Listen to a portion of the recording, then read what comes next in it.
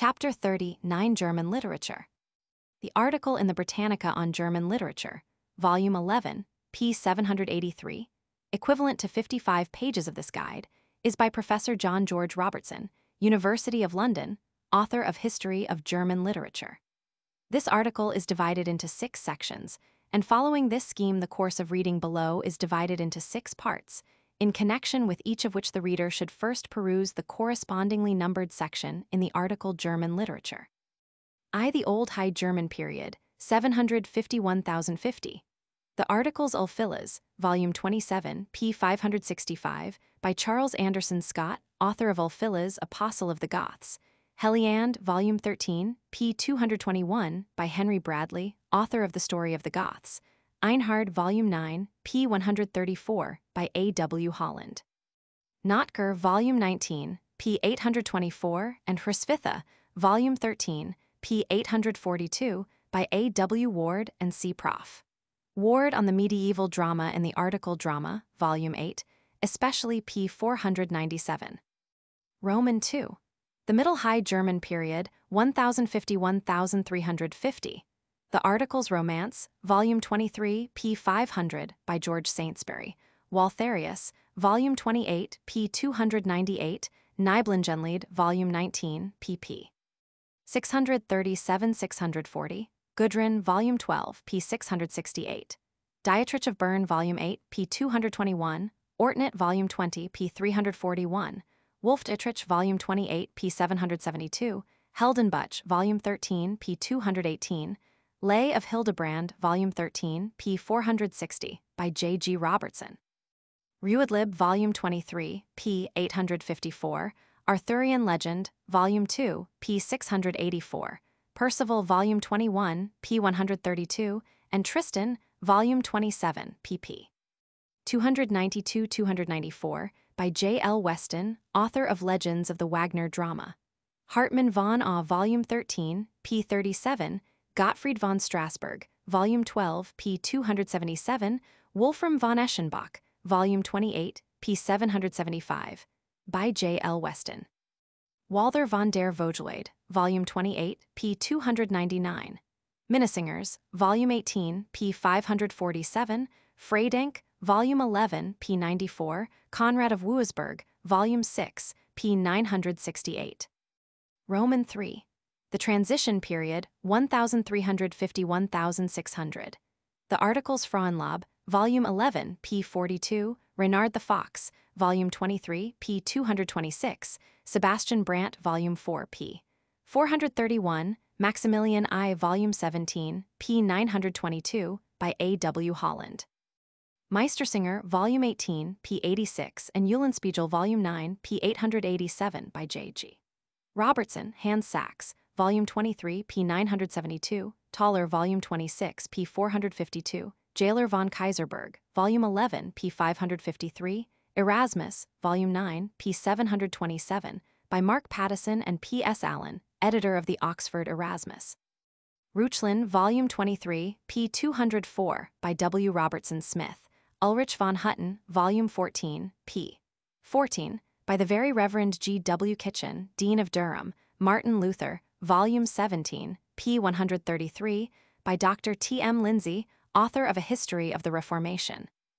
Erasmus Alberus, Volume 1, p. 504, Thomas Murner, Volume 19, p. 37, Johann Fischart, Volume 10, p. 425, Philip Nicodemus Frischlin, Volume 11, p. 232, Jörg Wickram, Volume 28, p. 619, Error, Volume 3, p. 74, Faust, Volume 10, p. 210. Roman IV. The Renaissance, 1600-1740.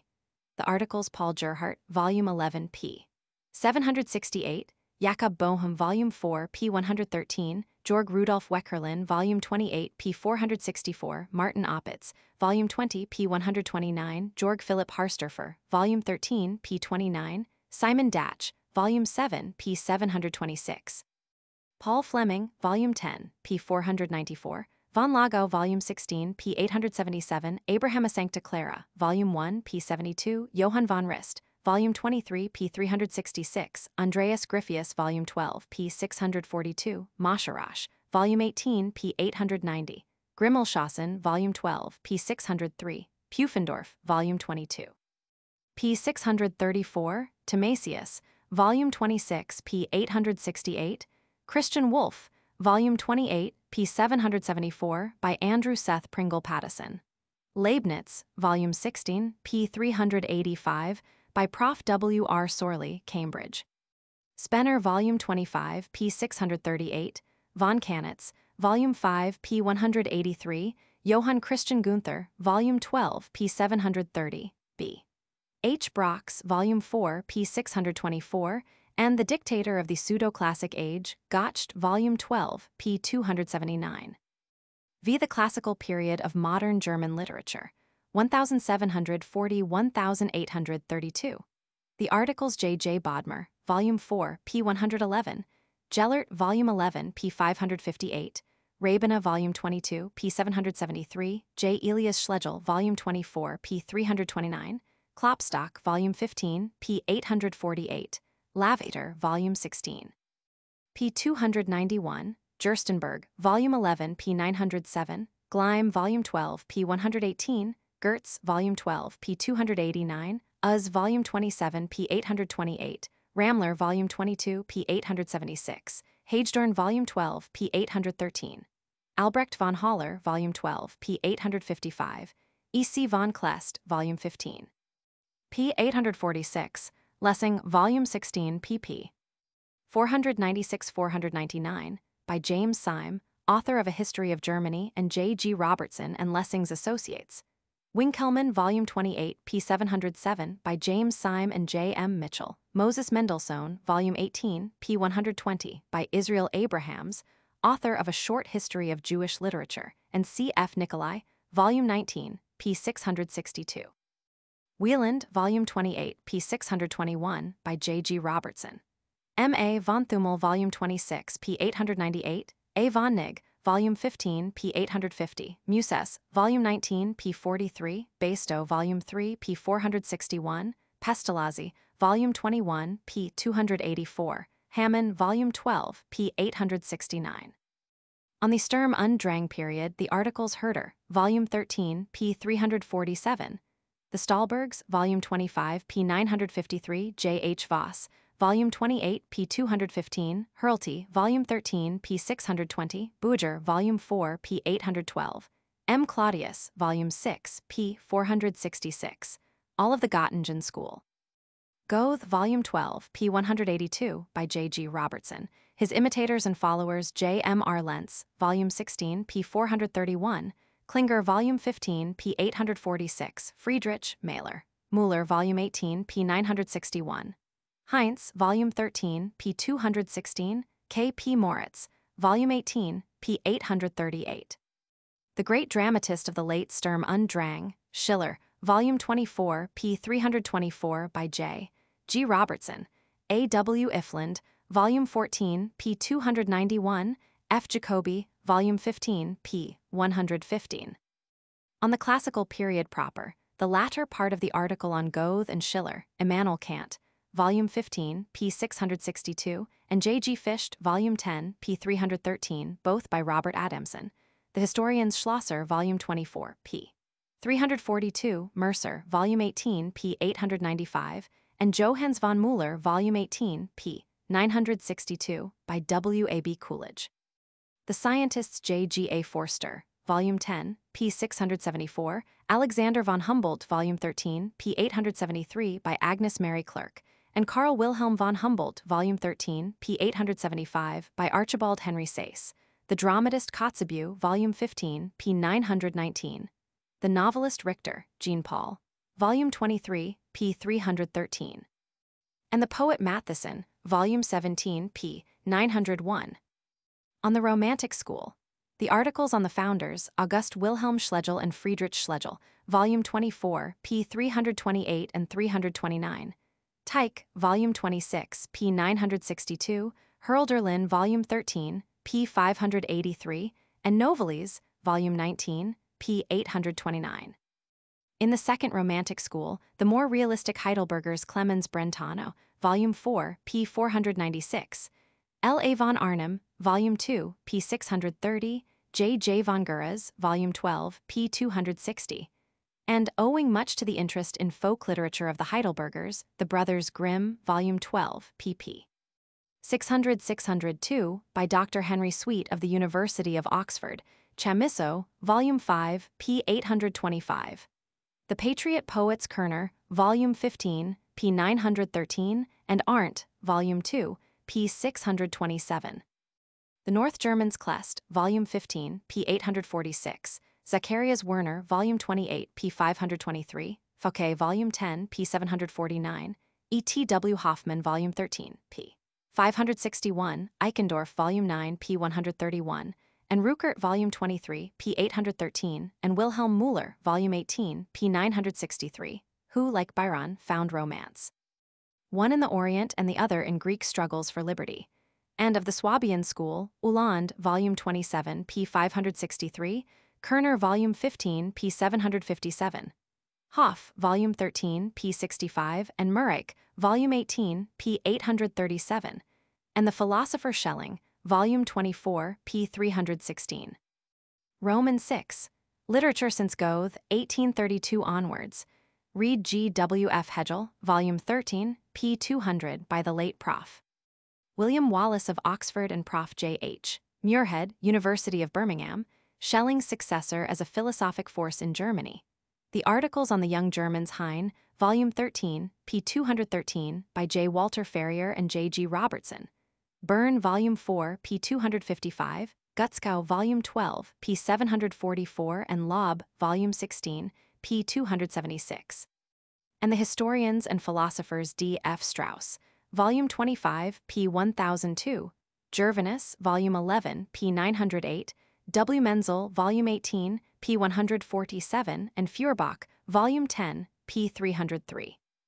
The dramatists, some more closely connected with the preceding period, Grab, Volume 12, p. 306, and Grillparzer, Volume 12, p. 596, Immermann, Volume 14, p. 335, and Plate-Hallermund, Volume 21, p. 804, Holte, Volume 13, p. 619, Ropech, Volume 22, p. 921, and Mühlner, Volume 18, p. 965, and in Austria, besides Grillparzer, Collin, Volume 6, p. 690, Munch, Bellinghausen, Friedrich Helm, Volume 19, p. 2, Bauernfeld, Volume 3, p. 538, and Raymond, Volume 22, p. 861, the novelists Willibald Alexis, Volume 1, p. 576, Hoff, Volume 13, p. 65, and Zieskok, Volume 28, p. 1046.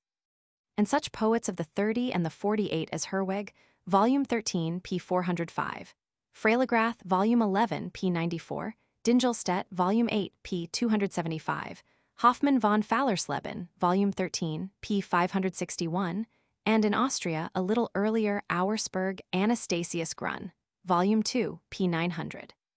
And the possibly greater poets who were less interested in politics, Jabel, Volume 11, p. 550, Lenau, Volume 16, p. 417, Strachwitz, Volume 25, p. 976, and Drost-Hulshoff, Volume 8, p. 591. On the mid-century period, the Articles on Schopenhauer, Volume 24, p. 372, by Prof.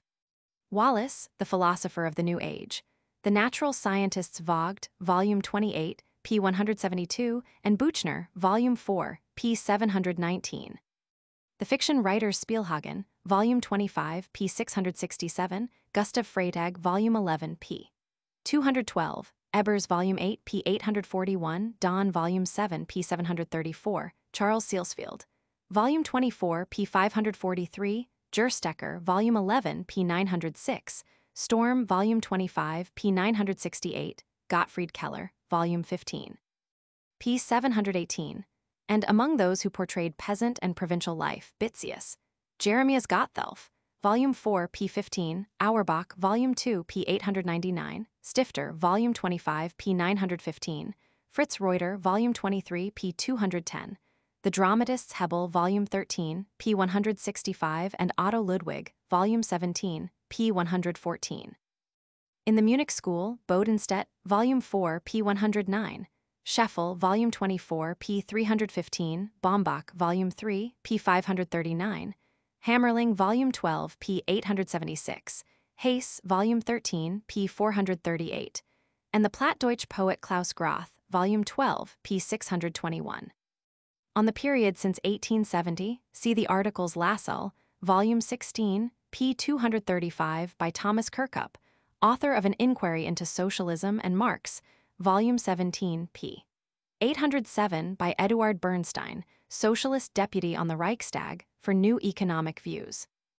And Lotze, Volume 17, p. 23, by J. T. Mers, author of European Thought in the 6th Century, and Henry Sturt, author of Personal Idealism, and Eduard von Hartmann, Volume 13, p. 36, for philosophical compromises between science and metaphysics and between pessimism and idealism. The Dramatists Anzengruber, Volume 2, p. 158, Paul Lindau, Volume 16, p. 717, and Composer and Dramatist Richard Wagner, Volume 28, p. 236, by W. S. Rockstro, author of A Great History of Music, and D. F. Tovey, author of Essays in Musical Analysis. The Historians Seibel, Volume 26, p. 275, Treitschke, Volume 27, p. 238, Rank, Volume 22, p. 893, Mommsen, Volume 18, p. 683, and Burckhardt, Volume 4, p. 809. And Burckhardt's Friend, the early friend of Wagner and the type of a new spirit in German letters, Nietzsche, Volume 19, p. 672, by F. C. S. Schiller, Oxford, author of Studies in Humanism. The most important names of the last few years are Sudermann, Volume 26, p. 20, and Hauptmann, Volume 13, p. 68.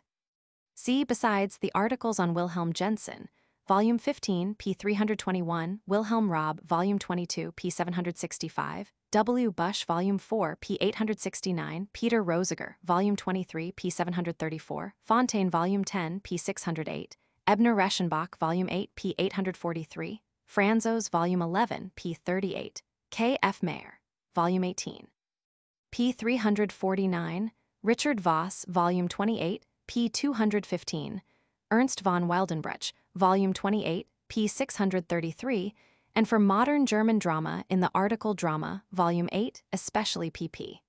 535-536.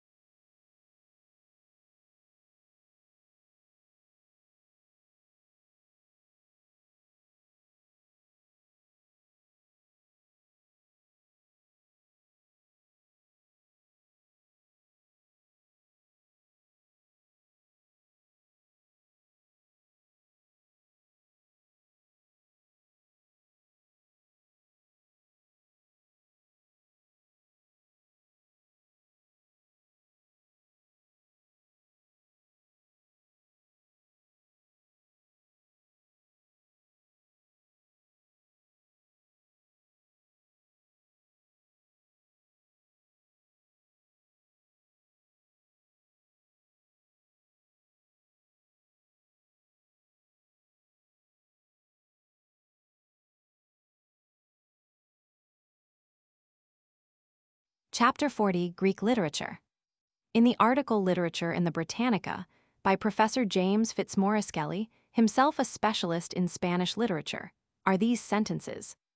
The evolution of literature is completed in Greece, and there its subdivisions may best be studied.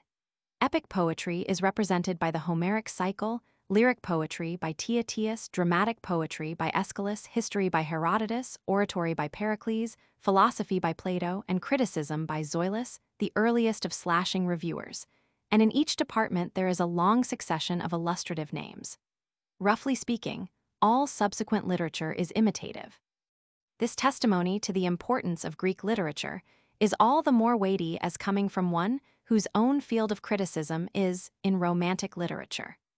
The authority with which such an important subject as Greek literature is treated in the Britannica will be apparent to any classical student who notes the names of the contributors of the articles mentioned in the following course of reading. The key article Greek Literature, Volume 12, p. 507, equivalent to 65 pages of this guide, is divided into 3 sections: Ancient, p. 507, Byzantine, p. 516, and Modern, p. 524. The second section, by Prof. Karl Krumbacher of Munich, author of Geschichte der Byzantinischen Literatur, and the third by J.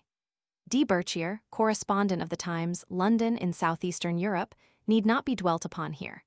To the ordinary student, in spite of the increasing interest shown in Byzantine and modern Hellenic literature, Greek literature must mean the literature of ancient Greece, and for him the first part of the article will be the foundation of his study of the subject. This section of the article is by the late Sir Richard C. Jebb, professor of Greek at Glasgow and then at Cambridge, known as the biographer of Bentley, as the author of an excellent brief history of Greek literature, and as an authority on subdivisions of that subject, so diverse as rhetoric and oratory on the one side and lyric and dramatic poetry on the other. Jebb's article divides ancient Greek literature into 3 periods: early, including epic, elegiac, iambic, and lyric poetry, and coming down to 475 BC; Attic, 475–300 BC, including tragic and comic drama and historical, oratorical, and philosophical prose; and Decadence, Alexandrian, 300–146 BC, and Greco-Roman, 146 B.C., 529 A.D. In the first of these periods, the student should supplement Professor Jebb's treatment in the article Greek Literature by the following articles: Epic Poetry, Volume 9, p. 681, a general sketch of the form by Edmund Gosse; Homer, Volume 13, p. 626, equivalent to 40 pages of this guide, by the late Prof. David Binning Monroe of Oriel College, Oxford, editor of Homer and author of Grammar of the Homeric Dialect. And on the Homeric question, see also the articles Aristarchus and F. A. Wolfe, Hesiod, Volume 13, p. 407, by James Davies, formerly head master Ludlow Grammar School, and John Henry Fries, formerly Fellow St. John's, Cambridge. Cycle, Volume 7, p. 682, last part of the article. And the cyclic poets, Stasinus, Arctinus, Lesches, and Creophilus. For the elegy, see Edmund Gosse's article Elegy, and on the Greek elegists, the articles Collinus and Tyrtaeus for martial poetry, Mimnermus for melancholy verse, Solon for political and ethical poetry, Theognis and Phocylides for the gnomic elegy, and Xenophanes for the use of the measure in didactic philosophical verse. On iambic verse and its Greek writers before the time of the drama, see Iambic, Archilochus, Simonides of Amorgos, and Hipponax. The third poetic form of the period, one which unfortunately has come down to us only in tantalizingly brief fragments, comparable to the quotations illustrating word usage in our dictionaries, is the lyric. On this, see the general article Lyrical Poetry by Edmund Gosse on this form in different literatures, and the sketches of the Greek lyrists the Aeolians Alcaeus. See also the article Alcaics and Sappho by Prof. John Arthur Platt, University College, London. Praxilla and Erinna, Sappho's rivals as lyric poetesses. The Ionian Anacreon, see also the article Anacreontics by Edmund Gosse. The Dorian Alcman, Stesichorus Arian and Ibycus. Simonides, who may be called Panhellenic. Pindar, Volume 21, p. 617, equivalent to 10 pages of this guide, by Sir R. C. Jebb, the only Greek lyrist whose work has come down to us in any considerable quantity, and whose poems are such remarkable examples of metrical structure. Bacchylides, Volume 3, p. 121, equivalent to 9 pages of this guide. Also by Sir R. C. Jebb, who was one of the first editors. Pindar's rival, whose poems until a few years ago were known to us only by brief quotations by grammarians, but who had the good luck to survive in papyrus lately found in Egypt, and Timotheus of Miletus, of whose Persians a valuable fragment was found in 1903 in what seems to be the oldest papyrus in existence. The Attic period has 2 important developments: the drama, tragic and comic, and the beginnings of a Greek prose. For the drama, read the part of Prof. A. W. Ward's article Drama dealing with the Greek period, Volume 8, pp.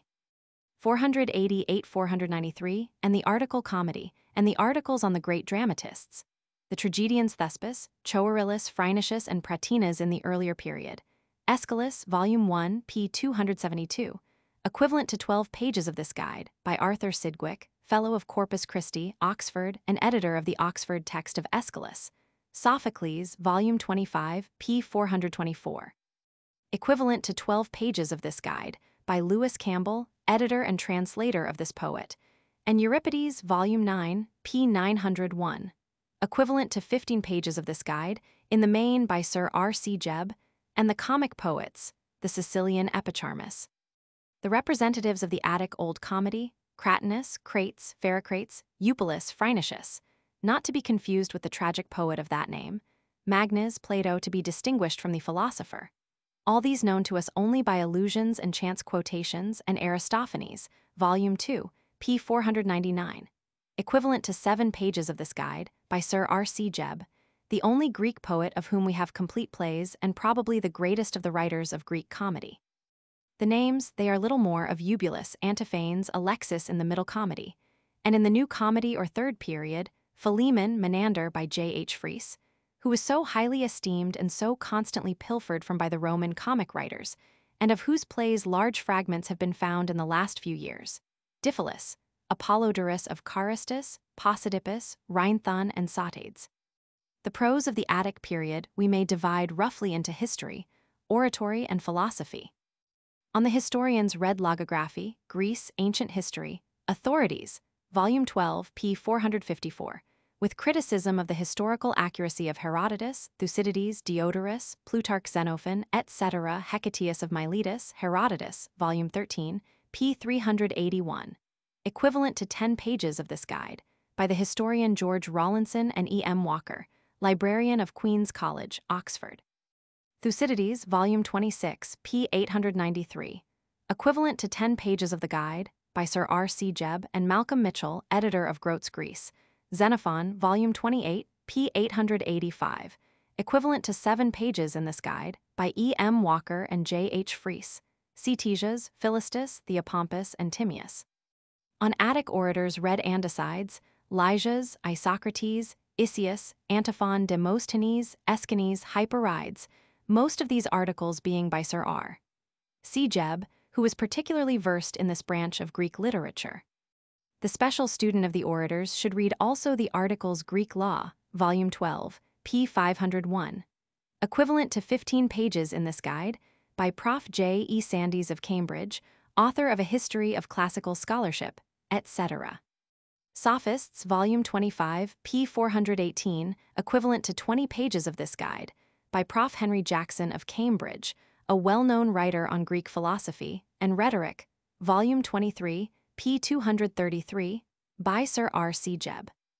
On Greek philosophical writing see the articles Pherocides of Syros, Anaximenes of Miletus, Anaximander, and the names great not only in Greek thought and literature, but in the worlds, Plato, Volume 21, p. 808, equivalent to about 50 pages of this guide, by Lewis Campbell, editor and critic of many of the Platonic dialogues, and Aristotle, Volume 2, p. 501. Equivalent to 70 pages of this guide, by Prof. Thomas Case, Oxford, author of Physical Realism, etc. For a fuller guide to Greek philosophy, see the chapter in this guide on philosophy. The third period of classical Greek literature was one of Greek thought in un-Greek surroundings. See the article Hellenism, by E. R. Bevan, author of The House of Seleucus, etc. And this came to its first and finest flower in Alexandria, in Egypt under the Ptolemies. See the article Alexandrian School, especially that part of it dealing with literature, Volume 1, p. 573. On the writers of the Alexandrian period see, for poetry, Philtas, Hermesianax, Asclepiades of Samos, and the comic poets Sotades and Rhinthon, already mentioned. Herodotus by W. G. Headlam, editor of Herodotus, The Idylist Theocritus, Volume 26, p. 760, by A. C. Clarke, Fellow of Queen's, Oxford. Theocritus's followers Bion and Moschus, the mythologist Callimachus, who influenced Catullus as much as Theocritus did the young Virgil. The didactic poet Aratus, whom Cicero translated into Latin and whom Virgil imitated in his Georgics. the epic Apollonius of Rhodes and the late tragedian Lycophron, and for prose, the critic Aristarchus. In the Greco-Roman period, following the Alexandrian, the principal articles for the student are the historians Polybius and Diodorus Siculus, the satirist Lucian, the later historians Dionysius Halicarnassensis, Dio Cassius, Arrian, Appian, Herodian, Eusebius, Zosimus, the biographers Plutarch, Diogenes Laertius, Philostratus, the rhetoricians Longinus and Dio Chrysostom, and the emperor-philosopher Marcus Aurelius and his forerunner, the slave philosopher Epictetus. Possibly the most typical output of the later Greek age is the matchless collection of short poems known to us as the Greek anthology. On this, see the articles epigram and anthology.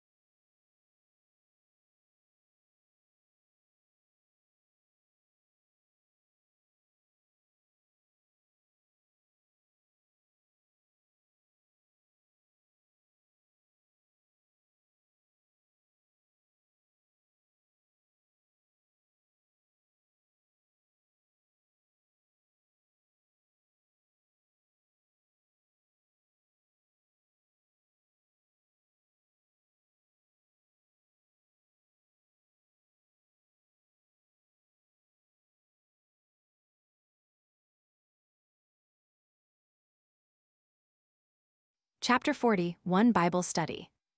It is impossible for the student to consider the subject of Bible study without being impressed by the immense labor and the profound scholarship which have been devoted to the interpretation and discussion of Scripture. Continued investigation has solved many difficulties, but has also vastly increased the mass of evidences and conjectures which must be weighed in connection with any doubtful passages. The Britannica tells us, for example, Volume 3, pp. 903, 904, that the translators of the King James's Version spent only 2 years and 9 months over their task, while the work on the Revised Version took 11 years for the New Testament and 14 for the Old Testament. It is equally true that all the time which learned men have given to translating and elucidating the text seems nothing when it is compared with the time that mankind at large have spent in reading it. But the Britannica mentions a report of the Great English Bible Society, the British and foreign, in which the copies circulated by it are totaled at more than 198 million, and for the American Bible Society and its federated associations, it gives a total of more than 84 million copies. Volume 3, p. 907. It has often been said that the English Bible is the only example of a translation that became more famous than the original. And it is as true that no other translation has been the source of so many secondary translations, for versions in no less than 530 distinct languages and dialects have been derived from the English text. It is interesting to note, although in this case the English version has certainly nothing to do with the matter, that in Italy, by a departure from the traditional policy of the Roman Church, the newly formed Pious Society of St. Jerome for the Dissemination of the Holy Gospels issued in 1901 from the Vatican Press a new Italian version of the 4 Gospels and Acts, and sold 400,000 copies at 4 cents each. As a sort of threshold study, it will be well to consider 3 topics: Hebrew literature, Hebrew religion, and biblical history. Hebrew Literature, Volume 13, p. 169, by Dr. Arthur Cowley of the Bodleian Library, Oxford, points out that the term Hebrew literature is loosely used of all works written in Hebrew characters, whether the language be Aramaic, Arabic, or even some vernacular not related to Hebrew, and that this literature begins with, as it is almost entirely based upon, the Old Testament. This article on Hebrew literature may be supplemented by the following articles. Targum by John Frederick Stenning, lecturer in Aramaic at Oxford. Halakha by Israel Abrahams, reader in Talmudic and Rabbinic Literature, Cambridge. Karates, Talmud by Stanley Arthur Cook, lecturer in Hebrew and Syriac, Cambridge. Midrash. Sidaya by Dr. Arthur Cowley. Maimonides by Herbert Lowe, curator of Oriental Literature, Cambridge. Quite as important is the article Hebrew, Religion, Volume 13, p. 176, by the Reverend Dr. Owen Charles Whitehouse of Christ's and Cheshunt Colleges, Cambridge. His treatment of the subject is comparative and historical. There is an interesting summary of what is known and may be inferred about pre-Mosaic religion. And it is important to notice that the author does not consider that the plural Elohim used in certain Old Testament passages to mean God is to be understood as a comprehensive expression for the multitude of gods embraced in the one God of Old Testament religion, but explains the plural as one of majesty, like the we of royalty. Blood offerings and magic charms against demons and jinns may be assumed as belonging to the early Hebrew religion as to the later Arabian period before Mahomet. Dr. Whitehouse thinks that there is little or no trace of totemism, but possibly some of ancestor worship in the Jews' religion. Among the many articles supplementing this general treatment of Hebrew religion, the following are possibly the most important. Circumcision by Israel Abrahams. Teraphim by W. Robertson Smith and G. H. Box, formerly lecturer in theology, Oxford. Baal by W. Robertson Smith and Stanley Arthur Cook, editor for Palestine Exploration Fund. Calf the Golden by S. A. Cook. High Places. Feasts and Festivals. Passover by Dr. Joseph Jacobs of the Jewish Theological Seminary of New York City. Pentecost by Dr. O. C. Whitehouse. Ark by Stanley Arthur Cook. Tabernacle and Temple by Dr. Archibald R. S. Kennedy, professor of Hebrew and Semitic languages, Edinburgh. Ephod by S. A. Cook. Urim and Thummim by G. H. Box. Prophet by W. Robertson Smith, Owen Charles Whitehouse, Adolf Harnack of Berlin, and Professor A. C. Magifort of Union Theological Seminary, New York. Jehovah by George Foot Moore, professor of History of Religion, Harvard. Messiah by W. Robertson Smith and O. C. Whitehouse. Eschatology by Dr. A. E. Garvey, principal of New College, Hampstead. Angel by William Henry Bennett, professor of Old Testament exegesis in New and Hackney Colleges, London. The third topic is history, and for this the student should read the article Jews, Volume 15, p. 371, especially the part on Old Testament history by S. A. Cook. The article Palestine, Physical Features by R. A. S. McAllister, Director of Excavations for the Palestine Exploration Fund, Old Testament History by S. A. Cook, especially the treatment of biblical religion, pp. 610-611 of Volume 20. Canaan by Dr. Thomas Kelly Chain, formerly Oriel Professor of Interpretation of Scripture, Oxford. Hittites by D. G. Hogarth, keeper of the Ashmolean Museum, Oxford. But of course the central article for the Bible student is the article Bible, Volume 3, p. 849, which is divided into two main parts, Old Testament and New Testament, each of these being divided in turn into 5 parts. Canon, texts and versions, textual criticism, higher criticism, and chronology. This logical arrangement greatly enhances the value of the article, which is in itself an excellent summary of the subject written by the following authorities. Dr. Samuel Rolls Driver, Professor of Hebrew, Oxford on Old Testament Canon and Chronology. John Frederick Stenning, Dean of Wadham College, Oxford and lecturer in Aramaic, on Old Testament texts and versions. Dr. George Buchanan Gray, Professor of Hebrew and Old Testament exegesis, Mansfield College, Oxford, on Old Testament textual and higher criticism. Dr. William Sanday, Professor of Divinity and Canon of Christ Church, Oxford on New Testament canon. The Reverend Kersop Lake, author of the text of the New Testament, etc., and Professor of New Testament exegesis at Leiden, on New Testament texts and versions and textual criticism. Dr. Francis Crawford Burkitt, Professor of Divinity, Cambridge, and author of the Gospel History and its transmission, etc., on New Testament higher criticism. And Cuthbert Hamilton Turner, of Magdalen College, Oxford, on New Testament chronology.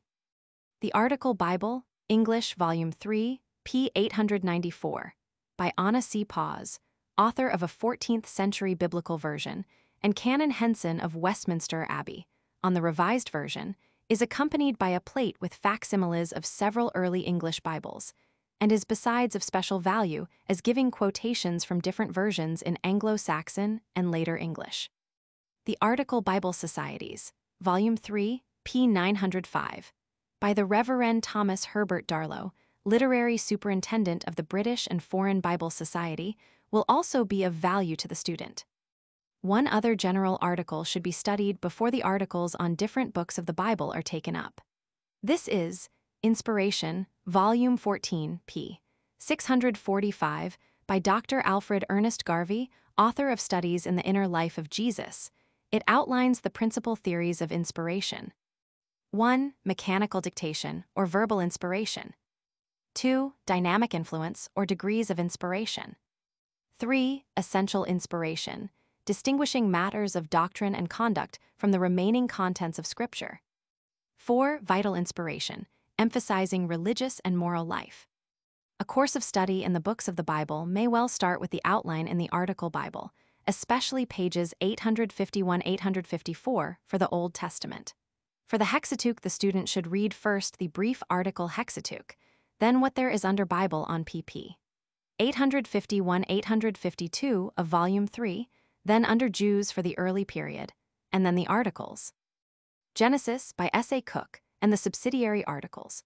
Cosmogony, Eden, Paradise, Adam, Eve, Abel, Cain, Enoch, Lamech, Noah, Deluge, Ararat, Ark, Babel, Canaan, Genealogy, Nimrod, Ham, Shem, Japheth, Abraham, Beersheba, Melchizedek, Isaac, Midian, Abimelech, Ishmael, Esau, Jacob, Jacob's well, Bethel, Israel, Simeon, Shechem, Reuben, Issachar, Zebulun, Dan, Naphtali, Asher, Gad, Manasseh, Joseph, Benjamin, Lot, Moab, Ammonites, Goshen, etc. Exodus, Book of by John Frederick Stenning, and Exodus by S.A. Cook, and the articles Moses, Aaron, Ramesses, Pithom, Amalekates, Jethro, Passover, Sinai, Horeb, Decalogue, Sabbath, Calf, Golden, Tabernacle, Ark, Urim and Thummim. Leviticus by J. F. Stenning and Levites by S.A. Cook, and Sacrifice, Atonement and Day of Atonement, Moloch, Pentecost. Numbers by Dr. James Alexander Patterson, Professor of Hebrew, New College, Edinburgh, and the articles Balaam, Hebron. Deuteronomy by Dr. Patterson, and the articles Ezra, Nehemiah, and Josiah. Joshua by S.A. Cook, and the articles Amalekates, Gibeonites, Hivites, Philistines, Jezer, Judah, Caleb, Shechem. Judges, Book of by S.A. Cook, and the articles Othniel, Ehud, Deborah, Gibeon, Abimelech, Jephthah, Shibboleth, Samson, Ephod, Teraphim, Micah of Ephraim. Samuel, Books of and Samuel by S.A. Cook, and the articles Eli, Shiloh, Ark, Saul, Jonathan, David, Goliath, Ahithophel, Jasher, Absalom, Jerahmeel, Kenites.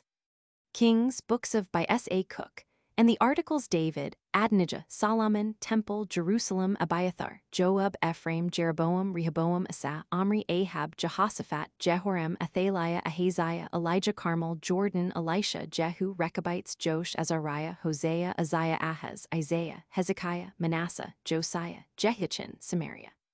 Chronicles by W. Robertson Smith and S.A. Cook, and the articles Absalom, David, Isaiah, Jubilees, Midrash, Levites, and many mentioned above under Samuel and Kings. Ezra and Nehemiah, Books of by S.A. Cook, the article Ezra, and as the books are to be grouped with Chronicles, that article in Deuteronomy and the article Samaritans and those on the two apocryphal books, Ezra, 3rd Book of, and Ezra, 4th Book of by Dr. Robert Henry Charles, lecturer in Biblical Studies, Oxford. See also Synagogue. For the prophetical books, the article Prophet as an introduction, and then Isaiah by T.K. Chain, and for outline under Bible, Volume 3, p. 853, and a manual on Chapter 7, and Messiah and Atonement on Chapter 53. Jeremiah by T.K. Chain, and the articles Baruch, Zedekiah, Nebuchadrezzar, Edom, Ammonites, Moab.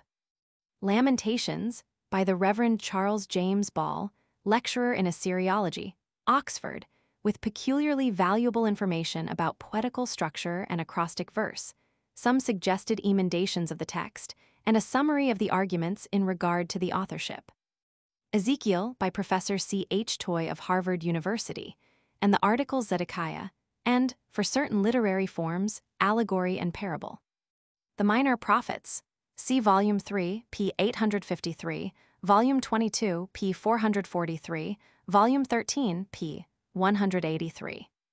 Hosea by W. Robertson Smith and the Reverend Henry Wheeler Robinson, Professor of Church History, Rawdon College, Leeds, Articles Baal, Calf, Golden, etc. Joel by W. Robertson Smith and T. K. Chain, and Eschatology, etc. Amos by T. K. Chain, Jeroboam, etc. Obadiah by W. Robertson Smith and H. W. Robinson, and Edom, Eschatology, etc. Jonah by T. K. Chain and the article Nineveh, and for an explanation of the great fish, cosmogony. Micah by W. Robertson Smith and H. W. Robinson, and Samaria, High Place, Messiah, Eschatology. Nahum by G. H. Box, Nineveh, etc. Habakkuk by H. W. Robinson, Chaldean, etc. Zephaniah by S. A. Cook and Baal, Moloch, Costume, Oriental, Volume 7, p. 226 askew, for Chapter 1, v8, etc. Haggai by W. Robertson Smith and Dr. A. J. Grieve, Professor at the United Independent College, Bradford, and the article Temple. Zechariah by Julius Wellhausen, Professor at Göttingen and H. W. Robinson, and the articles Angel, Temple, Messiah, Zion, Japheth, and Ionians, for Javan of Chapter 9, v13. Malachi by W. Robertson Smith and H. W. Robinson. Psalms is by W. Robertson Smith and Dr. Robert Hatch Kennett, Canon of Ely and Professor of Hebrew, Cambridge. Read the articles Hallel, David, Solomon, Temple, Levites for Levitical Psalms, Asaph, Chronicles, Ezra, Psaltery, Liturgy, the section of Hebrew hymnody in, and the whole article Hymns. Bible English, for the version of the Psalms in the English Prayer Book from the Great Bible. And for Psalms 9, 10, 25, 34, 37, 111, 112, 119, and 145, and the article Acrostic. See also R.H. Charles's article on the Apocryphal Book, Solomon, Psalms of. The student should read the article Wisdom Literature by Prof. C.H. Toy of Harvard as an introduction to Proverbs, Job, and Ecclesiastes, and to the Apocryphal Wisdom, Book of C. article by Professor Toy, Ecclesiasticus. C. article by William Emery Barnes, Hulsean Professor of Divinity, Cambridge. Tobit, C. article by St. George Stock, Lecturer, University of Birmingham. And Fourth Maccabees, see the article Maccabees by Dr. William Fairweather, editor of Maccabees in the Cambridge Bible for Schools. Proverbs, Book of by C. H. Toy, and the articles Solomon, Proverb, and for other famous collections, Publilius, Erasmus, etc. Job by Dr. Andrew B. Davidson, late Professor of Oriental Languages, New College, Edinburgh, and author of a commentary on Job, and Prof. C. H. Toy, and the articles Devil for the meaning of Satan in Chapter 1v. 6. Sabaeans, Uz, Behemoth, etc. Ecclesiastes by Professor Toy, the articles Pessimism, Eschatology, Sadducees. Canticles by W. Robertson Smith and H. W. Robinson. Esther by T. K. Chain and on the editions, Dr. Robert Henry Charles, Grinfield Lecturer, Oxford, and the articles Ahasuerus, Susa, Cosmogony, Purim. Ruth by W. Robertson Smith and S. A. Cook, and the articles Bethlehem, Caleb, and, for the marriage custom underlying the story, the article on Levirate. Daniel by John Dinelly Prince, Professor of Semitic Languages, Columbia University, and for the editions, Susanna, Bell and the Dragon and the Song of the Three Children, the Reverend Dr. Robert Henry Charles. The article Semitic Languages for the Aramaic of Chapters 2, from verse 4 to 7. Angels, Gabriel, Michael, Chaldean and Chaldee. Belshazzar Apocalyptic Literature, for Chapters 7-12. Before passing to the New Testament, the student should read the article Apocryphal Literature by Robert Henry Charles, and the articles on the separate books, Ezra, Third Book of 1 Esdras, and Ezra, Fourth Book or Apocalypse, both by Robert Henry Charles, Judith by the same scholar, Ecclesiasticus by Dr. W. E. Barnes, Baruch by R. H. Charles, Tobit by St. George Stock, Jeremy, Epistle of by R. H. Charles. Maccabees, Books of and Maccabees by the Reverend Dr. William Fairweather, Manasseh's Prayer of by R. H. Charles and Manasseh, and Wisdom, Book of by C. H. Toy. The general articles preliminary to a study of the New Testament are, besides the part of the article Bible dealing with New Testament, canon, criticism, text, chronology, etc., the following: Messiah by W. Robertson Smith and Dr. Owen Charles Whitehouse, lecturer in Hebrew, Cheshunt College, Cambridge. Jesus Christ by the Very Reverend Dr. Joseph Armitage Robinson, Dean of Westminster, constituting a critical outline of the gospel story. Christianity by Dr. George William Knox, late professor of philosophy and history of religion, Union Theological Seminary, New York City. In outlining a course of study on the New Testament, the order of the books as printed in English Bibles will not be followed absolutely. Here, as in studying the Old Testament, a rearrangement may be worthwhile for topical study. But first, the student should read the article Gospel by the Reverend Dr. Vincent Henry Stanton, Professor of Divinity, Cambridge, and author of the Gospels as historical documents, etc., and the article by Dr. Kersop Lacontation, the compiler of the Diatessaron or Gospel of the Four Gospels. For the Gospel story, the student should read the following separate articles: John the Baptist, Herod Antipas, Salome, Joseph, Volume 15, p. 513. Call 2, Mary, Immaculate Conception, Bethlehem, Nazareth, Nazarenes, Ebionites, Galilee, Capernaum, Cana, Jordan, Peter, Andrew, James, John, Philip, Bartholomew, Thomas, Matthew, Judas, Demonology, Possession, Exorcism, Miracle, Mary Magdalene, Nathanael, Pharisees, Sadducees, Sabbath, Passover, Eucharist, Parable, Caesarea Philippi, Judea, Jerusalem, Bethany, Olives, Mount of Gethsemane, Pilate, Calvary, Joseph of Arimathea. In studying the separate Gospels, let the reader follow the order suggested in the articles Gospel and Jesus Christ. First, he should study the article Mark, Gospel of, by Dr. Stanton. The article on St. Mark, by Dr. James Vernon Bartlett, Professor of Church History, Mansfield College, Oxford, and for a summary of the points in the Markan or Galilean narrative as contrasted with the Jerusalem narrative in regard to the betrayal of Jesus and the period immediately following, the article on St. Peter by Dr. Kersop Lake. Matthew, Gospel of St. by Dr. Vincent H. Stanton, and Matthew by Dr. J.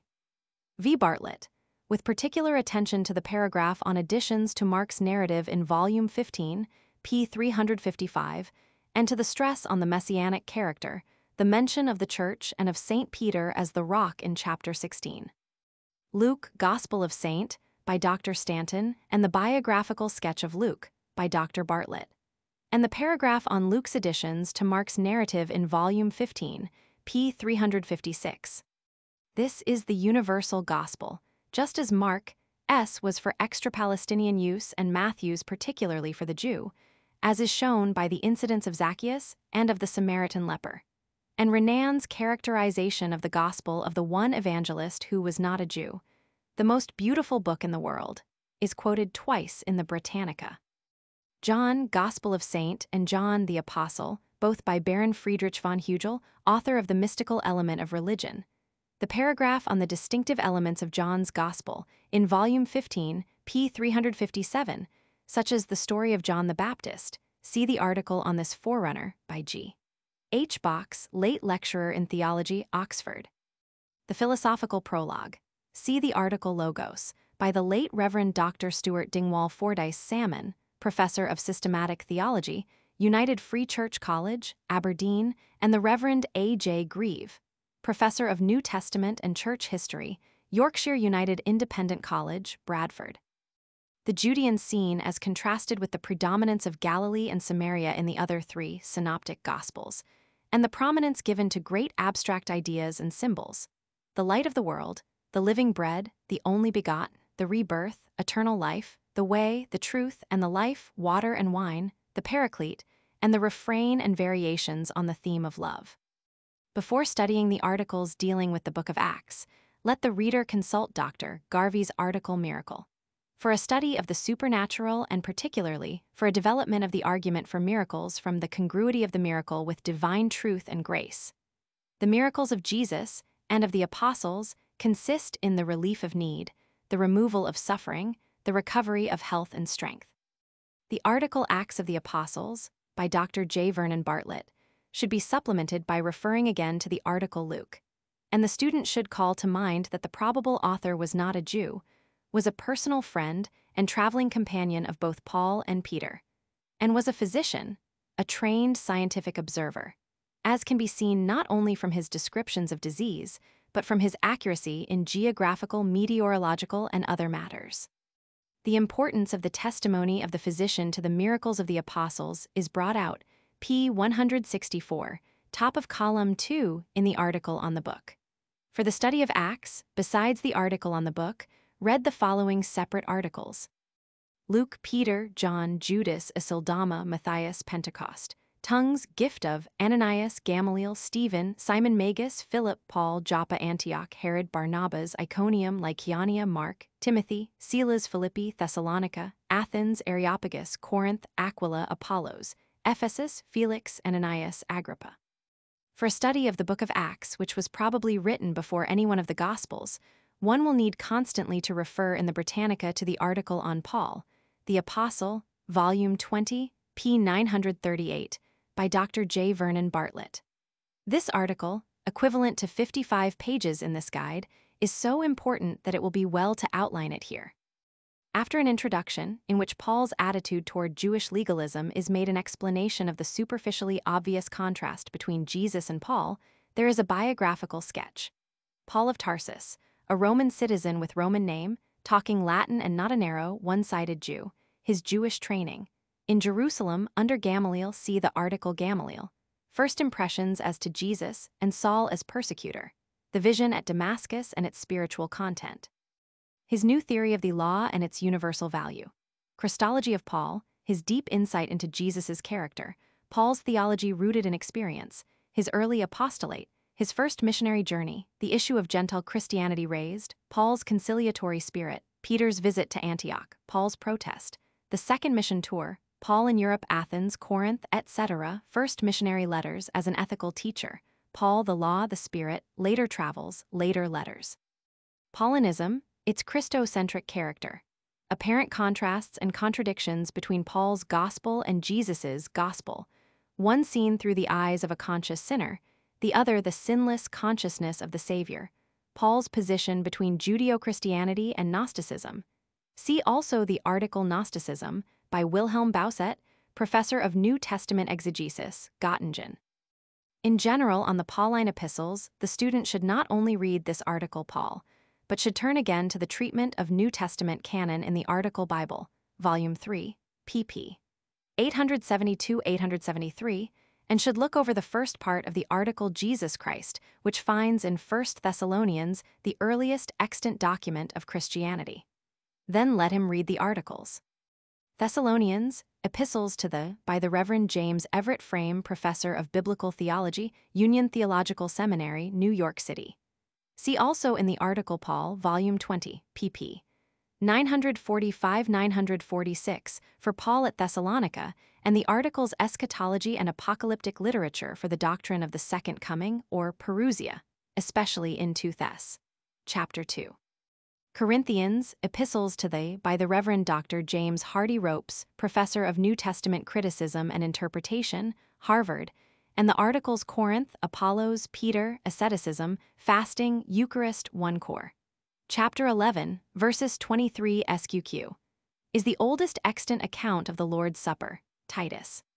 Galatians, Epistle to the, by the Reverend Dr. James Moffat, author of the Historical New Testament, and the articles Galatia, for the South Galatian theory, Antinomianism, for Christianity versus legalism. Romans, Epistle to the, by Dr. Moffat, and the article Hebrew religion for the covenant, which Paul here presents as one of faith and not of the law. Ephesians, Epistle to the, by Prof. J. H. Ropes, pointing out that the theme is the unity of mankind in Christ and hence the unity and divinity of the Church of Christ. The article Ephesus. The articles on Colossians and on 1 Peter for textual criticism. The article Marriage for Paul's influence F. Ch.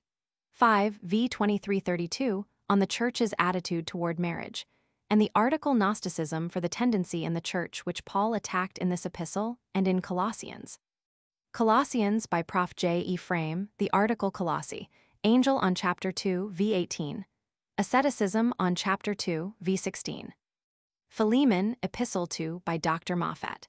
The article Slavery, Rome, Volume 25, p. 218, for the status of a runaway like Onesimus.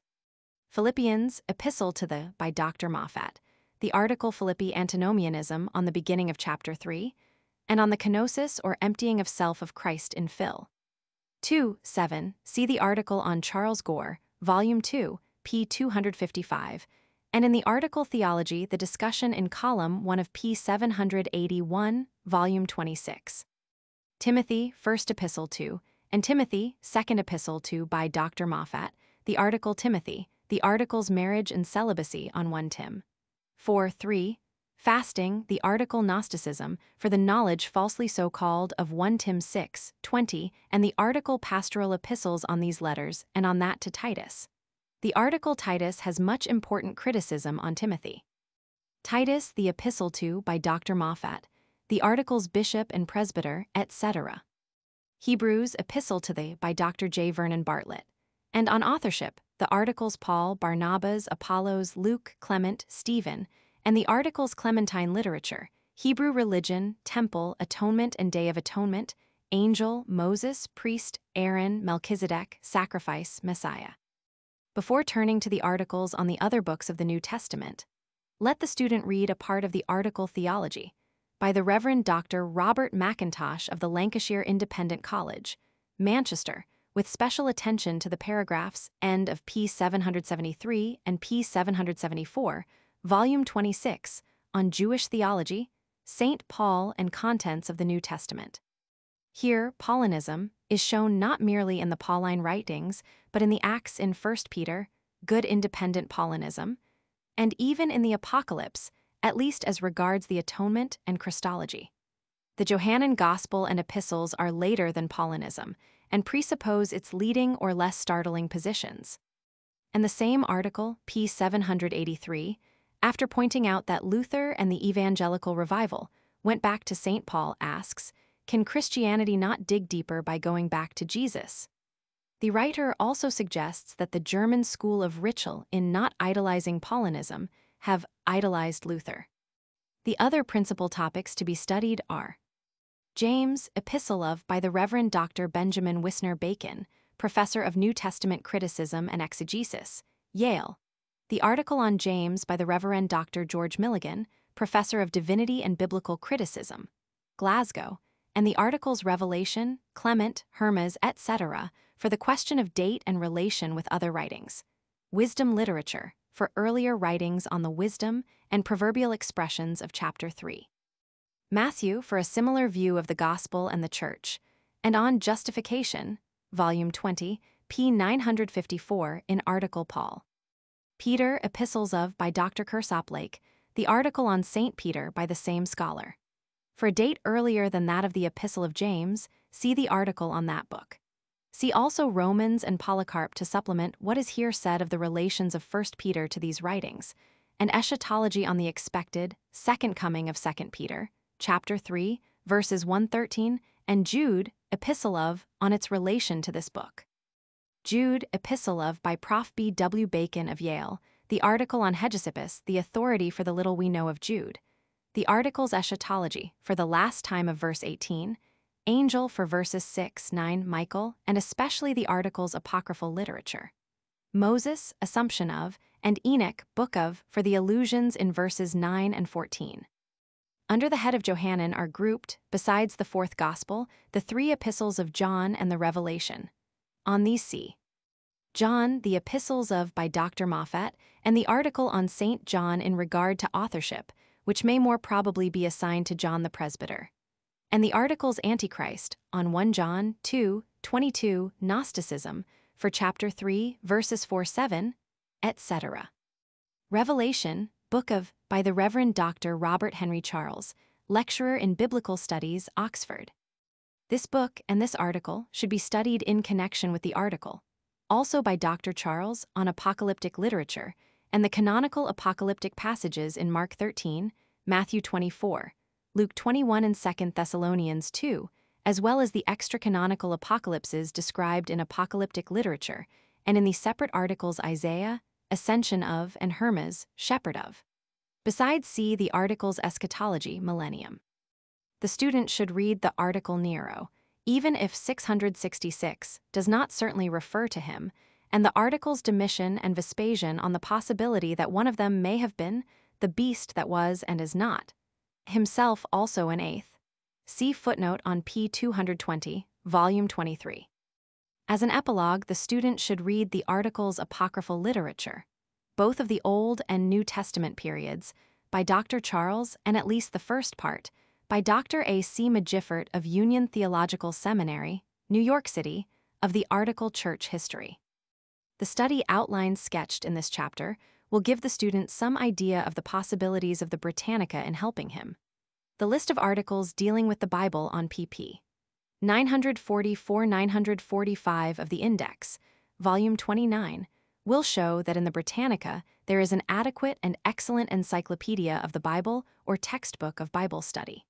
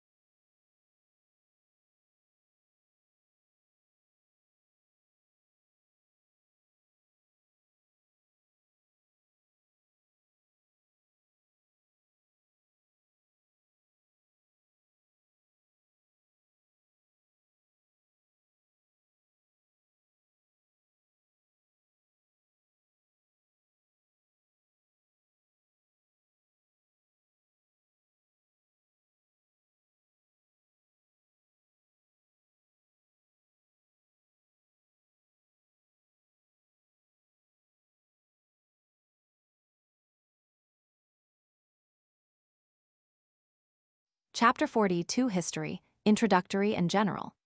When you turn to the New Britannica to study history, you naturally expect to learn a great deal that will be new to you. But you can anticipate something more and better than that.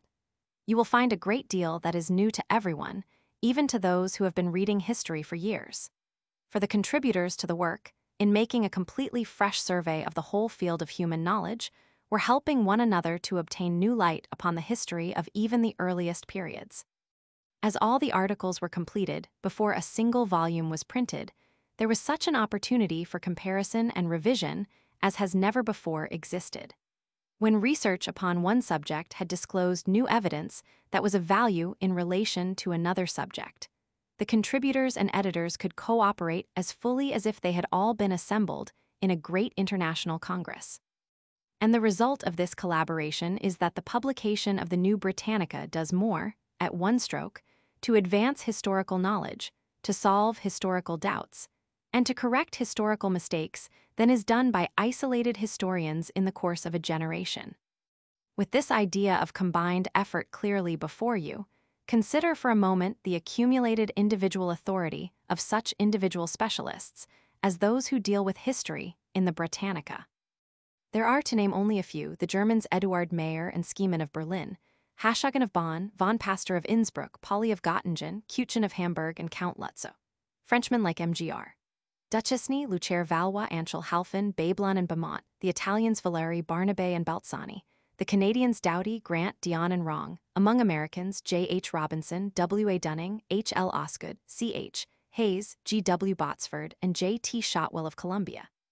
President Emeritus Charles W. Eliot and Doctors Edward Channing, F. J. Turner, and Charles Gross of Harvard. Doctors A. D. Morse, R. B. Richardson, and Preserved Smith of Amherst. Dr. T. F. Collier of Williams, Professors William Graham Sumner, G. Burton Adams, and J. C. Schwab of Yale. Prof. Grant Showerman of Wisconsin. Prof. William McDonald of Brown. Profs. Fleming and Scroggs of Louisiana. Dr. McMaster of Pennsylvania. Prof. I. J. Cox of Cincinnati, the late Alexander Johnston of Princeton, Prof. W. Roy Smith of Bryn Mawr, Henry Cabot Lodge, Carl Schurz, and James Ford Rhodes. And to mention only a few English names, S.R. Gardner, Edward Freeman, Thomas Hodgkin, James Bryce, James Gairdner, J.D. Barry, C.W.C.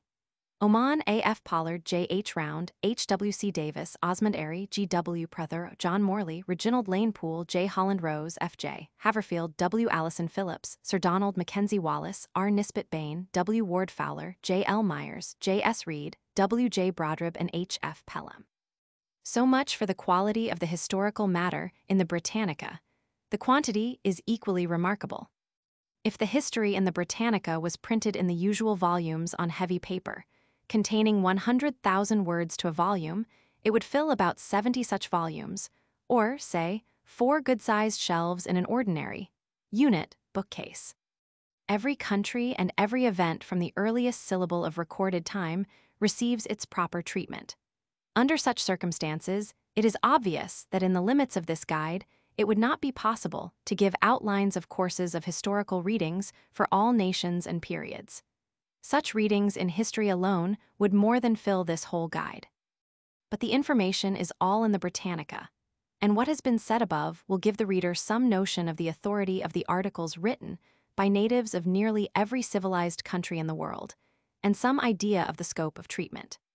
The character of the subject matter of history and the method of treatment in the Britannica combine to make minute outlines less necessary for historical study than for the pursuit of a course in almost any other subject.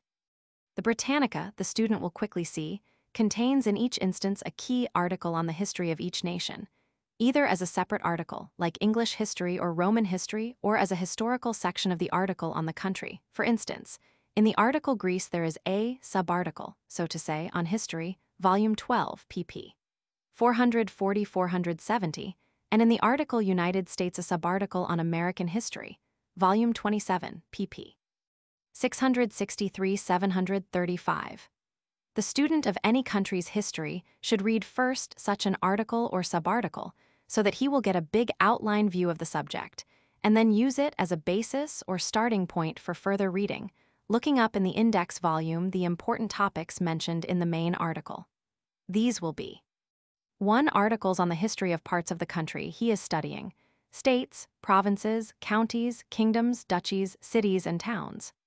2. Biographies of rulers, statesmen, soldiers, reformers, etc. 3. Articles on wars and battles, each under its proper heading. 4. Articles on movements and changes, sometimes of national, sometimes of international importance, the Renaissance, political parties, economic, political, and religious revolutions, the Crusades, etc. 5. Articles on churches, sects, and denominations of historical importance in the country under consideration. But although it is impossible to give in this guide complete courses of reading for the history of all countries, it is possible and desirable to give it in cases where it would be most useful to the greatest number of readers. The following chapter is an outline course of study in the history of the United States, which is given in some detail because it has a peculiar interest to Americans.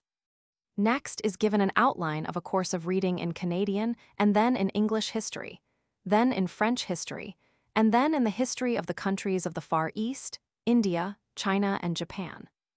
These will show the reader how fully and authoritatively the history of countries, whether near or distant, is given in the Britannica.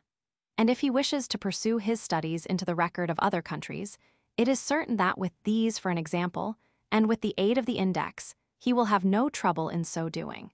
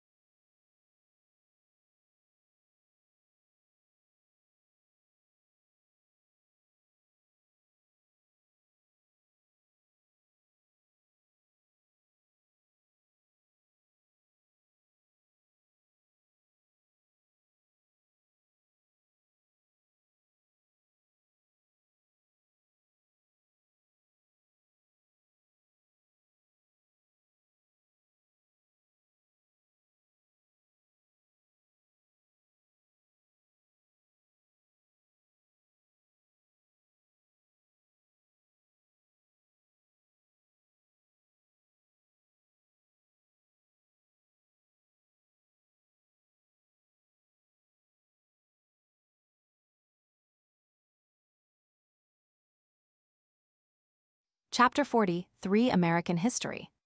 The plan adopted in most of the chapters of this guide is to give a separate account of each of the more important articles on the subject to which the chapter is devoted. But in the case of American history, the articles are so numerous and are so accurately dovetailed to make a continuous story that the reader's convenience has been better served by reversing this process and grouping the articles under the periods with which they deal. The reader is thus enabled to turn at once to any one of the outstanding episodes of the story and to find explicit references to those parts of the Britannica in which the narrative is continued from one article to another. The summary has been put in the form of a table, in order that its contents may more easily be surveyed. There is a much fuller summary, in narrative form, in the Britannica itself in the historical portion of the article United States, Volume 27, pp. 663-735. This is the most complete condensed history of the country that has ever been written. It is not quite so long as this entire guide, but from each of its 412 sections, the reader can turn to articles describing in detail the events consecutively outlined.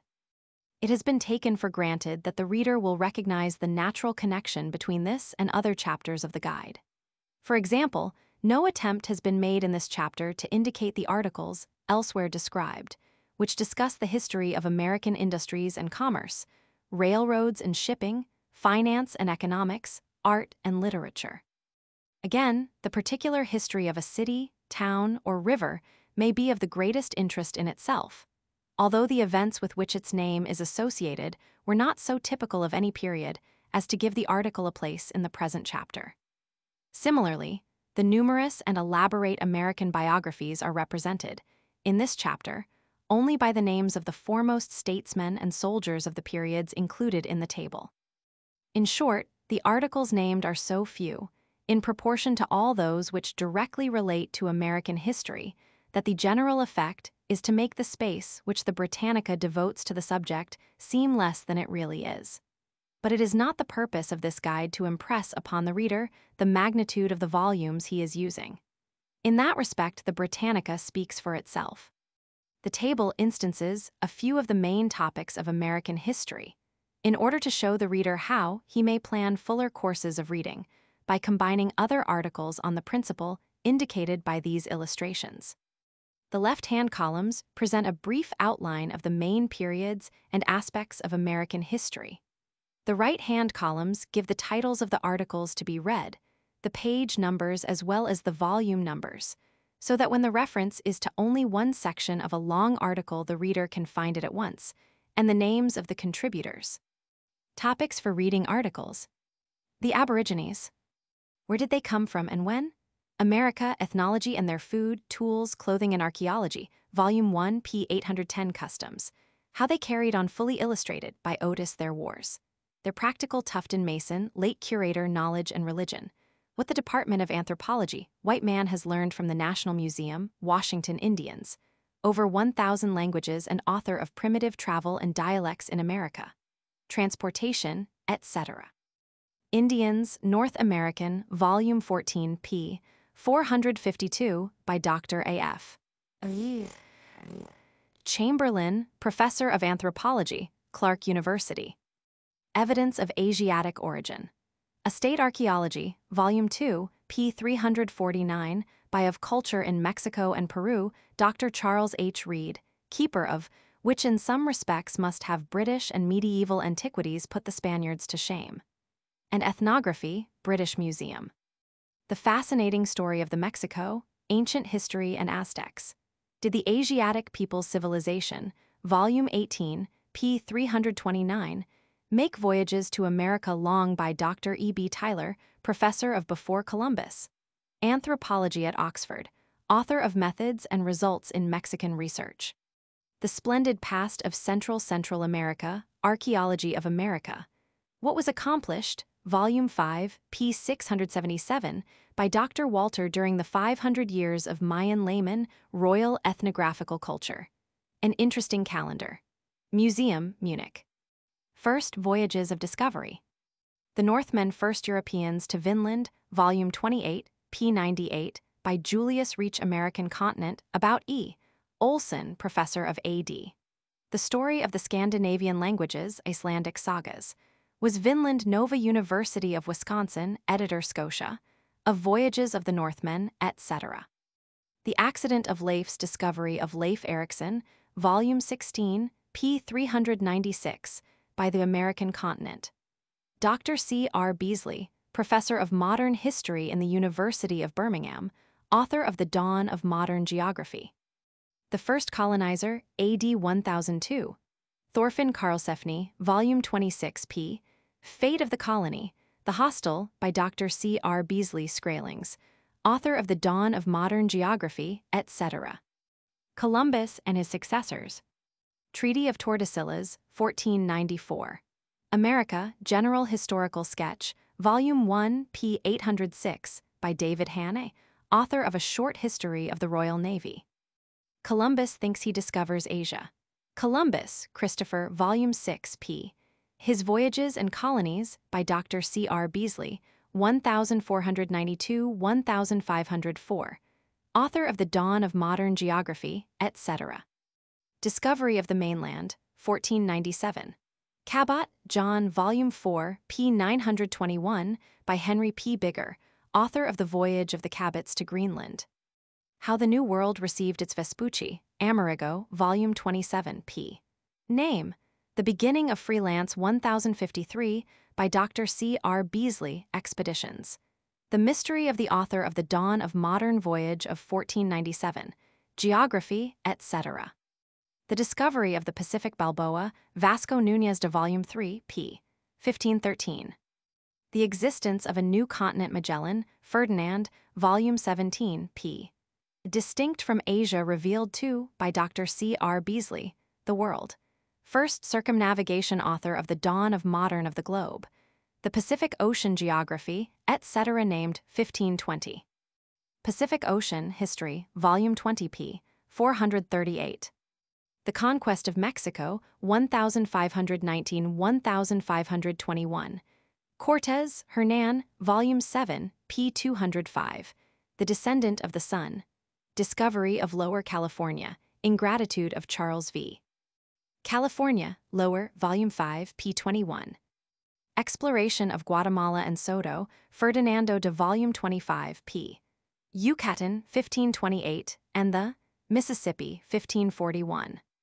France attacks Spain and the New Las Casas, Bartolomé de Volume 16, World, p. 232. Discovery of the St. Lawrence Cartier, Jacques, Volume 5, p. 433, 1534. How Canada Got Its Name, by H. P. Bigger, author of The Early Canadian History, Voyage of the Cabots to Greenland. Canada History, Volume 5, p. 156, by Dr. George McKinnon Wrong, University of Toronto. Foundation of Quebec, 1608. Champlain, Samuel de Volume 5, p. Discovery of Lake Champlain, by Prof. Narcisse E., 1609. Champlain assists Dion, librarian of the Algonquins and Hurons against the legislature of the province of Iroquois. The Beginning of the Quebec, author of Life of Samuel. Murderous conflicts between the de Champlain, founder of Quebec, French, and the Iroquois, etc. The Fortunes of New France. Frontenac, Volume 11, p. 249, by Dr. Colonial Expansion. Horrors of Arthur G. Doughty, Dominion Indian Warfare. Archivist of Canada, author of The Cradle of New France, etc. Louisiana in Possession of France. La Salle, René Robert, Sieur de 1682. Discovery of the Ohio, Volume 16, p. 230, by Charles C. River. Winery, Assistant Editor, Encyclopaedia Britannica. The First English Colony, 1583, Newfoundland, History, Volume 19, unsuccessful. p. 482, by Beckles Wilson, author of The Romance of Canada, etc. The Persistent Efforts of Raleigh, North Carolina, History, Volume 19, 1584-1587. First English Child p. 775, Born in America, Aug. 1587. North Carolina, History, Volume 19 p. 775. Raleigh, Sir Walter, Volume 22 p. by David Hannay, author of Short History of the Royal Navy. The First Permanent English Virginia, History, Volume 28 p. Settlement 1607. Jamestown, Volume 15, p. 148. Colonial Expansion and Development of Imperial Control. The 13 Original Colonies, United States History, Volume 27, Their Founders and Leaders, and p. 663 by Dr. Herbert L. Their Early Struggles. Osgood, Professor of History, Columbia University, author of The American Colonies in the Century, etc. Virginia, Volume 28, p. 122. Jamestown, Volume 15, p. 148. Smith, John, Volume 25, p. 264. Gosnold, Bartholomew, Volume 12, p. Berkeley, Sir William, Volume 3, p. Blair, James, Volume 4, p. 34. Spotswood, Alexander, Volume 25, p. North Carolina, Volume 19, p. 775. South Carolina, Volume 25, p. 503. New England, Volume 19, p. 476. Massachusetts, Volume 17, p. 858. Plymouth, Mass., Volume 21, p. 863. Bradford, William, Volume 4, p. 370. Standish, Miles, Volume 25, p. 772. Alden, John, Volume 1, p. 533. Winslow, Edward, Volume 28, p. 733. Endicott, John, Volume 9, p. 382. Salem, Volume 24, p. 62. Winthrop, John, Volume 28, p. 736. Boston, Mass., Volume 4, p. 290. Ipswich, Mass., Volume 14, p. 739. Vane, Sir Henry, Volume 27, p. 892. Hutchinson, Anne, Volume 14, p. 12. Maine, a part of Massachusetts, Maine, Volume 17, p. 439.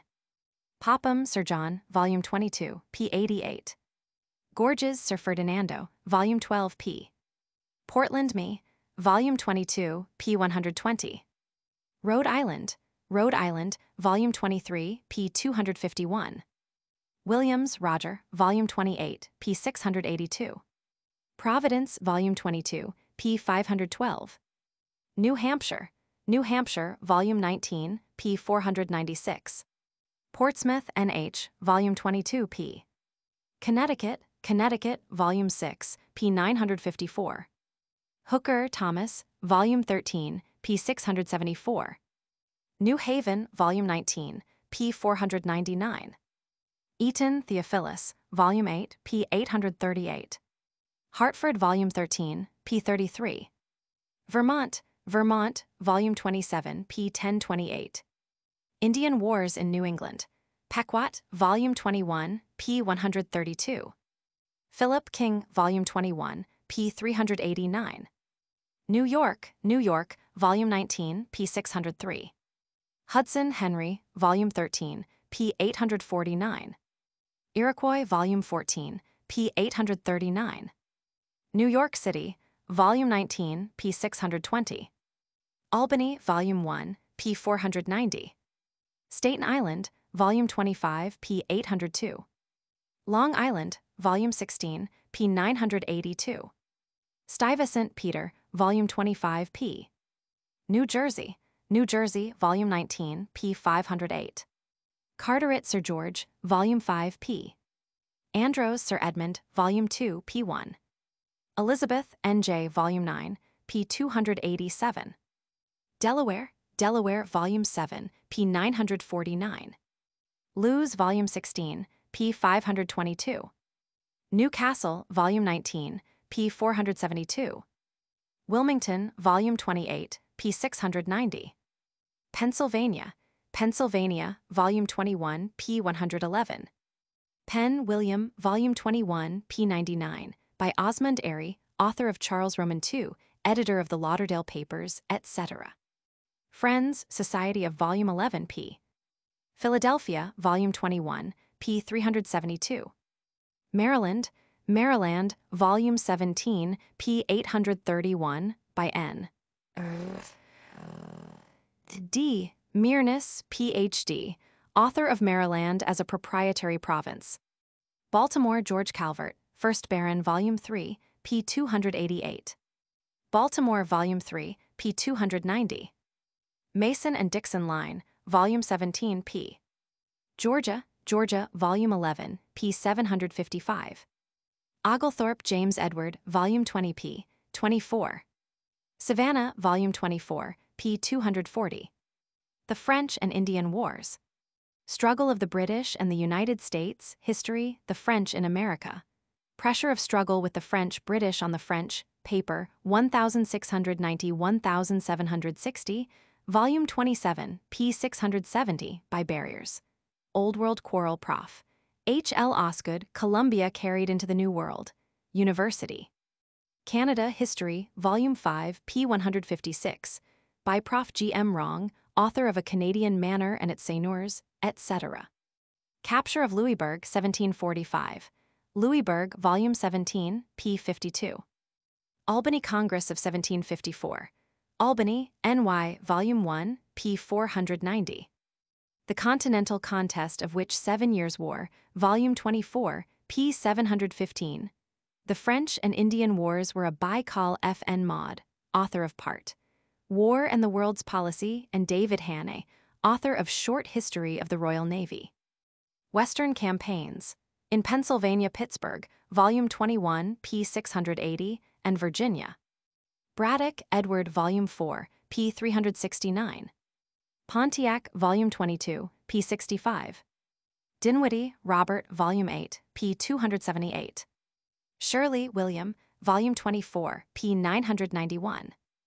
The New York Frontier and Fighting Ticonderoga, Volume 26, p. 937. There. George Lake, Volume 11, p. 748. Niagara Fort, Volume 19, p. 634. Johnson, Sir William, Volume 15, p. The Campaign Against Quebec and its Quebec, Volume 22, p. 728. Capture by the British. Wolfe, James, Volume 28, p. 773. Montcalm, Volume 18, p. 761. Colonization on the Pacific Coast. Spanish Government in California. California, History, Volume 5, p. Rule of the Missions. A Complete 17. Failure Save in the Acquisition of Material Wealth. The Spaniards Neglect Northwestern Oregon, History, Volume 20, p. America. British Traders Seize the Hudson's Bay Company, Volume 13, p. Opportunity. The Colonial Revolt and Events Leading Up to It. 1763-1783. United States, History, Volume 27, p. 672, by Prof. H. L. Osgood, Columbia University. Immediate Causes. The Stamp Act, 1765. Stamp, Volume 25, p. 772. Boston Massacre and Boston Tea, Boston, Volume 4, p. 296. Party. Hutchinson, Thomas, Volume 14, p. Suffolk Resolves, Milton, Mass., Volume 18, p. 492. Mecklenburg Resolutions and North Carolina, Volume 19, p. 776. Declaration, May, 1775. Virginia Leaders Decide on Virginia, History, Volume 28, p. Independence to Secure Foreign Assistance. The Leaders of Public Opinion. Virginia, Henry Patrick, Volume 13, p. 300. By N. D. Mearness, author of Maryland, a proprietary province. Washington, George, Volume 28, p. By Prof. William MacDonald, Brown University. Lee Richard Henry, Volume 16, p. Massachusetts, Otis James, Volume 20, p. 366. Adams, Samuel, Volume 1, p. 180, by Prof. Edward Channing, Harvard. Adams, John, Volume 1, p. 176. New Hampshire, Langdon, John, Volume 16, p. 172. Pennsylvania, Dickinson, John, Volume 8, p. 184. Franklin, Benjamin, Volume 11, p. by Richard Webster. New York, Hamilton, Alexander, Volume 12, p. by Dr. F. S. Philbrick and Hugh Kishom, Editor-in-Chief Encyclopaedia Britannica. Conservative Leaders, Loyalists or Tories, Volume 17, p. Galloway Joseph, Volume 11, p. 421. Seabury, Samuel, Volume 24, p. 531. Tryon, William, Volume 27, p. 340. Johnson, Sir William and Sir John, Volume 15, p. 472. Why Did Not the Canadians Revolt? Quebec Act, Volume 22, p. 729. Declaration of Independence. Resolution of Independence Adopted Independence, Declaration of Volume July 2, p. 372, by Dr. F.S. Philbrick.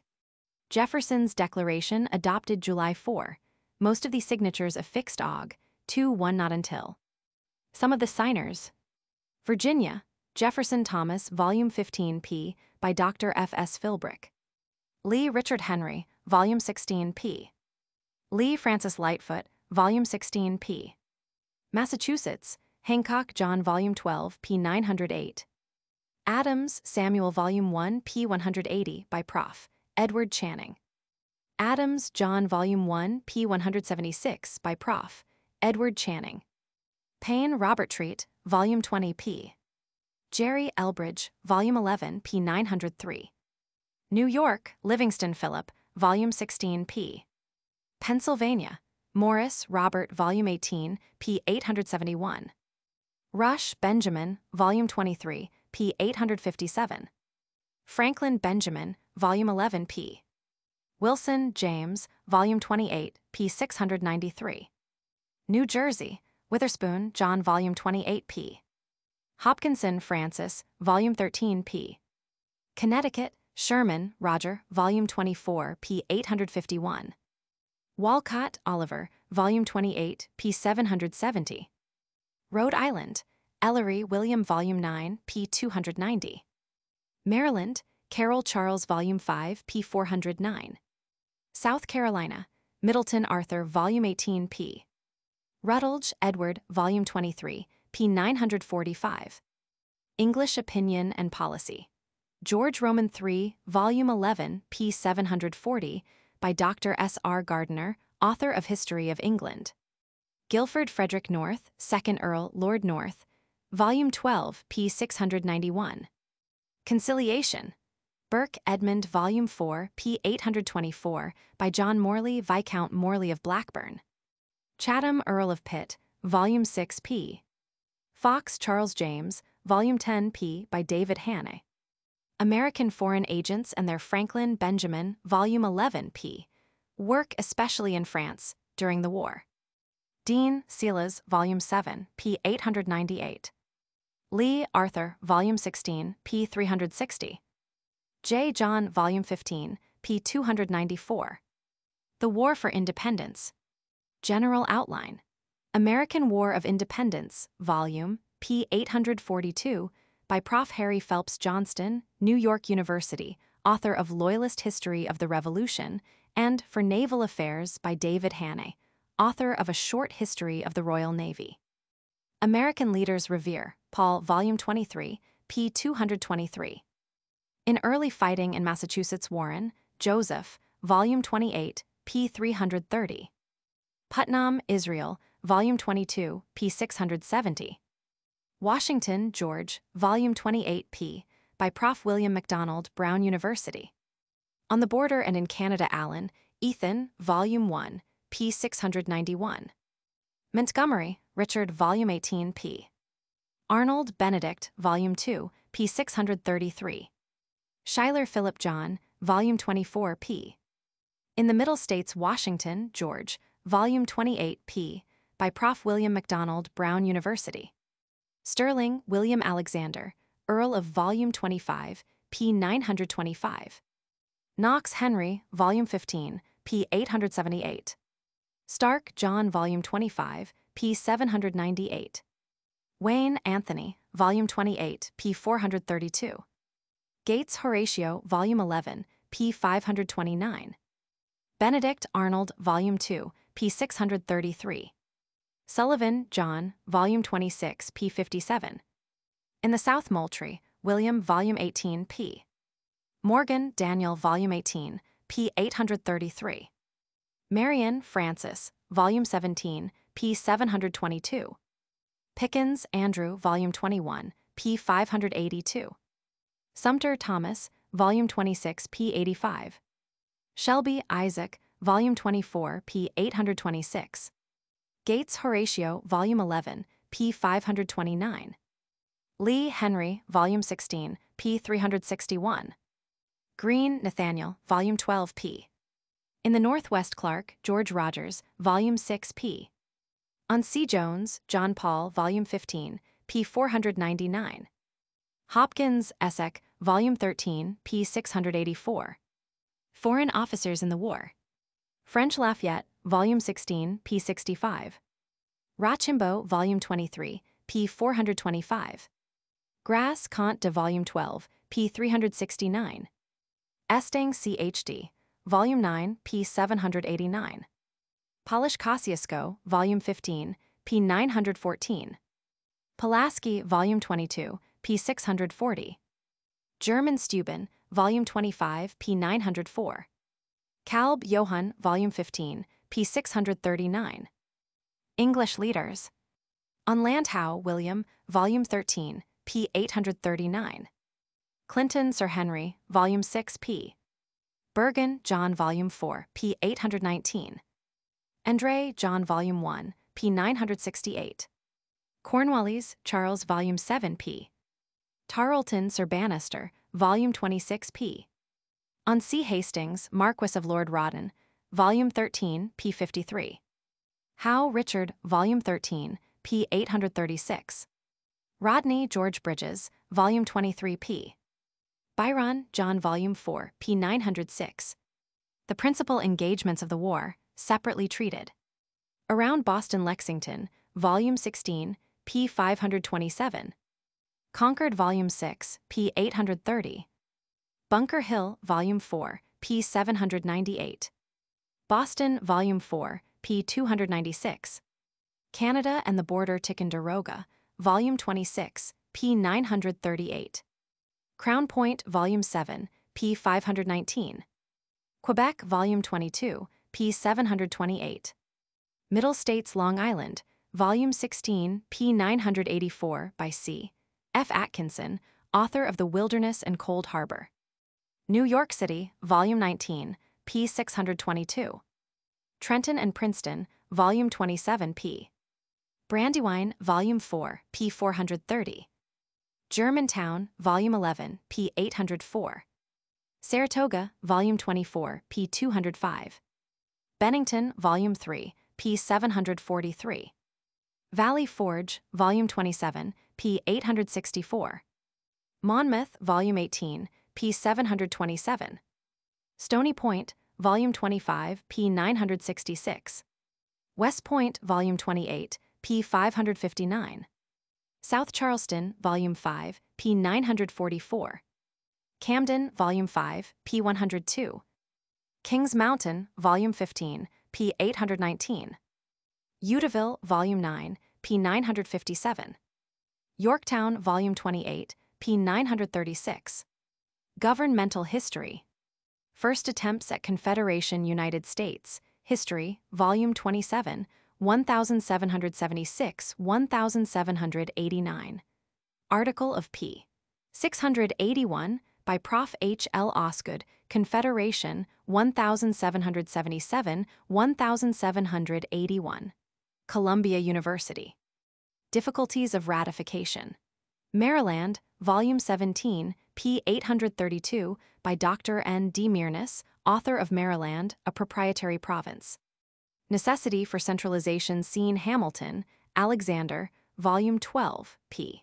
1779, 1780. By Dr. F. S. Philbrick and Hugh Kishom, editor 11th edition Encyclopaedia Britannica. Recognition of the United States. Franklin, Benjamin, Volume 11, p. Treaty of Versailles, Sept. By Richard Webster. Adams, John, Volume 1, p. 176. By Dr. Edward Channing, Harvard University.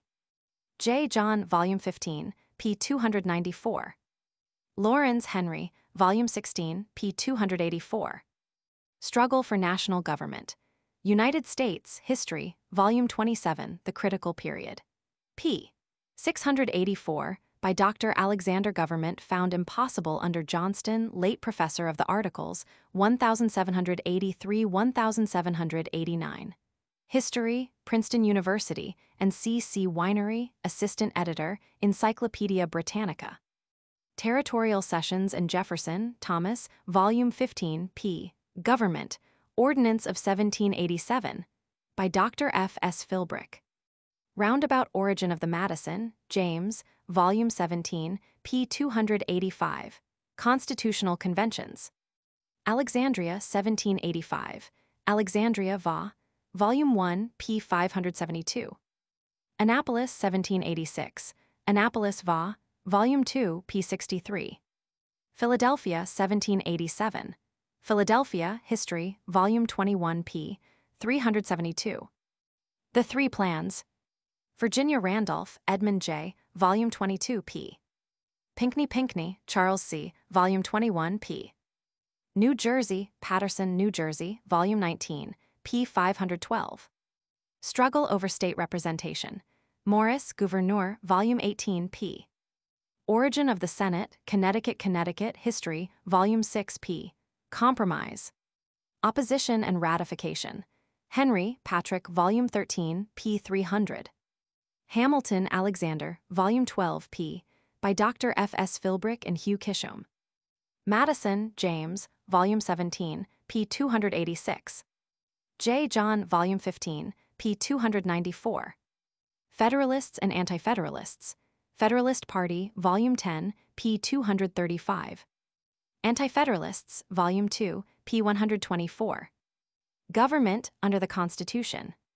The form of government established United States, Constitution and by the Constitution. Government, Volume 27, p. 646, by Hon. James Bryce, British Ambassador at Washington and author of the American Commonwealth. Washington as President Washington, George, Volume 28, p. 1789-1797, by Dr. William MacDonald, Professor of American History, Brown University. Development of Democracy, United States, History, Volume 27, 1789-1801, p. 688, by Prof. Alexander Johnston and C.C. Winery. Constitution finally ratified by North Carolina, Volume 19, p. 777, all the states. Rhode Island, Volume 23, p. 252. The First Tariff Act, 1789, a tariff, Volume 26, p. 425, by Dr. F. Moderate protective measure. W. Taussig, Professor, Harvard University, author of Principles of Economics, etc. Admission of new states, Vermont, Volume 27, p. 1028, and Kentucky.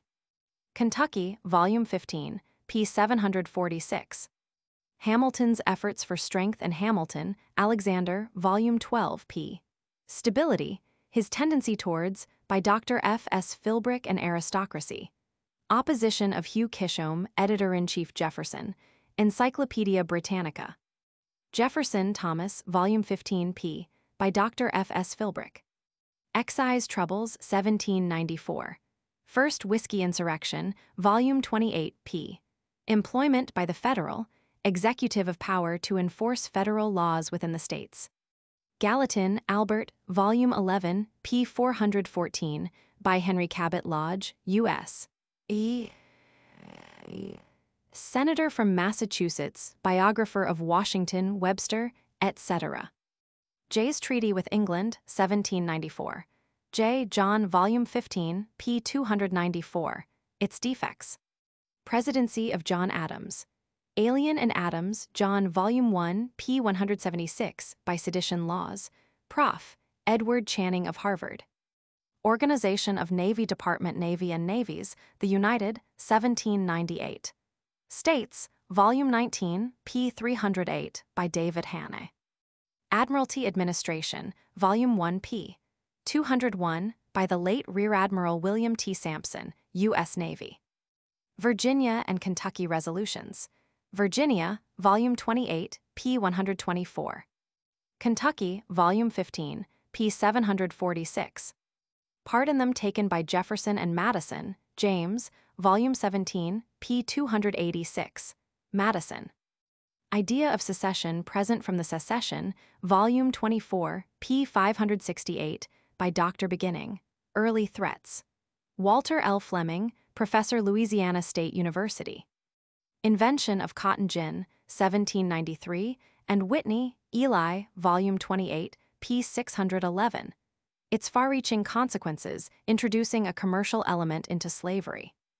Democracy and Nationality, United States. History, Volume 27, 1801-1829. p.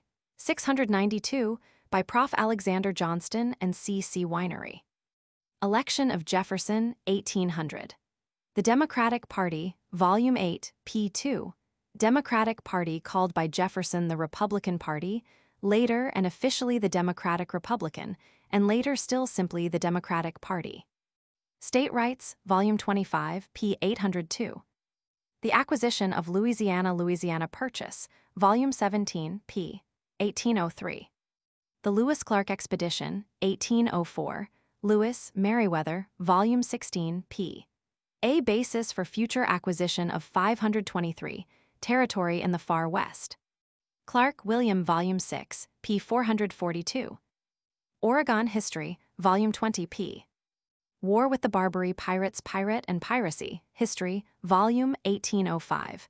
These Robbers First, p. 638, by D. Hannay, author checked by the Little American of Short History of the Royal Navy. Navy. Eaton, William, Volume 8, p. War with Barbary Pirates. Derna, Volume 8, p. 74, by D.G. Hogarth. Hull, Isaac, Volume 13, p. 869. Expedition of Aaron Burr, Aaron, Volume 4, p. 862. 1806, 1807. Wilkinson, James, Volume 28, p. 647. By Dr. Isaac Jocelyn Cox, Professor of History, University of Cincinnati. Election of Madison, 1808. Madison, James, Volume 17, p. 284. Difficulties with Great Britain. Search or Visit and Search, Volume Restrictions of Commerce, and p. 560, by Sir Thomas Wright of Search. Barclay, author of Problems of International Practice and Diplomacy. The War of 1812. Military and Naval Events. American War of 1812, Volume 1, p. by David Hannay, author of Short History of the Royal Navy. Principal Engagements and Strategic Points. In the Northwest Mackinac Island, Volume 17, p. 255. Detroit, Volume 8, p. 116. Michigan, Volume 18, p. 376. Toronto, Volume 27, p. 53. Sackett's Harbor, Volume 23, p. 974. Plattsburgh, Volume 21, p. 825. Champlain, Volume 5, p. 831. Niagara Fort, Volume 19, p. 635. In the East Washington, Volume 28, p. 352. Baltimore, Volume 3, p. 290. In the Southwest, New Orleans, Volume 19, p. 531. Principal Leaders in the War on Land and on Sea. American Rogers, John, Volume 23, p. 447. Decatur, Stephen, Volume 7, p. 910. Hull, Isaac, Volume 13, p. 869. Bainbridge, William, Volume 3, p. Porter, David, Volume 22, p. 113. Chauncey, Isaac, Volume 6, p. 18. Perry, Oliver Hazard, Volume 21, p. Brown, Jacob, Volume 4, p. 659. Scott, Winfield, Volume 24, p. 475. Jackson, Andrew, Volume 15, p. 107. On the Other Side Brock, Sir Isaac, Volume 4, p. 623. Ross, Robert, Volume 23, p. 740. Broke, Sir P. Beevy, Volume 4, p. Tecumseh, Volume 26, p. 499. Weakness of Madison's Madison, James, Volume 17, p. 286. Administration. Opposition to the War in New Hartford, Volume 13, p. 33. England, the Hartford Convention. After the war. Reaction against Federalist Party, Volume 10, p. 235. Acquisition of Florida, 1819, Florida History, Volume 10, p. Bank of the United States, 1816. Banks and Banking, United States, Volume 3, p. 345, by Charles A. Conant, author of The History of Modern Banks. Tariff Revision 1816-1828. Tariff, Volume 26, p. 425, by Prof.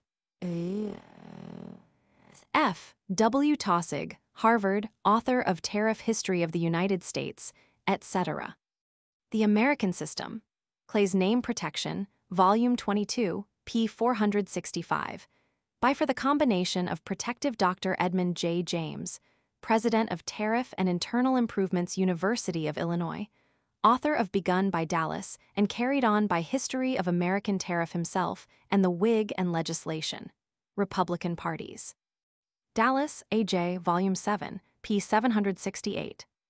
Clay, Henry, Volume 6, p. 471, by Carl Schurz, biographer of Clay. The Monroe Doctrine, 1823.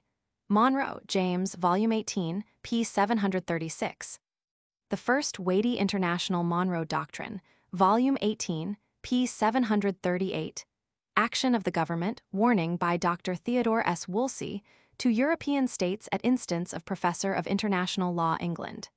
Yale University. Admission of New States.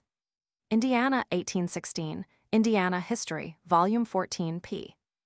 Mississippi, 1817, Mississippi History, Volume 18, p. Illinois, 1818, Illinois History, Volume 14, p. Alabama, 1819, Alabama History, Volume 1, p. Maine, 1820, Maine History, Volume 17, p. 439. Missouri, 1821, Missouri History, Volume 18, p. Fixing the Northwest Boundary, Oregon History, Volume 20, p. Agreements with Great Britain, 1818 and 1827, and with Russia, 1825.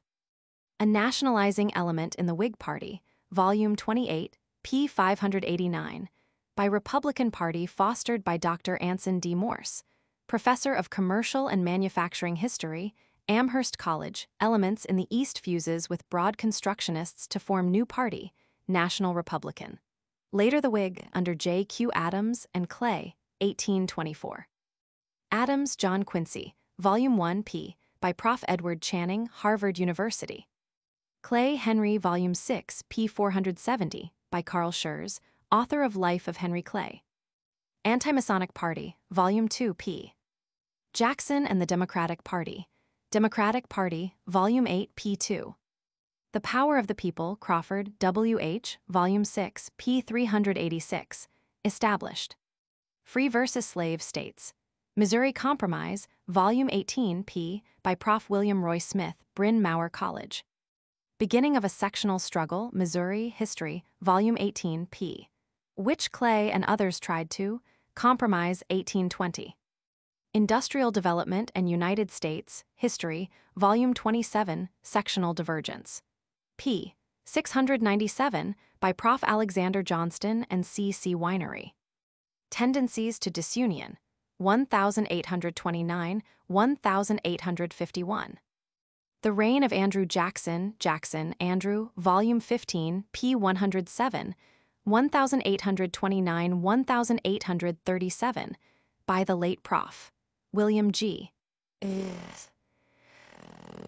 Sumner, Yale University, author of Life of Andrew Jackson, etc. The Kitchen Cabinet and the Cabinet Green, Duff, Volume 12, p. 534. Crisis. Eaton, Margaret O'Neill, Peggy O'Neill, Volume 8, p. 838. Jackson and the Bank. Banks and Banking, United States, Volume 3, p. 346, by C. A. Conant, author of History of Modern Banks of Issue. The New School of Leaders. Jackson's Lieutenant and Successor. Van Buren, Martin, Volume 27, p. by Prof. William MacDonald, Brown University. Van Buren's Lieutenant in New York. Marcy, W.L., Volume 17, p. 696. The Jacksonian Leader and the Benton, T.H., Volume 3, p. 753. Senate.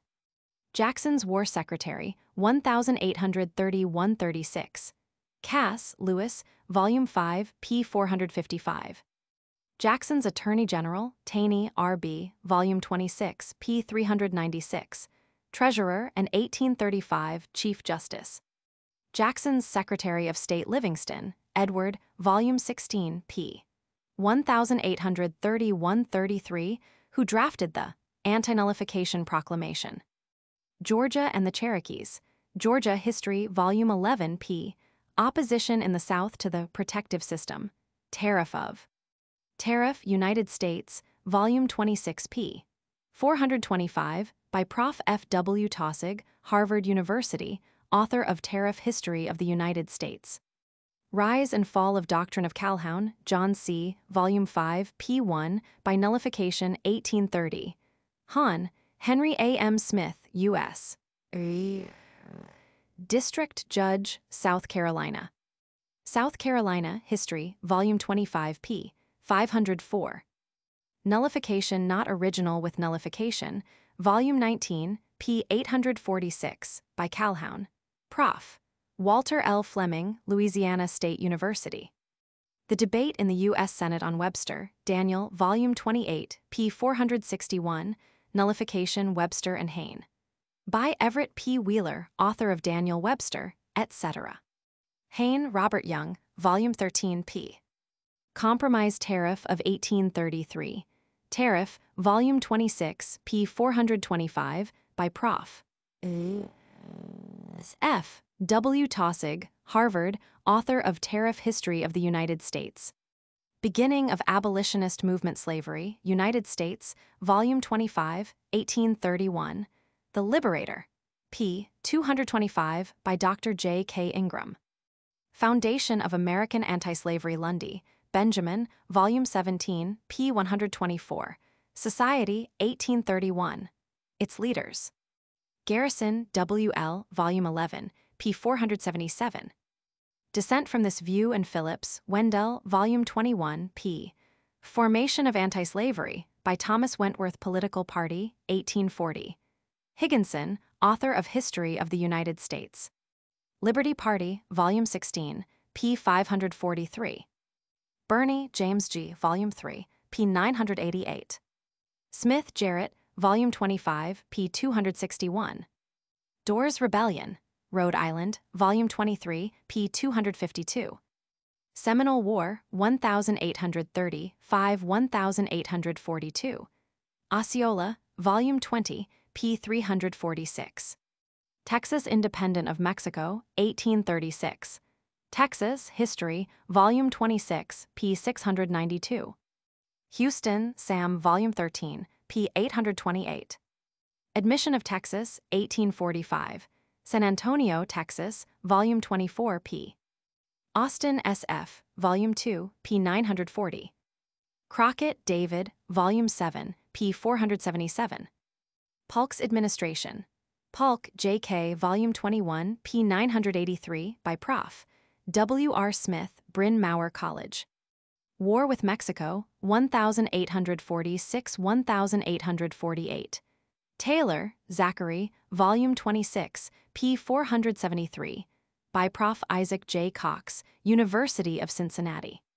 The Generals and the Fighting. Scott, Winfield, Volume 24, p. 475. Santa Anna, Volume 24, p. 184. Mexico History, Volume 18, p. Mexico City, Volume 18, p. 347.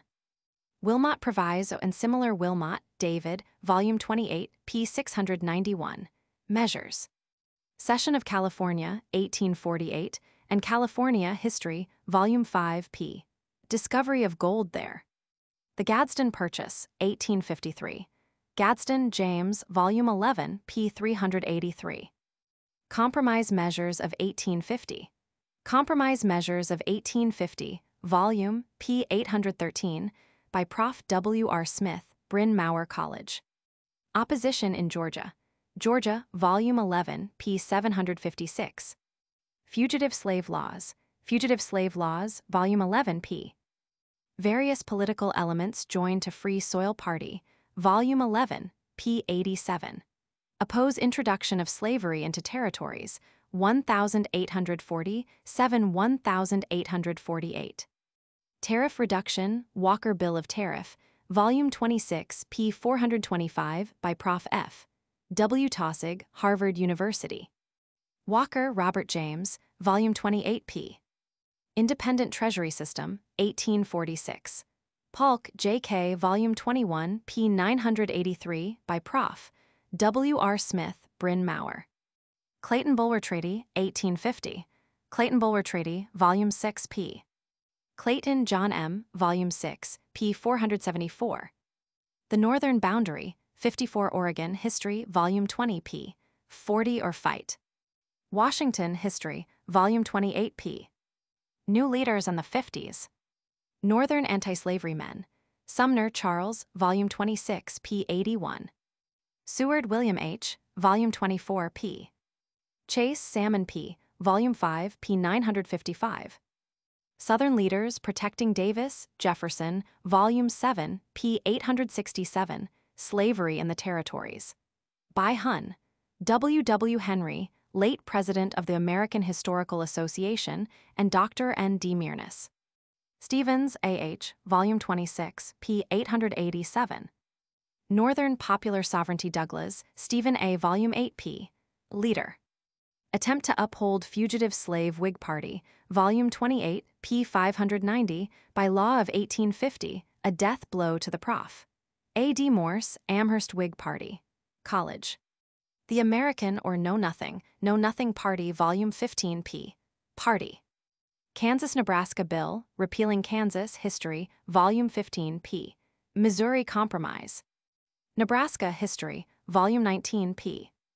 Origin of the Republican Party, Volume 23, p. 177, 1854. By Prof. A. D. Morse, Amherst College. Opening of Japan, 1854. Japan History, Volume 15, p. 237, by Capt. Frank Brinkley, late editor of the Japan Mail, author of Japan, Perry, M.C. Volume 21, p. 184. Efforts to Obtain Cuba in the Buchanan, James, Volume 4, p. 716, Interests of Slavery. The Ostend Manifesto, 1854. The Election of 1856, Fillmore, Millard, Volume 10, p. Fremont, John C., Volume 11, p. 97. The Dred Scott Decision and its Taney, Roger B., Volume 26, p. 396. Effects, 1857. Lincoln and Douglas Debates in Lincoln, Abraham, Volume 16, p. 705, Illinois. Senatorial Contest by J. G. Nicolay and C.C., 1858, Winery. Douglas, S.A., Volume 8, p. 446. Freeport Ill, Volume 11, p. 85. John Brown's Raid, 1859. Brown, John, Volume 4, p. 660. Admission of Minnesota and Oregon. Minnesota History, Volume 17, p. Oregon History, Volume 20, p. The Presidential Campaign of 1860. Bell, John, Volume 3, p. 686. Everett, Edward, Volume 10, p. 8, by Dr. Edward Everett Hale, author of The Man Without a Country, etc.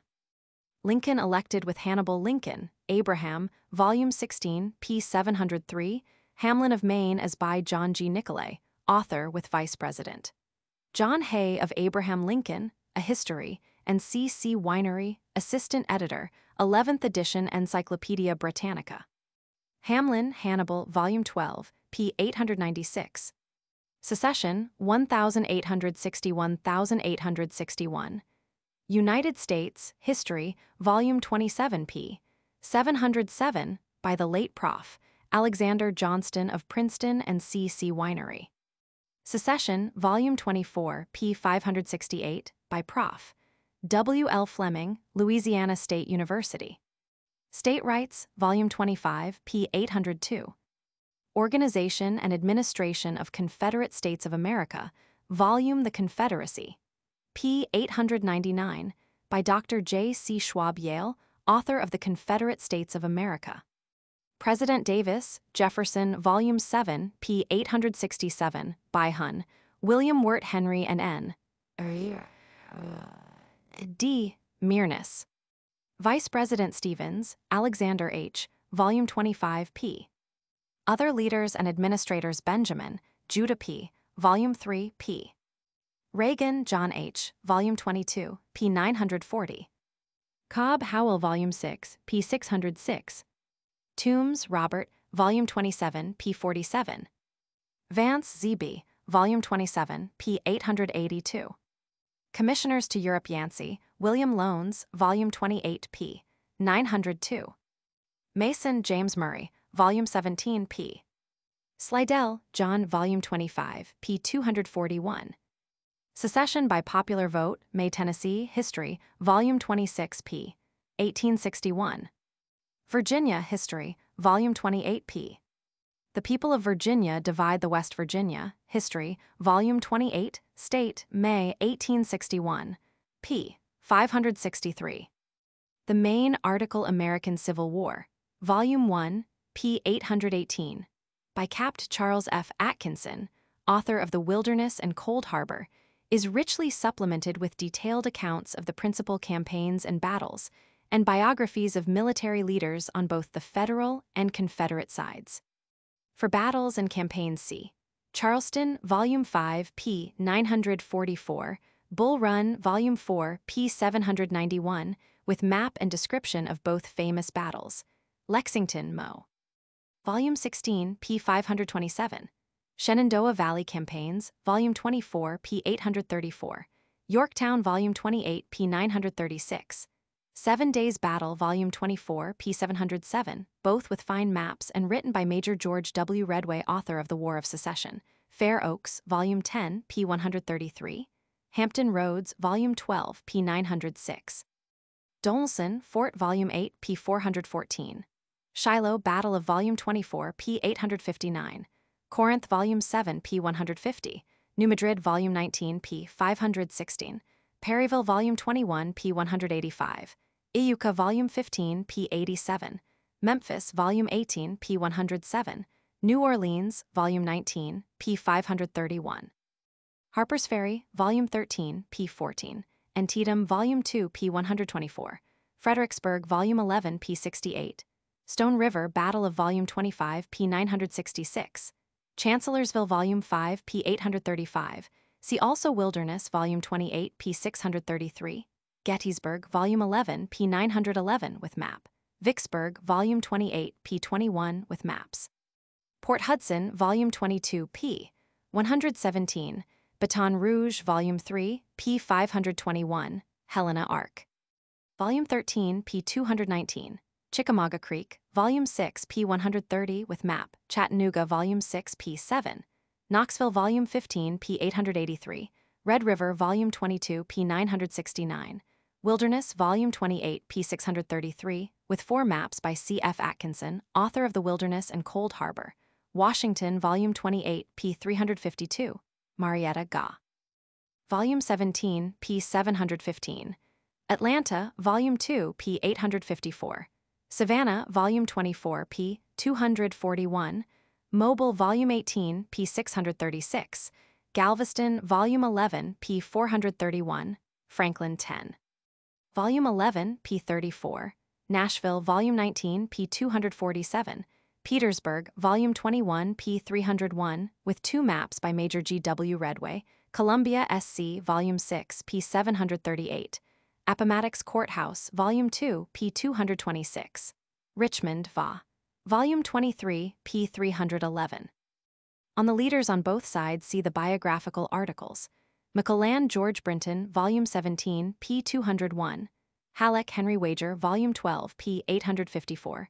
Grant, Ulysses Simpson, Volume 12, p. 355 by John Fiske and Capt. C. F. Atkinson, Dix, John Adams, Volume 8, p. 346. McDowell, Irvin, Volume 17, p. 214. Burnside, Ambrose Everett, Volume 4, p. 861. Hooker, Joseph, Volume 13, p. 671. Mead George Gordon Volume 17 p. 945. Pope John Volume 22 p. 87. Buell Don Carlos Volume 4 p. 751. Rosecrans William Stark Volume 23 p. 734. Sherman William Tecumseh Volume 24 p. 851. Thomas George Henry Volume 26 p. 866. Macpherson James Birdseye Volume 17 p. 268. Sheridan Philip Henry Volume 24 p. 847. Slocum Henry Warner Volume 25 p. 243. Butler Benjamin Franklin Volume 4 p. 881. Hancock Winfield Scott Volume 12 p. 909. Humphreys Andrew Atkinson Volume 13 p. 891. Sedgwick John Volume 24 p. 578. Reynolds John Fulton Volume 23 p. 226. Warren Gouverneur Kemble Volume 28 p. 329. Howard Oliver Otis Volume 13 p. 833. Doubleday Abner Volume 8 p. 441. Sickles Daniel Edgar Volume 25 p. 36. Schurz Carl Volume 24 p. 386. Devens Charles Volume 8 p. 120. Butterfield Daniel Volume 4 p. 890. Porter Horace Volume 22 p. 116. Franklin William Buell Volume 11 p. 33. Porter Fitzjohn Volume 22 p. 115. Shields James Volume 24 p. 856. Hunt Henry Jackson Volume 13 p. 934. Couch Darius Nash Volume 7 p. 307. Cox Jacob Dawson Volume 7 p. 352. Meagher Thomas Francis Volume 17 p. 946. Sumner Edwin Vos Volume 26 p. 83. Sigil France Volume 25 p. 60. Carney Philip Volume 15 p. 707. Smith Charles Ferguson Volume 25 p. 259. Smith William Farrar Volume 25 p. 271. Crittenden Thomas Leonidas Volume 7 p. 471. McLenand John Alexander Volume 17 p. 202. Smith Andrew Jackson Volume 25 p. 259. Garfield James Abram Volume 11 p. 464. Wallace Lewis Volume 28 p. 276. Banks Nathaniel Prentice Volume 3 p. 333. Washburn Cadwallader Colden Volume 28 p. 344. Logan John Alexander Volume 16 p. 866. Palmer John Macaulay Volume 20 p. 645. McCook Alexander McDowell McCook Daniel and McCook John James Volume 17 p. 205. Smith Morgan Lewis and Smith Giles Alexander Volume 25 p. 267. Blair Francis Preston Volume 4 p. 34. Schofield John McAllister Volume 24 p. 345. Newton John Volume 19 p. 592. Miles Nelson A. Volume 18 p. 442. Merritt Wesley Volume 18 p. 173. Custer George Armstrong Volume 7 p. 668. Stoneman George Volume 25 p. 962. Wilson James Harrison Volume 28 p. 695. Tracy Benjamin Franklin Volume 27 p. 127. Lyon Nathaniel Volume 17 p. 173. Farragut David Glasgow Volume 10 p. 187. Porter David Dixon Volume 22 p. 113. Foote Andrew Hull Volume 10 p. 625. Cushing William Barker Volume 7 p. 667. And for Confederate leaders: Lee Robert Edward Volume 16 p. 362. Jackson Thomas Jonathan Stonewall Volume 15 p. 110. Longstreet James Volume 16 p. 985. Johnston Albert Sidney Volume 15 p. 472. Johnston Joseph Eggleston Volume 15 p. 474. Beauregard Pierre G.T. Volume 3 p. 599. Bragg Braxton Volume 4 p. 376. Hood John Bell Volume 13 p. 665. Polk Leonidas Volume 21 p. 984. Hardy William Joseph Volume 12 p. 941. Hill Ambrose Powell Volume 13 p. 463. Hill Daniel Harvey Volume 13 p. 464. U.L. Richard Stoddart Volume 10 p. 40. Early Jubal Anderson Volume 8 p. 797. Anderson Richard Henry Volume 1 p. 960. Floyd John Buchanan Volume 10 p. 573. Buckner, Simon Bolivar, Volume 4, p. 732. Crittenden, George Bibb, Volume 7, p. 471. Breckinridge, John Cable, Volume 4, p. 483. Smith, Edmund Kirby, Volume 25, p. 260. Lee, Stephen Dill, Volume 16, p. 364. Van Dorn, Earl, Volume 27, p. 887. Ashby, Turner, Volume 2, p. 730. Stewart, James Ewell Brown, Volume 25, p. 1047. Hampton, Wade, Volume 12, p. 905. Lee, Fitzhugh, Volume 16, p. 360. Wheeler, Joseph, Volume 28, p. 586. Forrest, Nathan Bedford, Volume 10, p. 673. Morgan, John Hunt, Volume 18, p. 834. Mosby, John Singleton, Volume 18, p. 890. Wise, Henry Alexander, Volume 28, p. 751. Topics for reading articles. Political history during the Civil War. Paper Money, 1862. Greenbacks, Volume 12, p. 537. Public lands given to settlers at Homestead and Exemption Laws, Volume Reduced Rates, 1862, and granted 13, p. 639, by Dr. N.D. To Agricultural Colleges, 1862. Mearness. Morrill, J.S., Volume 18, p. 869. War Tariffs, 1862-1864. Tariff, United States, Volume 26, p. 425, by Prof. F. W. Taussig, Harvard, author of Tariff History of the United States. Establishment of National Banking Banks and Banking, United States System, 1862-1865. Volume 3, p. 347, by Charles A. Conant, author of Banks of Issue. Emancipation, 1863. Lincoln, Abraham, Volume 16, p. 707, by J. G. Nicolay, biographer of Lincoln, and C. C. Winery, assistant editor, Encyclopaedia Britannica. Second Election of Lincoln, 1864. McClellan, G. B., Volume 17, p. 201. Opposition to the War in the North. Knights of the Golden Circle, Volume, p. 868, by Prof. W. L. Fleming, Louisiana State University. Vallandigham, C.L., Volume 27, p. Copperheads, Volume 7, p. 110. The War Governors of the Northern Andrew, John A., Volume 1, p. 973. States. Curtin, A.G., Volume 7, p. 651. Morgan, E.D., Volume 18, p. 833. Seymour, Horatio, Volume 24, p. 755. Morton, Oliver P., Volume 18, p. Yates, Richard, Volume 28, p. 908. Assassination of Lincoln, 1865. Lincoln, Abraham, Volume 16, p. 709, by J. G. Nicolay and C. C. Winery. The Reconstruction Period. United States History, Volume 27, p. 711, by Dr. Frederick J. Turner, Professor of History, Harvard University. Organizing the Negroes into a Freedmen's Bureau, Volume 11, p. 75, Political Party, by Prof. W. L. Fleming. Howard, O.O., Volume 13, p. 833. Opposition to Reconstruction Ku Klux Klan, Volume 15, p. 942, by Measures 1865-1876. Prof. W. L. Fleming. 13th, 14th, and United States Constitution and 15th Amendments. Government, Volume 27, pp. 647, etc., by James Bryce, author of The American Commonwealth. Character of Reconstruction, see under History in Articles on Government. Southern States. Scalawags and Carpetbaggers.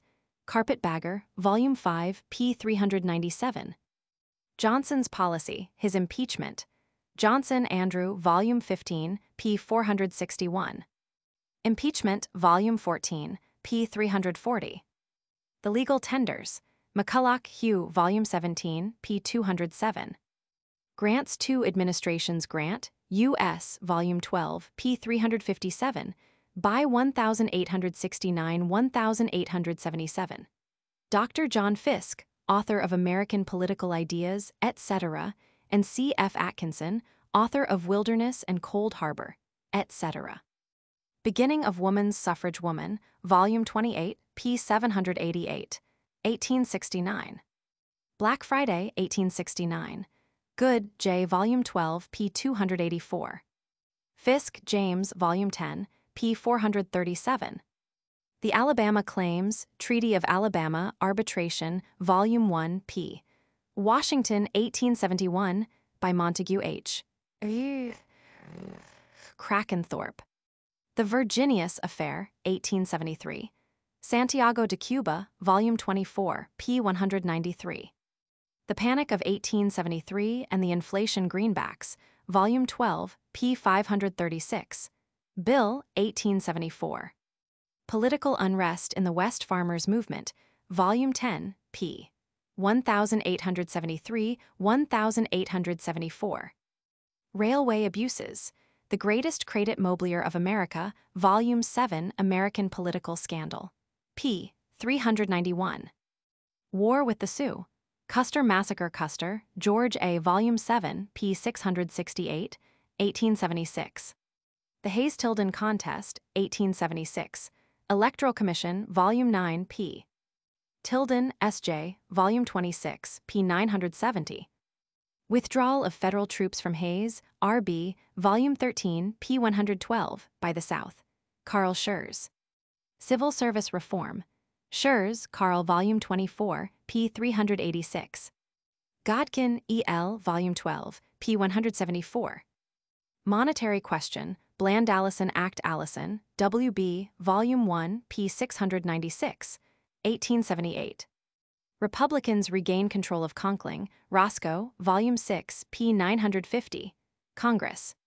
Factions in Republican Party. Platt, T.C., Volume 21, p. 825. Assassination of Garfield. Garfield, James A., Volume 11, p. by Prof. John B. McMaster, University of Pennsylvania, author of A History of the People of the United States. Succession of the Vice President. Arthur, C.A., Volume 2, p. 683. Anti-Polygamy Act, 1882. Mormons, Volume 18, p. 846. Utah, Volume 27, p. 818. Triumph of Civil Service Reform Civil Service, United States, 1883. Volume 6, p. 414. Tariff Revision, 1883. Tariff, Volume 26, p. 426, by Prof. F. W. Taussig, Harvard University, author of Tariff History of the United States. The Presidential Campaign of 1884. Blaine, James G., Volume 4, p. 32, First Election of Grover by Charles Emery Smith, late Cleveland. Editor Albany Journal and Philadelphia Press, and Postmaster General of the United States. Cleveland, Grover, Volume 6, p. 501. By Horace White, formerly editor The Evening Post, New York, author of The Tariff Question. Party Breaks, Mugwump, Volume 18, p. 956. Increasing Problems of Interstate Commerce, Volume 14, p. Commerce, Federal Legislation, by Prof. Frank A. Fetter, 1887, on Interstate Commerce. Princeton University, author of The Principles of Economics. Labor Combinations, Social Unrest. Trade Unions, United States, Volume p. 150, by Carol D. Wright, late U.S. Commissioner of Labor. Strikes and Lockouts, United States, Volume 25, p. 1033, by Carol D. Wright. Republican Success in 1888.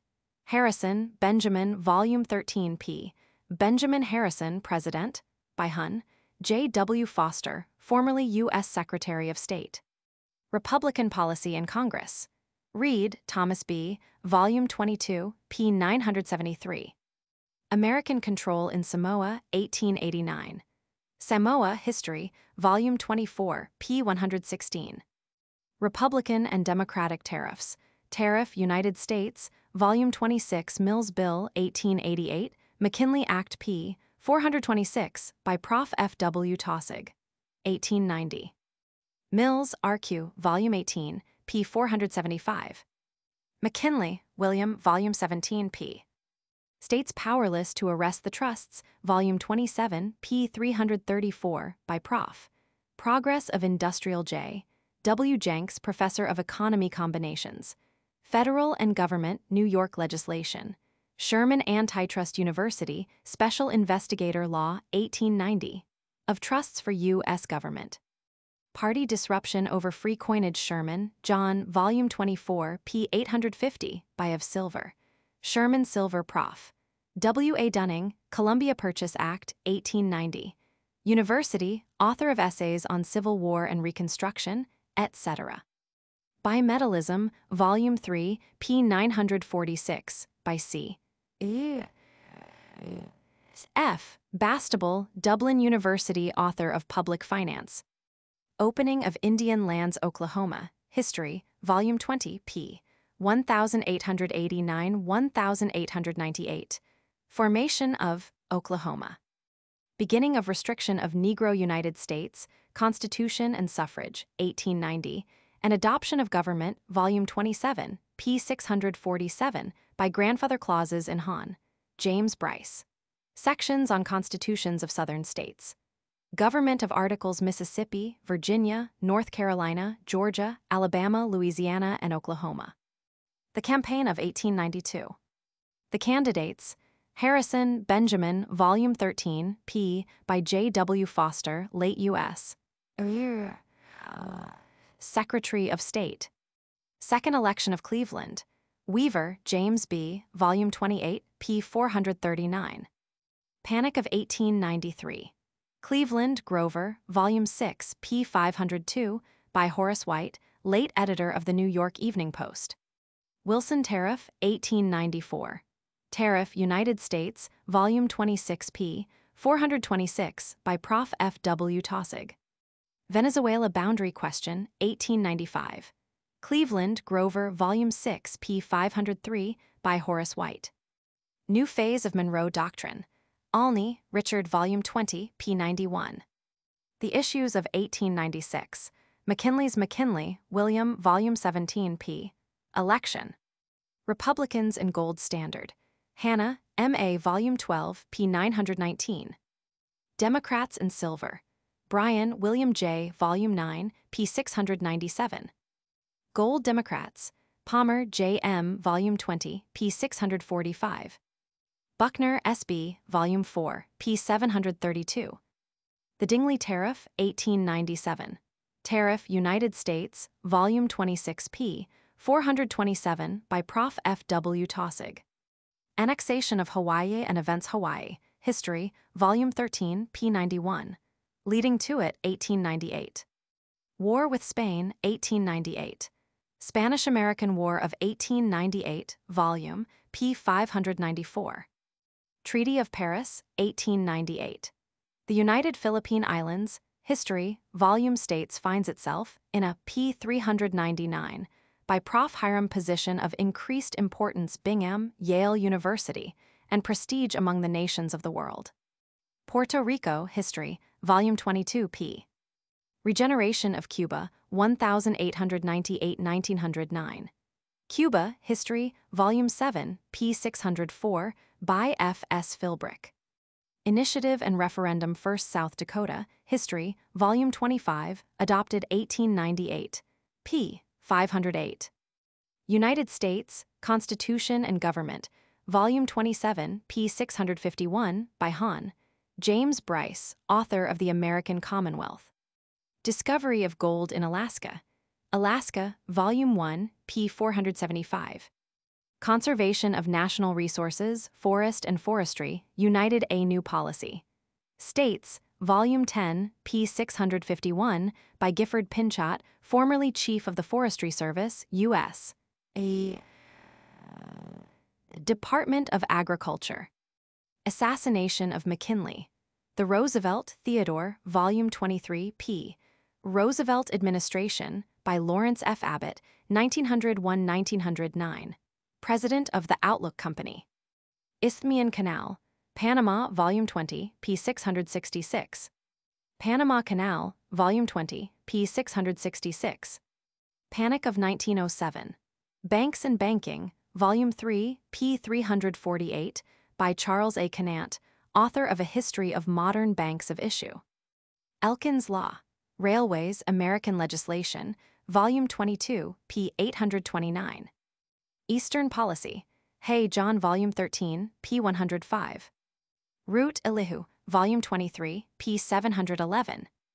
This sketch of American history closes with the inauguration of President Roosevelt, for the questions that have arisen since that date are questions into which current politics enter, and these are treated in the chapter of this guide on questions of the day. Here we need only say that throughout his study of American history, the reader will constantly, and easily, find many more articles bearing on the subject than are mentioned in the outline given above. In particular, let him note that there are many biographies of figures prominent in nation and state not mentioned above. That in each article devoted to a state there is a section on history, which has a double value, as giving the outline of the state's history, and as showing its part in the history of the nation. And that there is in articles on cities and towns a great deal of important information of historical value, sometimes merely local, but oftener bearing on the history of state or nation, or both.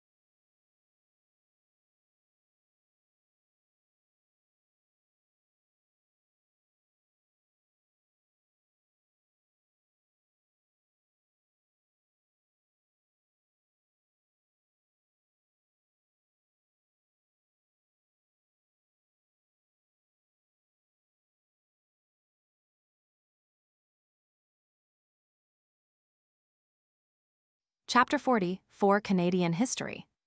All the world thinks of Canada as the youngest of countries, for the extraordinary rapidity with which her western territory has been developed within recent years surpasses every other record of agricultural expansion. But in order to realize how young Canada is, in another sense, one must examine the less familiar facts of her geological history. The innumerable lakes and waterfalls, says the Britannica, Volume 5, p. 143, prove that the rivers have not been long at work, and that the country owes its contours to comparatively recent geological action. In many cases, the lakes of Canada simply spill over, at the lowest point, from one basin into the next below, since in so young a country there has not yet been time for the rivers to have carved wide valleys. Thousands of these lakes have been mapped, and every new survey brings to light small lakes hitherto unknown to the white man. For the great extent of lake-filled country, there is no comparison in any part of the world. And because the rivers have not yet worn their beds to an even slope, there are waterfalls enough to provide unlimited horsepower, so that the natural advantages of Canada invite manufacturing, just as the fertility of her soil invites agriculture. The geographical and geological portions of the article Canada, Volume 5, p. 142, must be carefully read in order that the significance of the historical account of the country may be fully grasped. And the same is true of those parts of the article which deal with agriculture, and with the commerce of which the first developments were associated with early exploration. There is ample and authoritative information on all these subjects in the article, which is equivalent in length to 85 pages of this guide. The sections and their contributors are Geography by Prof. A. P. Coleman, Toronto University, Population, Commerce, etc. by Prof. W. L. Grant, Queen's University, Kingston, Agriculture by E. H. Godfrey, editor of Census and Statistics Office, Department of Agriculture, Ottawa. History, To the Federation by G. M. Wrong, University of Toronto, and After the Federation by G. R. Parkin, author of Imperial Federation and Life of Sir John Macdonald, etc., and Literature. English Canadian by L. J. Burpee, author of The Search for the Western Sea, and French Canadian by William Wood, author of The Fight for Canada. On the early history of Canada, the student should compare what is given in this guide on the early history of America in general, and especially the following articles. Leif Erikson, Volume 16, p. 396. Vinland, Volume 28, p. 98, by Prof. Julius Emil Olson, University of Wisconsin. John Cabot, Volume 4, p. 921.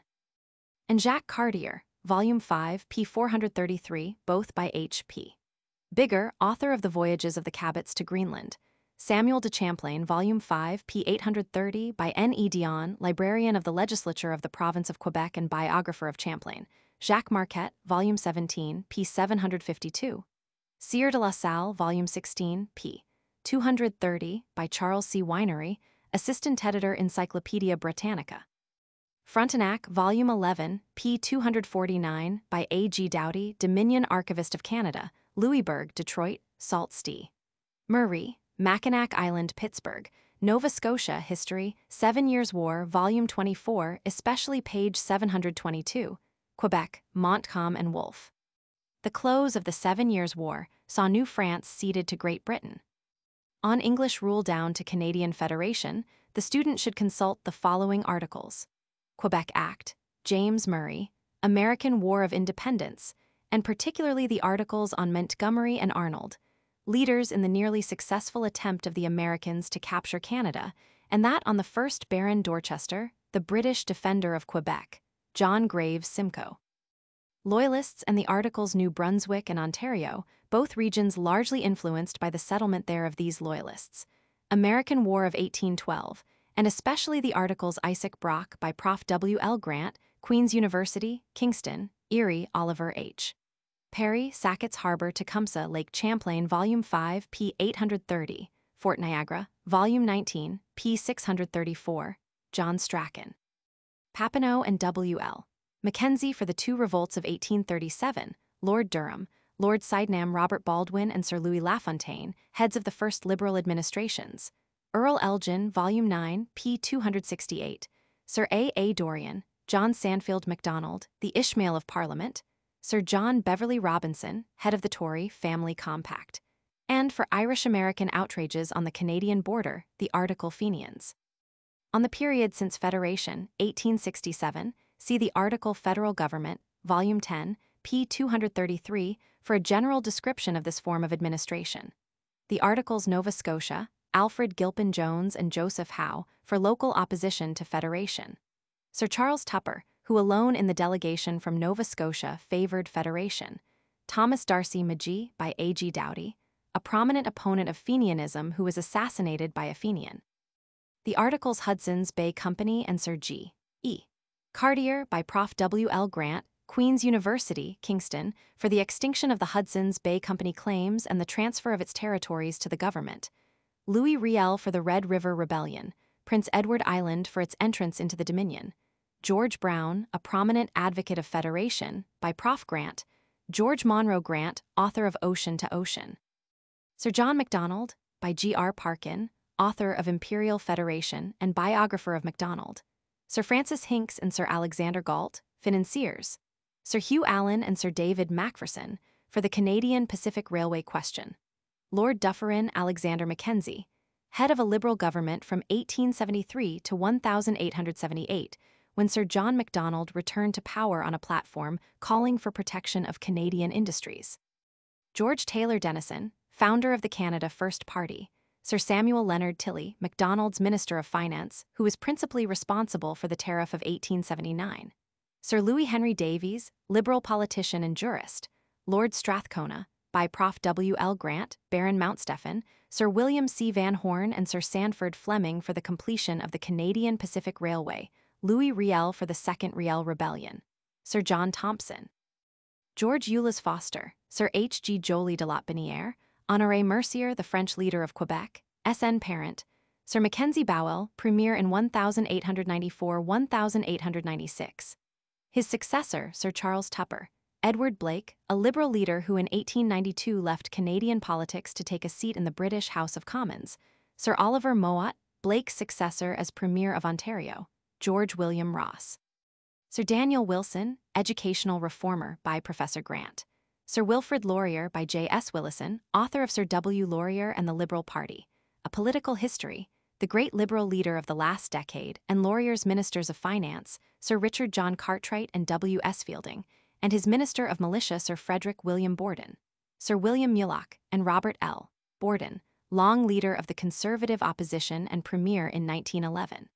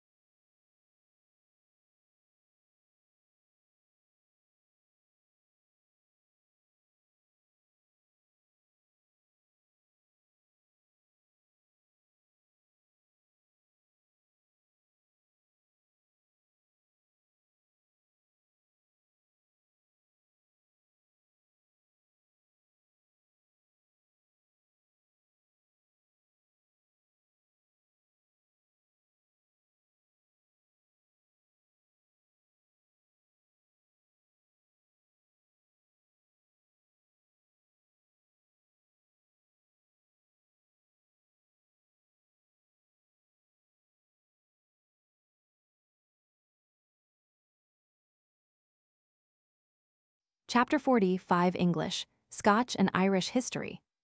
The student of English history in the Britannica may well begin with the summary view in the article British Empire, Volume 4, p. 606, equivalent to 30 pages of this guide, by Lady Lugard, wife of the British explorer and colonial administrator, Sir Frederick Lugard, herself an authority on colonial subjects and well known as colonial editor of the Times of London. On pp. 608–610, there is a chronological list of the acquisitions of the empire, and nothing will surprise the reader more than the comparative recentness of the movement, by which two small islands have expanded into an empire covering nearly 1/4 of the Earth's land surface. Except for the Channel Islands, the Isle of Man, and the nominal possession of Newfoundland by Sir Humphrey Gilbert in 1583, all the territorial acquisitions of the empire have been made in the 17th and subsequent centuries. On each of the localities mentioned in this imposing list, the reader will find a separate article in its proper alphabetical place in the Encyclopaedia Britannica dealing with geography, government, and history. Here it will be possible only to call attention to articles on the more important branches of the subject. On the early inhabitants of the islands and on British archaeology, read the elaborate article Celt, Volume 5, p. 611, equivalent to 135 pages of this guide, by Prof. William Ridgway, Cambridge, author of the oldest Irish epic, and E.C. Quiggin, lecturer in Celtic, Cambridge, with particularly full treatment of Celtic languages and literatures, Gaulish, Irish, Scottish, Gaelic, Manx, Welsh, Breton, and Cornish. And the article Britain, Volume 4, p. 583, equivalent to 40 pages of this guide, which is illustrated by a map of Roman Britain and plans of Roman remains. The treatment of pre-Roman and Roman Britain is by Professor F. J. Haverfield of Oxford, and later Britain is described by Hector Munro Chadwick, librarian of Clare College, Cambridge, and author of studies on Anglo-Saxon institutions. Then read Wales History, Volume 28, pp. 261–268, by Herbert Murray Vaughan, Keble College, Oxford. Scotland Political History, Volume 24, pp. 429–457, by Andrew Lang, author of History of Scotland from the Roman Occupation, and among many other articles, Scotland Church of, Volume 24, 460, by the Reverend Dr. Alan Menzies, St. Mary's College, St. Andrews, and such biographies as Malcolm Roman III. Canmore, Alexander I. Roman II and Roman III, Volume 1, p. 563. William the Lion, Volume 28, p. 665. Wallace, Sir William, Volume 28, p. 277, by A. F. Hutchinson, late rector of the High School, Sterling Robert I. The Bruce, Volume 23, p. 395. David I. and Roman II, Volume 8, p. 859. James I. Roman II, Roman III, Roman IV, and V, Volume 15, p. 139. Mary, Queen of Scots, Volume 17, p. 817, a striking biography by the poet and essayist Algernon Charles Swinburne, author of the tragedies Chastelard, Bothwell, and Mary Stuart. Bothwell, Volume 4, p. 303, by P. C. York. Rizzio, Volume 23, p. 388. Darnley, Volume 7, p. 836, and see also the article Casket Letters, Volume 5, p. 449, an examination of the evidence in this mystery by Andrew Lang. Marr, Volume 17, p. 666. Knox, John, Volume 15, p. 878, by Dr. Alexander Taylor Innes, author of John Knox and Studies in Scottish History. Gowrie, Volume 12, p. 301, by R. J. McNeill, late editor St. James's Gazette, and James I. of England, Romans 6 of Scotland, Volume 15, p. 136. And for the later period see English history to supplement Andrew Lang's account of the period since the Union under Scotland, History. Ireland, History, Volume 14, p. 756, by Prof. E. C. Quiggin of Cambridge on the early period, and Richard Bagwell, Commissioner of National Education for Ireland and author of Ireland under the Tudors, Ireland under the Stuarts, etc. And to supplement this general treatment such separate articles as St. Patrick, Volume 20, p. 933, and St. Columba, Volume 6, p. 737, both by Dr. E. C. Quiggin. St. Brendan, Volume 4, p. 495. Bryan, Volume 4, p. 515. Brehon Laws, Volume 4, p. 488, by Lawrence Ginnell, M.P. for North Westmeath and author of Land and Liberty, etc. O'Neill Family, Volume 20, p. 107, and O'Donnell Family, Volume 20, p. 6, by R. J. McNeill. Fitzgerald Family, Volume 10, p. 441, by J. H. Round, author of Feudal England, etc. Tyrone, Earls of Volume 27, p. 549. Tyrconnell, Volume 27, p. 548. St. Ledger Sir Anthony, Volume 24, p. 23, by R. J. McNeill. Desmond, Volume 8, p. 98. Butler Family, Volume 4, p. 879, by Oswald Barron, editor of The Ancestor, Drogheda, Volume 8, p. 587. Peep of Day Boys, Volume 21, p. 45. Orangemen, Volume 20, p. 160. Flood Henry, Volume 10, p. 525. Grattan Henry, Volume 12, p. 379. Tone, T. Wolfe, Volume 27, p. 2, and Emmett, Robert and Thomas A. Volume 9, pp. 340-343, all by R. J. McNeill. O'Connell, Daniel, Volume 19, p. 990, by the late William O'Connor Morris, author of Irish History, etc. Fenians, Volume 10, p. 254, by R. J. McNeill. Butt, Isaac, Volume 4, p. 889. Parnell, C.S., Volume 20, p. 854, by James R. Thursfield, author of Peel, etc. Davitt, Michael, Volume 7, p. 870. Boycott, Volume 4, p. 353. Dillon, John, Volume 8, p. 273. Plunkett, Sir Horace Curzon, Volume 21, p. 857. Redmond, John E., Volume 22, p. 968.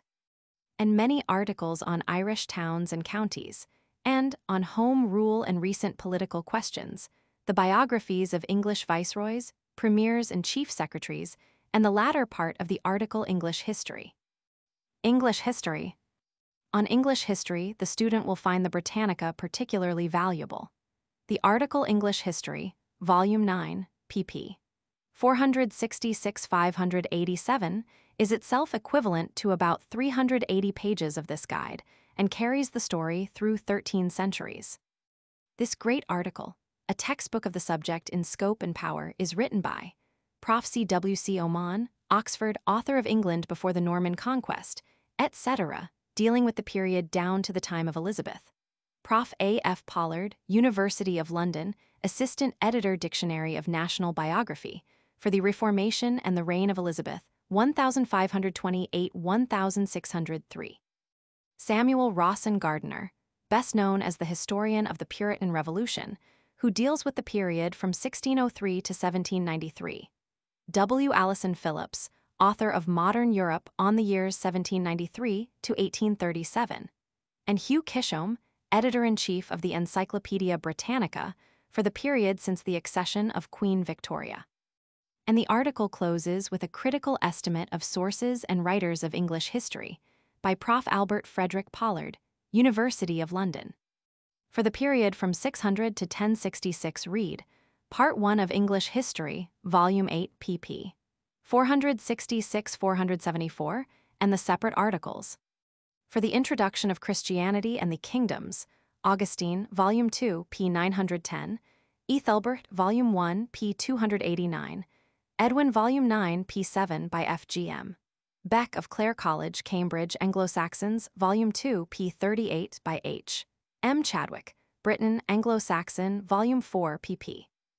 589-595, and Angley, Volume 2, p. 18, and Jutes, Volume 15, p. 609 by the same author. Saxons, Volume 24, p. 264, Northumbria, Volume 19, p. 793, Bernicia, Volume 3, p. 802, Dara, Volume 7, p. 933, East Anglia, Volume 8, p. 827, Wessex, Volume 28, p. 534, Mercia, Volume 18, p. 151, Sussex, Kingdom of Volume 26, p. 168, and Kent, Volume 15, p. 735, Eckbert, Volume 8, p. 869, Ethelwulf, Volume 1, p. 292. On the Danish invasions and the Anglo-Saxon period, Viking, Volume 28, pp.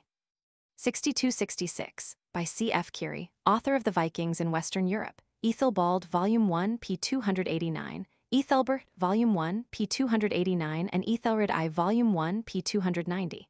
Alfred the Great, Volume 1, p. 582, by Charles Plummer, biographer of Alfred. Danelagh, Volume 7, p. 803, by Prof. Alan Maurer of Armstrong College, Newcastle-on-Tyne.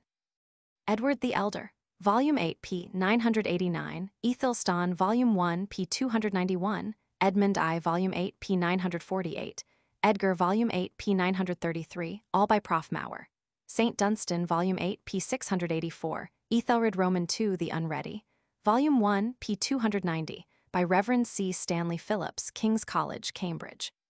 Swain I, Volume 26, p. 224, by R. Nisbet Bain of the British Museum, Danegeld, Volume 7, p. 803, Canute, Volume 5, p. 221, by R. Nisbet Bain, Edmund Ironside, Volume 8, p. 948, by Reverend C. Stanley Phillips, Harold I, Volume 13, p. 11, Hardicanute, Volume 12, p. 942. Edward the Confessor, Volume 8, p. 990, by Reverend C. Stanley Phillips, Harold Roman II, Volume 13, p. 11. For the Norman Conquest and the Norman and Angevin Kings, the student should read the second section of the article English History, Volume 9, pp. 474-486, and at least the following important articles. Side note, William the Conqueror, William Rufus Henry I Stephen, and Matilda Henry Roman II. William I, the Conqueror, Volume 28, p. 659, by H. W. Carless Davis of Oxford, author of England under the Normans and Angevins. Hereward, Volume 13, p. 363, by J. H. Round, author of Feudal England, etc. Feudalism, Volume 10, p. 297, by Prof. George Burton Adams, Yale University, author of Political History of England, 1066-1216, etc. Domesday Book, Volume 8, p. 398, by J. H. Round, William Roman II, Rufus, Volume 28, p. 661, and Lanfranc, Volume 16, p. 169, both by H. W. Carless Davis. Anselm, Volume 2, p. 81. Henry I, Volume 13, p. 279, Stephen, Volume 25, p. 881, Matilda, Volume 17, p. 888, Henry Roman II, Volume 13, p. 281, Becket, Thomas, Volume 3, p. 608, Richard I, Coeur de Lion, Volume 23, p. 294, all by H. W. Carless Davis. In connection with the third section of the article English History, dealing with the struggle for constitutional liberty from 1199 to 1337, Volume 9, pp. 486-501. The following supplementary articles are among the many to which the student should turn: John, Volume 15, p. 439, and Langton, Stephen, Volume 16, p. 178, both by H. W. Carlos Davis. Magna Carta, Volume 16, p. 314, by A. W. Holland, late Scholar of St. John's, Oxford. Henry Roman III, Volume 13, p. 282, Pembroke, Volume 21, p. 78. Montfort, Simon de Volume 18, p. 781, Evesham, Volume 10, p. 10. Edward I, Volume 8, p. 991-993, by Prof. T. F. Tout, University of Manchester, author of Edward I. Mortmain, Volume 18, p. 880. Westminster, Statutes of Volume 28, p. 551. Edward Roman II, Volume 8, p. 993, Lancaster, Henry and Thomas, Earls of Volume 16, pp. 144 and 148. Dispenser, Hugh, Volume 8, p. 101. Mortimer Family, Volume 18, p. 879, and Edward Roman III, Volume 8, p. 994. On the 100 Years' War, 1337-1453, and Contemporary History, see the section in English History, Volume 8, pp. 501-516. The article 100 Years' War, Volume 13, p. 893, by Jules Viard, Archivist of the National Archives, Paris. Sly's Battle of Volume 25, p. 246, by D. Hannay, author of Short History of the Royal Navy. Creasy, Volume 7, p. 389. Poitiers, Battle of Volume 21, p. 898. Edward the Black Prince, Volume 8, p. 999, by Prof. Tout. Wycliffe, Volume 28, p. 866, by R. Lane Poole, author of Wycliffe and Movements for Reform, and W. Alison Phillips, author of Modern Europe, etc. Lancaster, John of Gaunt, Duke of Volume 16, p. 146, by C. Lethbridge Kingsford, biographer of Henry v. Richard Roman II, Volume 23, p. 295, also by C. L. Kingsford. Tyler Watt, Volume 27, p. 495. Ball John, Volume 3, p. 263. Lollards, Volume 16, p. 929, by Dr. T. M. Lindsay, author of History of the Reformation. Gloucester, Thomas, Duke of Volume 12, p. 130. Norfolk, Thomas Mowbray, Duke of Volume 19, p. 742. Henry Roman IV, Volume 13, p. 283, by C. L. Kingsford. Glendower, Owen, Volume 12, p. 120. Northumberland, Volume 19, p. 787. Henry v. Volume 13, p. 284, and Oldcastle, Sir John, Volume 20, p. 66, by C. L. Kingsford. Agincourt, Volume 1, p. 375. Henry Roman VI, Volume 13, p. 285, and Gloucester, Humphrey, Duke of Volume 12, p. 129, both by C. L. Kingsford. Bedford John, Duke of Volume 3, p. 616. Joan of Arc, Volume 15, p. 520, by Prof. J. T. Shotwell of Columbia University, and Hugh Kishome, Editor-in-Chief of the Encyclopaedia Britannica. Beaufort Family, Volume 3, p. 585. Cade, John, Volume 4, p. 927. Side note, Edward Roman IV and V. Richard Roman III, Henry Roman VII. On the fifth period of English history, read Section 5, The Wars of the Roses, 1453-1497, in the article English History, Volume 9, pp. 516-525, the separate article, Roses, Wars of the Volume 23, p. 735, and the articles, York, House of Volume 28, p. 924, and Lancaster, House of Volume 16, p. 143, both by James Gairdner, author of the Houses of Lancaster and York, etc. York Richard, Duke of Volume 28, p. 926. Warwick Richard Neville, Earl of Volume 28, p. 339. Edward Roman IV, Volume 8, p. 996. Margaret of Anjou, Volume 17, p. 702, Clarence George, Duke of Volume 6, p. 428, Edward V, Volume 8, p. 996, Richard Roman III, Volume 23, p. 296. And Buckingham Henry Stafford, 2nd Duke of Volume 4, p. 726, all by C. L. Kingsford. Henry Roman VII, Volume 13, p. 286, by James Gairdner, author of the Houses of Lancaster and York, and biographer of Henry Roman VII. Warbeck, Perkin, Volume 28, p. 316. The sixth section of the article English History, dealing with the years 1497–1528, Volume 9, pp. 525–530, should be supplemented by the latter part of James Gairdner's article on Henry Roman VII and by the articles Reformation, Volume 23, p. 4, by Prof. James Harvey Robinson, Columbia University, author of History of Western Europe, etc. Henry Roman VIII, Volume 13, p. 287, and Fox, Richard, Volume 10, p. 766, both by Prof. A. F. Pollard. Walsey, Thomas, Volume 28, p. 779. Catherine of Aragon, Volume 5, p. 529, and Boleyn, Anne, Volume 4, p. 159, by P. C. York, Oxford. Cromwell Thomas, Volume 7, p. 499. Cranmer Thomas, Volume 7, p. 375. Fisher, John, Volume 10, p. 427, by Reverend E. L. Taunton, author of the English Black Monks of St. Benedict, etc. Moore, Sir Thomas, Volume 18, p. 822, by Mark Pattison, late rector of Lincoln College, Oxford. Howard, Catherine, Volume 13, p. 832. Parr, Catherine, Volume 20, p. 861. Norfolk, Thomas Howard, 3rd Duke of Volume 19, p. 743. Askew, Anne, Volume 2, p. 762, by A. F. Pollard. Edward Roman VI, Volume 8, p. 996. Somerset, Edward Seymour, Duke of Volume 25, p. 386.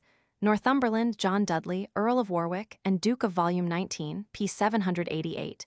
Grey, Lady Jane, Volume 12, p. 590.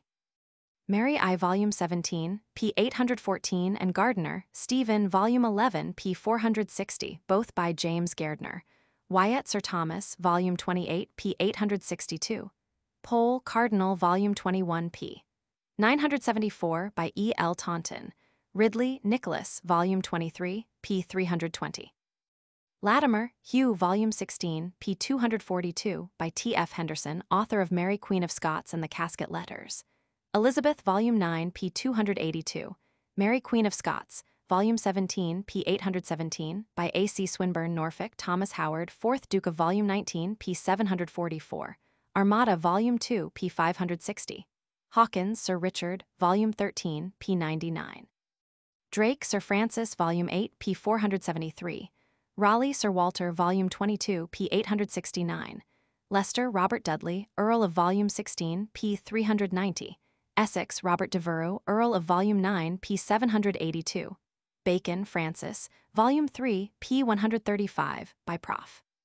Robert Adamson of Glasgow, and J. Malcolm Mitchell, University of London. Burghley, William Cecil, Baron, Volume 4, p. 816. And for this whole period the article England, Church of Volume 9, especially pp. 447–448, by William Hunt, author of History of the English Church. The seventh part of the article English History, Volume 9, pp.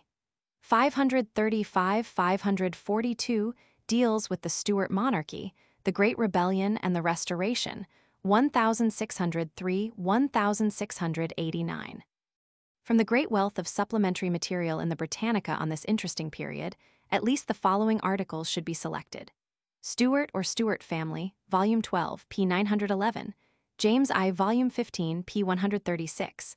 Gunpowder Plot, Volume 12, p. 727. Bible, English, Volume 3, p. 894.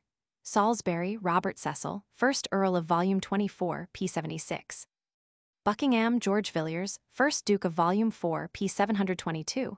30 Years' War, Volume 26, p. 852. Charles I, Volume 5, p. 906, and Laud, William, Volume 16, p. 276, both by P. Chesney York. Ship Money, Volume 24, p. 982.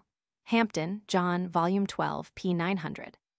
Pym, John, Volume 22, p. 680, and Strafford, Thomas Wentworth, Earl of Volume 25, p. 978, both by P. C. York.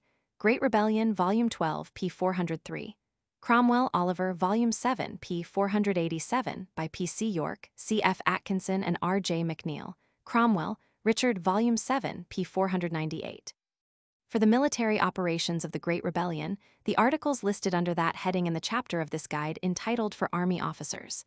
Monk, George, Volume 18, p. 723. Charles Roman II, Volume 5, p. 912. Clarendon, Edward Hyde, 1st Earl of Volume 6, p. 428. Buckingham, George Villiers, 2nd Duke of Volume 4, p. 724. Cleveland, Duchess of Volume 6, p. 500. Portsmouth, Duchess of Volume 22, p. 131. Gwynne, Nell, Volume 12, p. 750. Lauderdale, Duke of Volume 16, p. 279. Shaftesbury, 1st Earl, Volume 24, p. 760 by Osmond Airy, biographer of Charles Roman II, Dutch Wars, Volume 9, p. 729. Test Acts, Volume 26, p. 665. James Roman II, Volume 15, p. 138. Argyll, 9th Earl of Volume 2, p. 484. Monmouth, Duke of Volume 18, p. 725. Tyrconnell, Volume 27, p. 548. On the Revolution and the Age of Anne, 1689–1714, see the article English History, Volume 9, pp. 540–544 and William Roman III. Volume 28, p. 662, Mary Roman II. Volume 17, p. 816. Burnett, Gilbert, Volume 4, p. 851. Grand Alliance, Volume 12, p. 342, and for additional military articles the chapter for Army Officers in this guide. Anne, Volume 2, p. 65. Marlborough, 1st Duke of Volume 17, p. 737, by W. Prydox Courtney. Masham, Lady, Volume 17, p. 836. Godolphin, Volume 12, p. 174. Summers, Volume 25, p. 384. Halifax, 1st Marquess of Volume 12, p. 839. Oxford, 1st Earl, Volume 20, p. 403. Bolingbroke, Viscount, Volume 4, p. 161. Shrewsbury, Duke of Volume 24, p. 1016. The part of the article English History dealing with the Hanoverian kings, 1714–1793, Volume 9, pp. 544–551, and that on the Revolutionary Epoch, the Reaction and the Triumph of Reform, 1793–1837, pp. 551–558, are respectively by S. R. Gardiner and W. Allison Phillips. They should be supplemented by S. R. Gardiner's articles on the Four Georges, Volume 11, pp. 737–745. South Sea Bubble, Volume 25, p. 515. Stanhope, 1st Earl, Volume 25, p. 773. Walpole, Horatio, Volume 28, p. 288. Whig and Tory, Volume 28, p. 588. Townshend, Charles, Volume 27, p. 111. Caroline, Volume 5, p. 380. Pelham, Henry, Volume 21, p. 67. Charles Edward, The Young Pretender, Volume 5, p. 940 by H. M. Vaughan, author of The Last of the Royal Stuarts.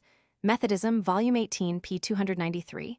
Wesley John, Volume 28, p. 527. Newcastle, Thomas Pelham Halls, Duke of Volume 19, p. 471. Chatham, William Pitt, 1st Earl of Volume 6, p. 1. 7 Years' War, Volume 24, p. 715, and for engagements and commanders in the war, see the chapter in this guide for Army Officers. India, History, Volume 14, especially pp. 407–409. Canada, History, Volume 5, especially p. 158. Bute, 3rd Earl of Volume 4, p. 877. Grenville, George, Volume 12, p. 580. Rockingham, Marquess of Volume 23, p. 434. Guilford, 2nd Earl Lord North, Volume 12, p. 691. Wilkes, John, Volume 28, p. 642. Burke Edmund, Volume 4, p. 824, by John Morley. Fox, Charles James, Volume 10, p. 761. Gordon, Lord George, Volume 12, p. 253. Lansdowne, Marquess of Lord Shelburne, Volume 16, p. 184. Portland, 3rd Duke, Volume 22, p. 119. Pitt, William, Volume 21, p. 667. French Revolutionary Wars, Volume 11, p. 171, Napoleonic Campaigns, Volume 19, p. 216, And for leaders and engagements in these wars in the Peninsular War and in the American War for Independence, see the chapter in this guide for Army officers, Caroline Amelia Augusta, Volume 5, p. 380. Wellesley, Marquis, Volume 28, p. 506. Londonderry, Marquis of Castlereagh, Volume 16, p. 969. Canning, George, Volume 5, p. 186. Corn Laws, Volume 7, p. 174. Cobbett, William, Volume 6, p. 606. Wellington, Duke of Volume 28, p. 507. William Roman 4. Volume 28, p. 664. Grey, 2nd Earl, Volume 12, p. 586. Brougham, Lord, Volume 4, p. 652. Parliament, Volume 20, especially p. 843. Melbourne, 2nd Viscount, Volume 18, p. 90. Peel, Sir Robert, Volume 21, p. 40. On the Reign of Victoria, the section of the article English History, Volume 9, pp. 558-582, gives a very full treatment which should be supplemented by the study of such articles as Victoria, Volume 28, p. 28 by Hugh Kisham, Editor-in-Chief of the Encyclopaedia Britannica Albert, Volume 1, p. 495 by the same author, Palmerston, Volume 20, p. 645. Russell, 1st Earl, Volume 23, p. 863. O'Brien, William Smith, Volume 19, p. 953. Chartism, Volume 5, p. 953. Derby, 14th Earl, Volume 8, p. 66. Crimean War, Volume 7, p. 450. Alabama Arbitration, Volume 1, p. 464. Bright, John, Volume 4, p. 567. Cobden, Richard, Volume 6, p. 607. Beaconsfield, Volume 3, p. 563. Gladstone, W. E., Volume 12, p. 66, by G. W. E. Russell, Biographer of Gladstone, Salisbury, Volume 24, p. 72. Transvaal History, Volume 27, p. 193. Parnell, C. S., Volume 20, p. 854. Gordon, C. G., Volume 11, p. 249. Rosebery, Volume 23, p. 731. Rhodes, C. J., Volume 23, p. 254. For the years since Victoria's death, see the articles, Edward Roman 7. Volume 8, p. 997, and George V. Volume 11, p. 745, and the articles on recent political leaders. Balfour, Volume 3, p. 250. Chamberlain, Volume 5, p. 813. Campbell Bannerman, Volume 5, p. 131. Asquith, Volume 2, p. 769. And Lloyd George, Volume 16, p. 832. And on the Reform of the House of Lords Parliament, Volume 20, especially pp. 845-847, and Representation, Volume 23, especially pp. 111-113.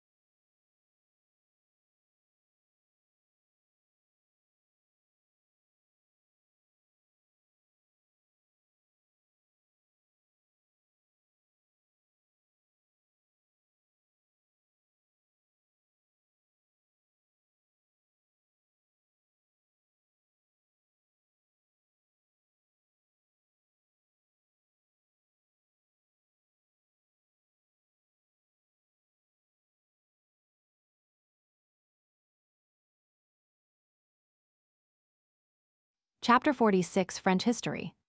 The article France in the Encyclopaedia Britannica includes a section on history, Volume 10, pp.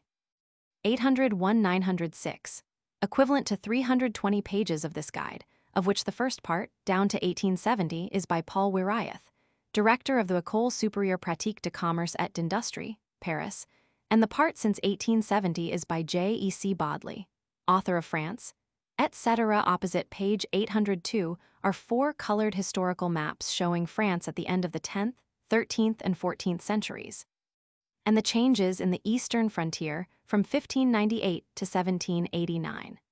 The historical part of the article closes with a historiographic section, or critical summary of French historical writing, by Charles Beaumont of the University of Paris. Supplementing this main treatment, see On Prehistoric and Roman France, Gaul, Volume 11, p. 533, by Prof. F.J. Haverfield, Oxford, the well-known authority on Roman occupation of Britain and Gaul, by Bracty, Alesia, Icius Portus, Druidism, and on Caesar's campaigns, Caesar, Julius, and on Roman remains, Arles, Nimes, Orange, architecture, aqueduct, and amphitheater. On the Franks, the articles Franks, Volume 11, p. 35, and Salic Law, Volume 24, p. 68, by Prof. Christian Pfister of the Sorbonne, and the articles Austrasia, Merovingians, Chalderic, Clovis, Chaldebert, Clotaire, Sigebert, Charibert, Guntram, Fredegond, Brunhilde, Clotaire, Roman II, Dagobert, Pippin I, Roman II and Roman III, Ebroin, Carolingians, Charles Martel, Volume 5, p. 942, Carloman, Chalderic. Charlemagne, Roland, Einhard Alcuin, Louis I the Pious, Lothair, Volume 17, p. 17. Charles Roman II the Bald, Volume 5, p. 897. Feudalism, Louis Roman II and Roman III, Charles Roman III the Fat, Volume 5, p. 898. Odo, Louis Roman IV, Volume 17, p. 35, by Dr. René Poupardin, Secretary of the École des Charles, Lothair, Volume 17, p. 18. Bruno, Louis V. For the Capetian period, the articles Capet, Volume 5, p. 251, Robert the Strong, Volume 23, p. 402, Hugh the Great, Volume 13, p. 857, Hugh Capet, Volume 13, p. 858, Robert the Pious, Volume 23, p. 399, Henry I, Volume 13, p. 290, Philip I, Volume 21, p. 378. Louis Roman VI, Volume 17, p. 35, by Prof. J. T. Shotwell, Columbia University, Prof. Shotwell's article on Louis Roman VII. Suger, Eleanor of Aquitaine, Volume 9, p. 168, Philip Augustus, Volume 21, p. 378, Ingeborg, Albigenses, and for French and English relations, Richard I and John of England, Louis Roman VIII, Blanche of Castile, Volume 4, p. 40. Prof. Shotwell's article on Louis Roman IX, St. Louis, and the article Crusades, Philip Roman III the Bold, Volume 21, p. 381, Philip Roman IV, Boniface Roman VIII, Sacet, Nogaret, Templars, Louis X Philip V and Charles Roman IV. For the Valois line and the history of the period, 1328-1498, the article 100 Years' War, Slies, Crecy, and for detail of the war the articles under that head in the chapter for the army officer in this guide, and Philip Roman VI, Volume 21, p. 383, Flanders, Ardevelde Jacob and Philip van, Dauphiné, Dauphin, Gabel, John Roman II, Volume 15, p. 441, Poitiers. Marcel, Lecoq, States General, Charles Roman II of Navarre, Volume 5, p. 924, Charles V, Volume 5, p. 917, Jacquerie, du Guesclin, Charles Roman VI, Armagnac, Isabella of Bavaria, Volume 14, p. 860, Benedict Roman XIII, Volume 3, p. 718, John the Fearless, Volume 15, p. 445, Agincourt, Charles Roman VII. Arthur Roman III of Brittany, Volume 2, p. 682, Joan of Arc, Kerr, Agnes Sorel, Volume 25, p. 432, Brézé, Prégris, Louise Ballou, La Dame, Liege History, Charles the Bold of Burgundy, Volume 5, p. 932, Charles Roman VIII, Anne of France, Volume 2, p. 70, Anne of Brittany, Volume 2, p. 69. For the years 1498-1589, and the Orleans Dynasty, Louis Roman XII and Amboise, by Prof. Jules Isaac of the Lyon Lycée, Mary, Volume 17, p. 824, Francis I, Volume 10, p. 934, by Prof. Isaac, Louise of Savoy Marignano, Pavia, Marguerite d'Angoulême, Volume 17, p. 706, Étampes, Volume 9, p. 803. Duprat, Anne de Montmorency, Volume 18, p. 787, Henry Roman II, Volume 13, p. 291, Diane de Poitiers, Catherine de Medici, Francis Roman II, Guise, Volume 12, p. 699, El Hospital, Condé, Amboise, Romorantin, Huguenots, Charles Roman IX, Coligny, Saint André, Saint Bartholomew, Henry Roman III. For the Bourbon kings, beginning 1589, Bourbon with genealogical chart. Henry Roman IV, Duke of Mayenne. Edict of Nantes, Volume 19, p. 165. Sully, Louis Roman XIII, Marie de Medici. Richelieu by Prof. J.T. Shotwell, Columbia University. Concini. Lines, Cinq-Mars, Rohan. Soubise, Jansenism, 30 Years' War. And for leaders and engagements in that conflict, the titles listed in the chapter in this guide entitled For Army Officers.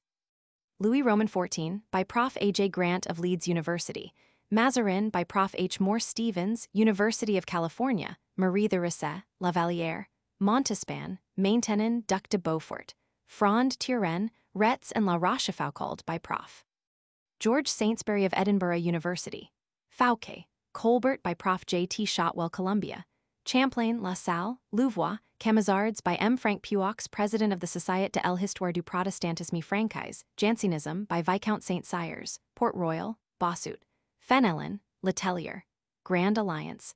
And for details of military operations and sketches of commanders, the articles enumerated in the chapter in this guide for army officers. Louis Roman XV. Philip Roman II, Duke of Orleans, Volume 20, p. 286. Fleury, Austrian Succession and 7 Years' War, and articles under these heads in the chapter in this guide for army officers. Chateauroux, Pompadour, Du Barry, Comte d'Argenson, Volume 2, p. 459, Choiseul, Maupeou, Aigelin. On the Revolution and the period immediately before it, the articles Louis Roman XVI by Robert Anschel, Archivist to the Department de l'Eure Marie Antoinette. Beaumarchais, Maurepas, Turgot, Necker, Vergennes Calon, Diamond Necklace, Loménie de Brienne. French Revolution, Volume 10, p. 154, equivalent to 58 pages of this guide, by Prof. F. C. Montague, University College, London. Desmoulins, Murraybau, Sieyès Danton, Robespierre, Mounier, Lafayette. Montmorin de Saint-Héram Marat, Corday, Talleyrand, Assignats, Narbonne-Lara, Jacobins, Girondists, Roland, Brissot, Mountain, Directory, Babeuf. French Revolutionary Wars. And for battles and leaders in these wars, the articles mentioned under this head in the chapter in this guide for army officers. On the Napoleonic period, the articles by J. Holland Rose, author of Napoleonic Studies, etc., on Napoleon, Volume 19, p. 190. Equivalent to 65 pages of this guide, and on the principal figures of the Napoleonic period. For example, Bonaparte family, Fauchet, Gardin, Junot. The articles Napoleonic campaigns, Peninsular War and Waterloo, and the articles listed under these two heads in the chapter in this guide for army officers. On the Bourbon Restoration, Louis Roman XVIII, Decazes, Duc de Richelieu, Volume 23, p. 302, Duc de Berry, Villèle, Charles X, Volume 5, p. 921, Martignac, Polignac, Marmont. On the Revolution of 1830 and the rule of Louis Philippe, the articles Louis Philippe, Volume 17, p. 51, Cavaignac, Thiers, Guizot, Constant, Casimir Perrier, Lafitte, Barrett, Dupont de l'Eure Barrier, Saint-Simon Fourier, Lamennais, Louis Blanc, Malay. On the Revolution of 1848 and the Second Empire, besides most of the articles in the preceding paragraph, Napoleon Roman III, by Albert Thomas, author of the Second Empire. Crimea, Ledru Rollin, Carnot Garnier pages, Montalembert, Olivier, Rauher, Favre, Picard, Crimean War, Italian Wars, Franco-Prussian War, and articles listed under those heads in the chapter in this guide for army officers. Eugenie. Maximilian of Mexico, Volume 17, p. 924. On the Third Republic, 1870 and the following years, the story in Volume 10, pp.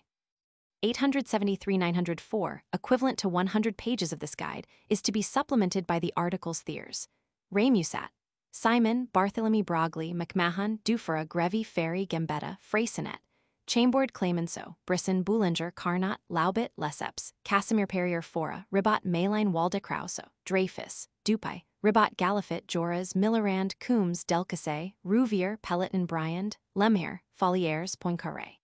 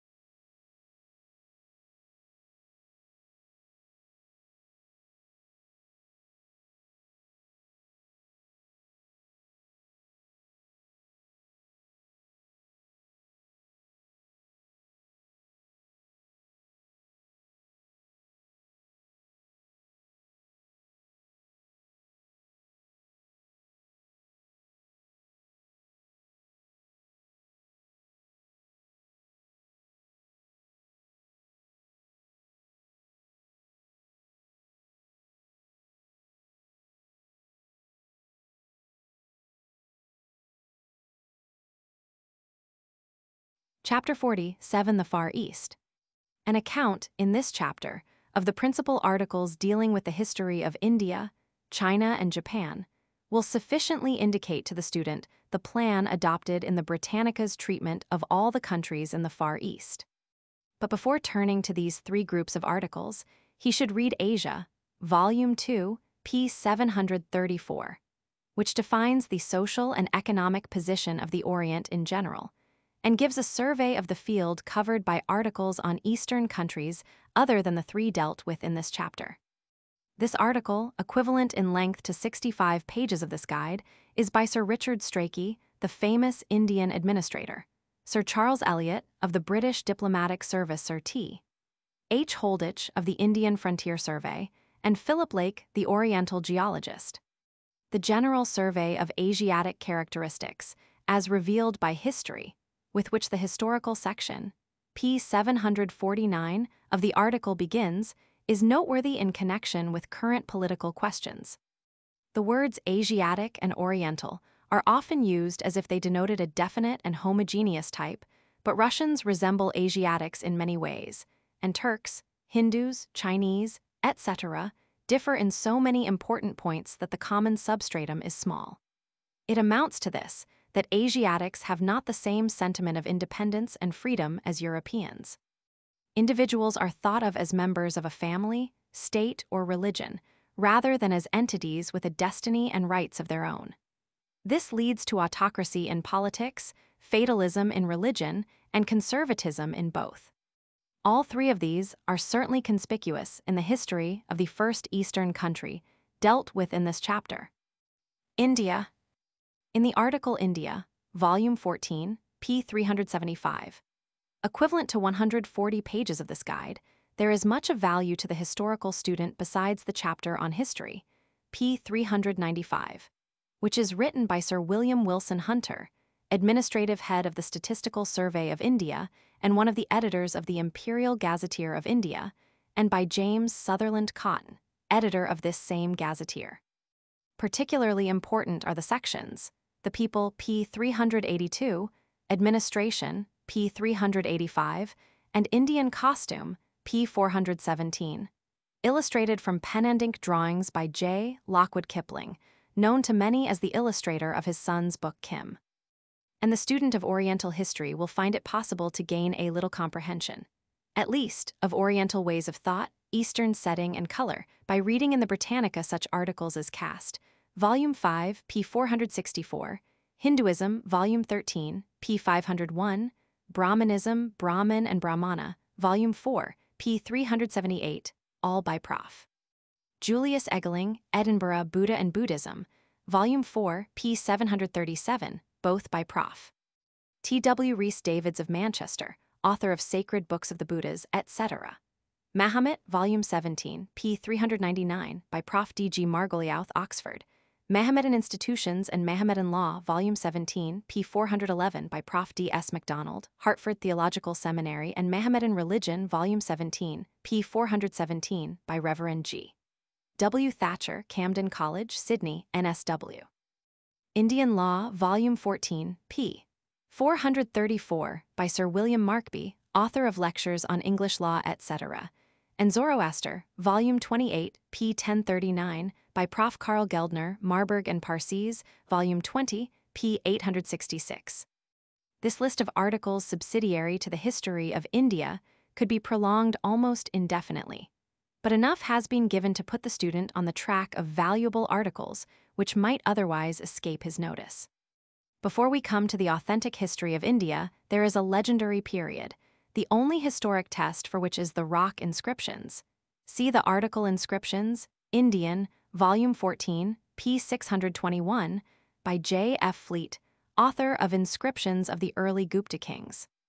On the earliest literary description of the Aryans in India and their contests with the Dravidians, see the article Sanskrit, Vedic period, especially p. 161 of Volume 24, on the Rig Veda, and in general the articles Aryan and Dravidian. An interesting reconstruction of the civilization of the primitive Aryans on the basis of languages will be found in the article Indo-European Languages, Volume 14, especially pp. 498-500, by Dr. Peter Giles, Cambridge, author of Manual of Comparative Philology. And this picture of Aryan life before the conquest of India will hold in the main for the earlier period of the Aryans in India. With the 6th century, we come to the beginning of the Buddhist period. See the article Jains, the articles on Buddhism already mentioned, and the articles.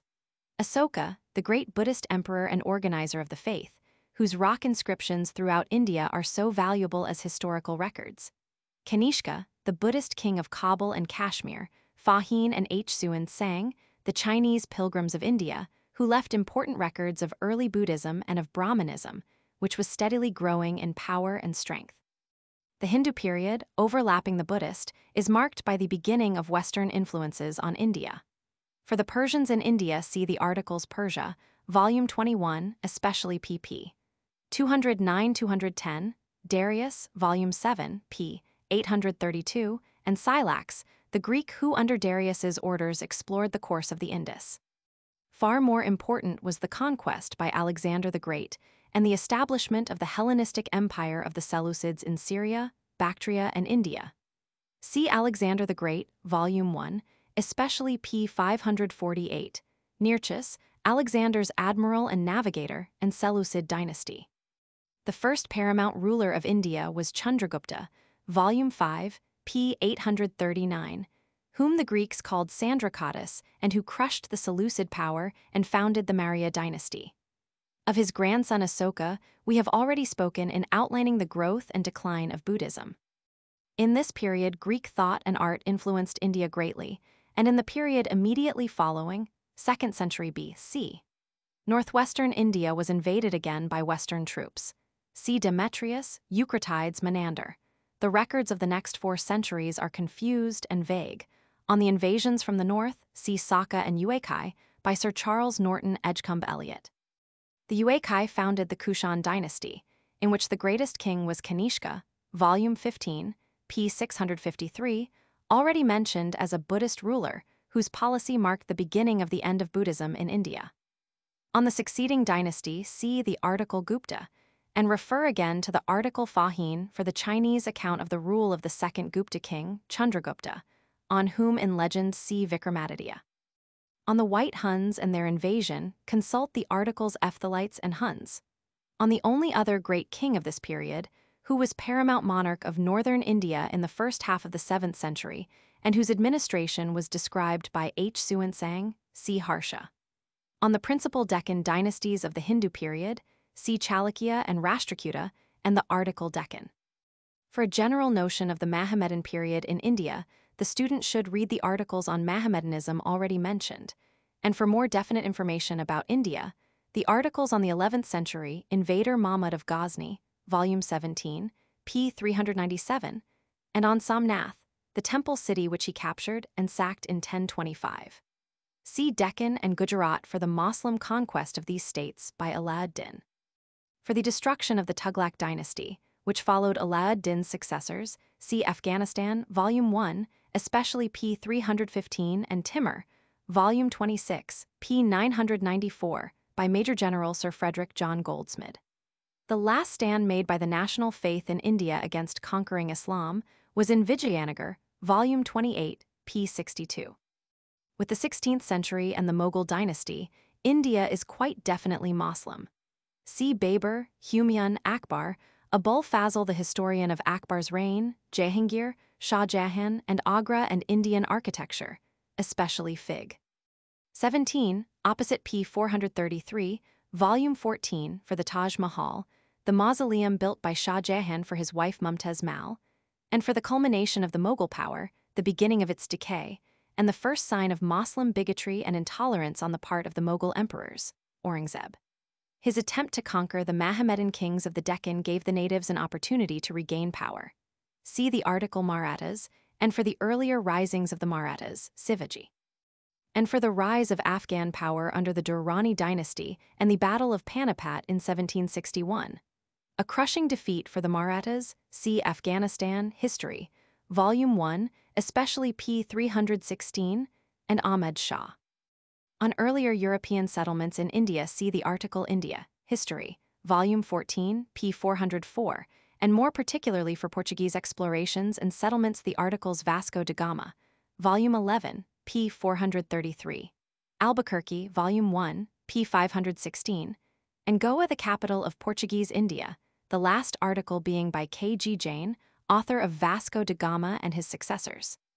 For Dutch rule, the article Dutch East India Company, Volume 8, p. 716, and for the beginning of British influence in India, the articles East India Company. Surat, Madras, where the first English fort was built in 1640 and the first grant, except for factory use, was made by the English.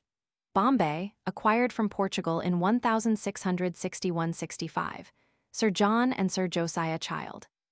Job Charnock, founder of Calcutta, in the article on Calcutta. On British political history in India in the 18th century, see the articles on Pondicherry, Dupleix, French Governor-General in Pondicherry, his rival Clive, the founder of the British Empire, and of the power of the East India Company in India. Eyre Coote, who took Pondicherry from the French in 1761, Surajud Dowlah and Calcutta for the siege of the city and story of the Black Hole, Plassey, Shah Alam for the massacre of Patna. And for the period after Clive, the articles Warren Hastings, Marathas for the First Maratha War, Hyder Ali and Mysore for the First Mysore War, Tipu Sahib and Cornwallis for the Second Mysore War, Teignmouth and Bengal for the permanent settlement of Bengal under Cornwallis, Wellesley and Tipu Sahib and Seringapatam, Wellington and Lake, Volume 16, p. 85, for the campaigns against the French and natives during Wellesley's governor-generalship. Lord Minto for the years from 1807 to 1813, Marquess of Hastings, Ochterlony and Nepal for the war in Nepal. For the wars of 1817, the articles Pindaris, Marathas, Elphinstone, Sir John Malcolm. For the administration, 1823-28 of Lord Amherst, the articles Amherst, Burmese Wars, Bharatpur and Kamermere. For Bentink's rule, the articles Bentink, Suddy, Thugs by Reinhold Rost, late Secretary of the Royal Asiatic Society, and Mysore. Metcalfe, for a view of his short tenure of office. For the stormy period of the 40s, Auckland, Ellenborough, Afghanistan, Sir W.H. Macnaghten, Sir R.H. Sale and Sindh. And for the Sikh Wars, Hardinge, Punjab. Sikh Wars, Ranjit Singh, Sir Hugo, Dalhousie, Sir Henry Lawrence, Edwards, Burmese Wars for the Second War of 1852, and Oudh for its annexation. And for the close of the company's rule, the articles Lord Canning, Indian Mutiny, Delhi, Lord Lawrence, Richard Baird Smith, John Nicholson, Sir Neville Chamberlain, Cawnpur, Nana Sahib, Lucknow, Sir Henry Lawrence, Sir J.E.W. Inglis, Havelock, J.G.S. Neil, Outram, Sir Colin Campbell. On India under the Crown, since 1858, see particularly the articles on the Viceroys, Canning, Elgin, Lawrence, Mayo, Northbrook, Lytton. See also Sher Ali and Yaqub Khan. Ripon, see also Ayub Khan, Earl Roberts, and Abdur Rahman Khan. Dufferin, see also Panjde for the Russian scare of 1885 and Burma and Burmese wars for the dispute with Theba, Curzon and Kitchener, and Minto. China. As with India, so with China, the whole of the article in the Britannica is of value to the historical student. The article China, Volume 6, pp. 166-231 is equivalent to 200 pages of this guide. The most important part for the student of history is Section 5, pp. 188-212 on history, but such parts of the article as geography, with a colored map, the people pp. 171-174, religion 174-177, economics 177-181, government and administration 181-188, art 213-216 with illustrations, and language and literature 216-231 are all of importance to help get the background that is so baffling to an Occidental studying the Far East. As was the case with India, the study of religions is particularly important, and besides the section religion in the article China, the student should turn to the articles Lao Tzu, the founder of a philosophy debased into Taoism, Mencius, and Confucius, all by the Reverend James Legge, author of The Religions of China, and the editor of the Chinese classics, and Buddhism and Lamaism, the latter the form of Buddhism in vogue in China. And he should remember that there are some Mohammedans in China. In connection with the latest developments in Chinese history, he should read with great care in the article China. Section 4, Government and Administration, especially p. 184 on the civil service, an elaborate merit system. Section 5 of the article China opens with a treatment by Sir Henry Yule, the famous Orientalist, of the European knowledge of China before 1615, particularly Cathay and the early explorers of Mongolia, Carpini, see Volume 5, p. 397, and Rubriques, see Volume 23, pp. 810-812, and of Cathay itself, Marco Polo, see Volume 22, pp. 710. The Internal History of China begins, Volume 6, p. 191, with a discussion of Chinese origins. Anthropological arguments seem to contradict the idea of any connection with Babylonians, Egyptians, Assyrians, or Indians.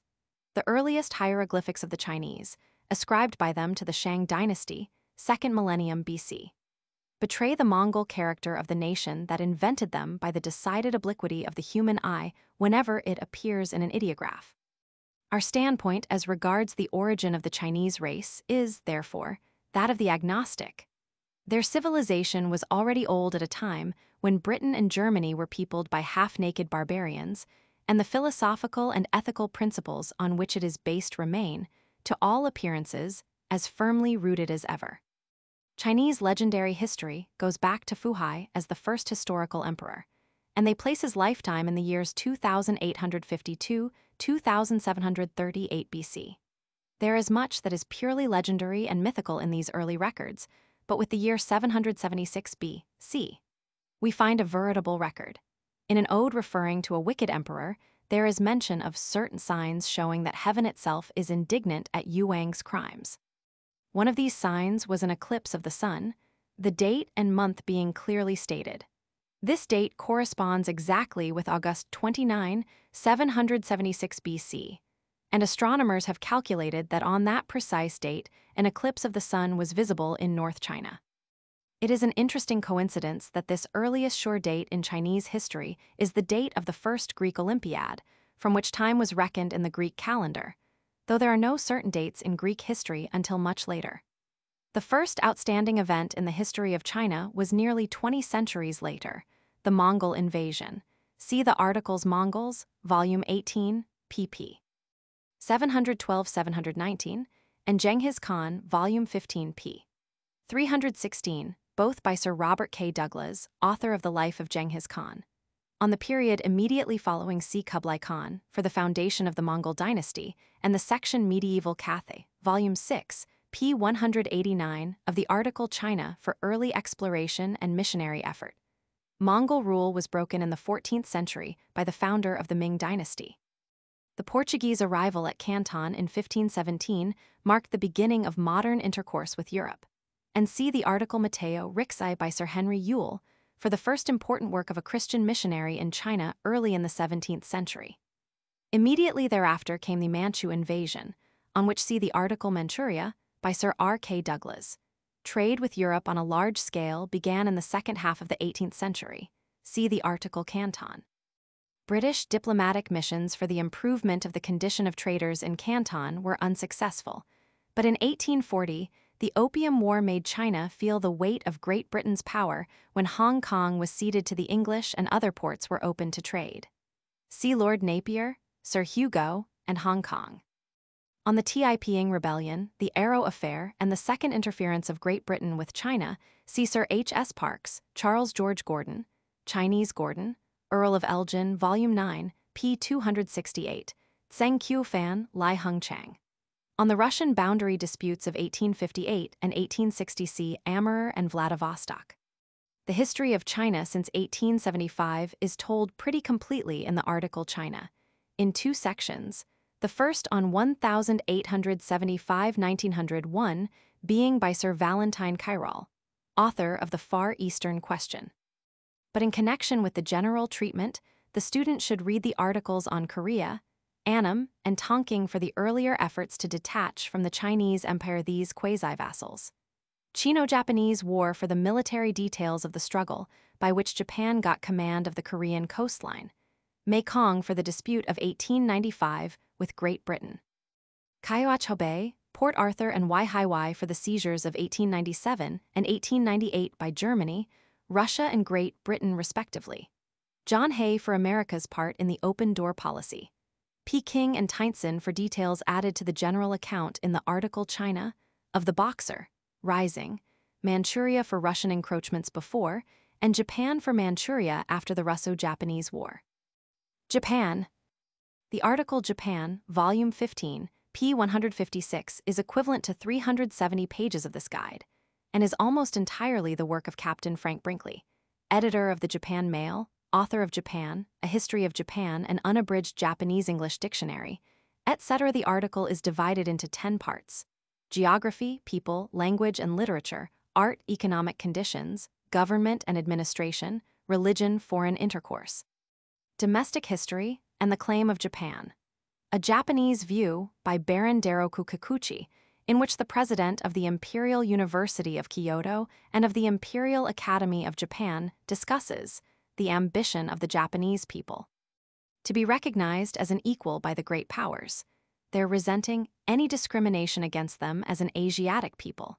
The misrepresentation, arising from want of proper knowledge of Japanese character and feelings, that the Japanese immediately after the war with Russia were ready and eager to fight with the United States, whereas the Japanese have always regarded the Americans with a special goodwill, due no doubt to the steady liberal attitude of the American government and people towards Japan and Japanese, and they look upon the idea of war between Japan and the United States as ridiculous.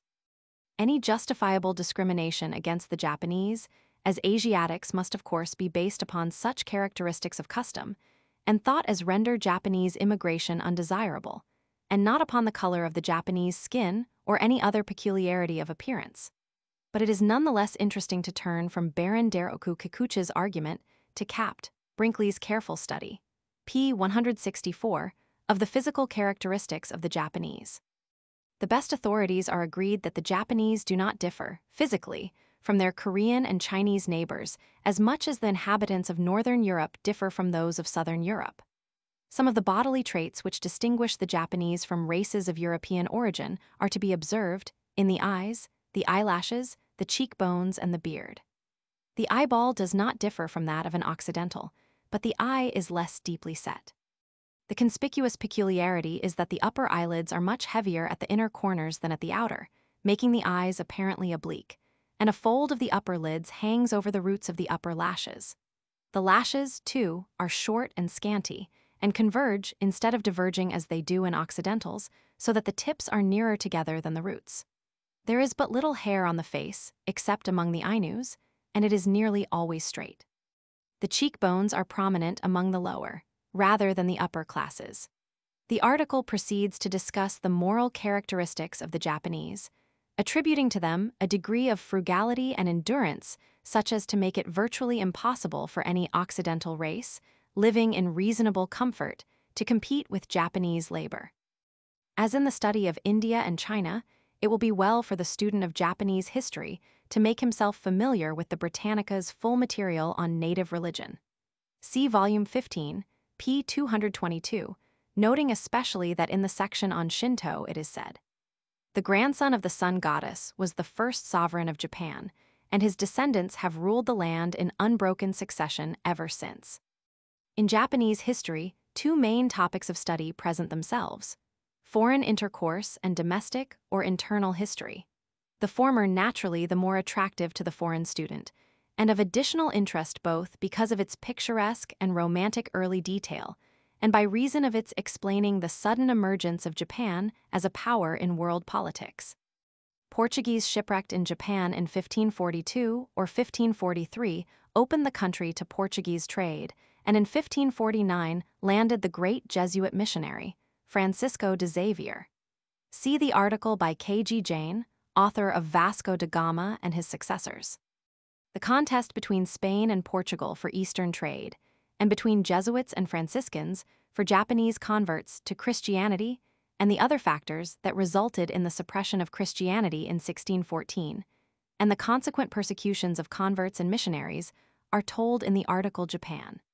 And so also is the story of the foothold that Dutch and English traders got before the Japanese, practically excluded them also, as Christians rather than as foreigners or traders. From the middle of the 17th to the beginning of the 19th century, Japan was practically untouched by Western civilization. The part of the United States Navy in opening the country to trade in 1853 is described in the article Japan, pp. 237-238, and in the article Matthew Calbraith Perry. The article Japan also devotes much space, p. 238, to the work done by another American, Townsend Harris, who was less known than Perry, but who carried through the immensely important first commercial treaty. The remainder of the story of Japan's foreign relations is given in the main article Japan, but the student should read besides the articles Chino-Japanese War, Manchuria, and Russo-Japanese War. The last of these would be equivalent to 40 pages of this guide. It is accompanied by the following plans: general dispositions after Nanshan, Liaoyang, Port Arthur, and Mukden, and it is a remarkable critical summary of the military operations of the war. Read also the biographies of Katsura, Kodama, Kuroki, Nogi, Nazu, Okuma, Jama, Togo, Yamagata. As for domestic history, it is important to note that early Japanese history is more purely mythical and legendary, and is chronologically untrustworthy for a longer period than is Chinese history. The conventionally accepted date of the establishment of the empire is 660 B.C., and from this year all dates are reckoned, but Japanese annals are self-contradictory and are proved faulty by Chinese and Korean records. Even the famed Japanese invasion of Korea in 200 is possibly apocryphal, and there are few trustworthy recorded facts before 400 AD or dates before 500 AD. In the middle of the 6th century, Chinese influence, through Korea, became strong, and in 552 Buddhism was introduced from Korea. A century later, legislative government and administrative reform began. On the Japanese feudal system beginning in the 12th century c. the article Bushido, in the article Japan the account of the earlier army, and the articles Shogun and Mikado. The more important separate articles for the later period are Tokugawa and Arasugawa for the rival families of the 17th-19th centuries, Matsuhito, Sanjo, Okubo Toshimitsu, Seigo Matsu, Iwakura Matsukata, the financier Kato Kimura Ito, Inamoto Itagaki, the first to organize and lead a political party in Japan, Inao, Okuma, Yamagata, Hayashi.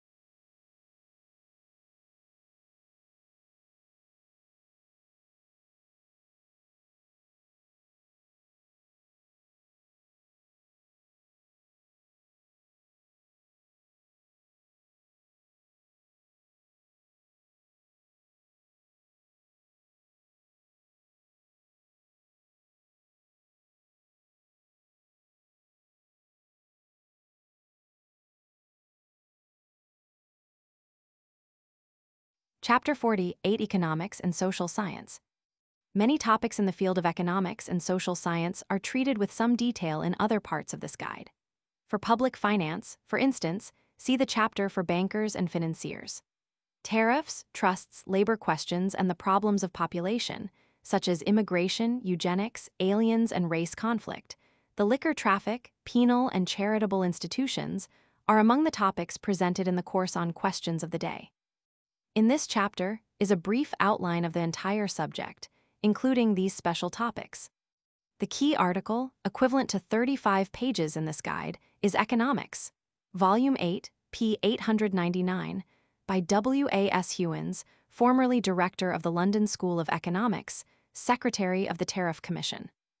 For the history of economic theory and biographies of great economists, see Jean Bodin, Thomas Munn, Hobbes, Sir William Petty, Sir William Temple, Sir Josiah Child, Vauban, Sir Dudley North Fenelon, Charles Davenant, Pierre Boisgilbert, Montesquieu, François Quesnay, Benjamin Franklin, Antonio Genovese, Sir James Stewart, Josiah Tucker, Victor Murraybau, Count of Carly-Ruby, Justice Mercer, Pedro Rodriguez, Adam Smith, and Robert Jacques Turgot, Ferdinando Galliani, Beccaria Bonsana. Dupont de Nemers, Gaspar Melchor de Jovellanos, Gaetano Filangieri, Alexander Hamilton, Henry Thornton, Thomas Robert Malthus, Melchior Gioja, Jean-Baptiste, David Ricardo, Jean C. L. de Sismondi, James Mill, Thomas Tooke, Richard Jones, Robert Torrens, Friedrich List J. R. M. Kullak, Nassau W. Sr., Karl Heinrich Rau, Henry Charles Carey, Auguste Comte, Frederick Bastiat, Harriet Martineau, John Stuart Mill, Bonamy Price, W. T. Thornton, Émile de Lavallee, J. E. Cairns, J. E. Thorold Rogers, J. K. Ingram, Walter Bagehot, T. E. Cliff Leslie, David Ames Wells, W. Stanley Jevons, Henry George Francis Amasa Walker, W. G. Sumner, L. J. Brentano, William Cunningham, Eugen Boehm von Bauwerk, Arnold Toynbee, R. T. Ely, A. T. Hadley, D. R. Dewey, F. W. Taussig, W. J. Ashley, E. W. Bemis, and E. R. A. Seligman. For the chief branches of economic theory, read Value, Volume 27, p. 867, by Dr. J. S. Nicholson, Professor of Political Economy, Edinburgh University, author of Principles of Political Economy, etc. This article, equivalent to 25 pages of this guide, distinguishes between utility and value. To be valuable, a thing must have some utility, and there must be some difficulty in its attainment. There are 3 laws of value, supply and demand, in the discussion of which monopoly values and competition values are considered. That of cost of production, in which cost of raw material and wages are obvious factors, and that of increasing cost with increased quantity of production, upon which depends the theory of rent. Wealth, Volume 28, p. 437, is by the same author, who adopts the definition of wealth connected with the name of Adolf von Held, based on a study of consumption, production, and distribution of wealth. Consumable utilities which require labor for their production and can be appropriated and exchanged. Consumption, Volume 7, p. 23, is the destruction of utilities. Production, Volume 22, p. 423, is the creation of utilities. Capital, Volume 5, p. 278, is accumulated wealth available for earning interest and producing fresh wealth. It is not antithetical to labor, but the accumulated savings of labor and of the profits accruing from the savings of labor. The importance of ability or brainwork, as against much of modern theorizing against capitalism, must not be overlooked. Wages, Volume 28, p. 229, also by Dr. Nicholson, is equivalent to 17 pages in this guide. It distinguishes between nominal and real wages, describes the economic wages fund theory, and deals with such topics as state regulation of wages, factory legislation, trades unions and wages, effects of machinery on wages.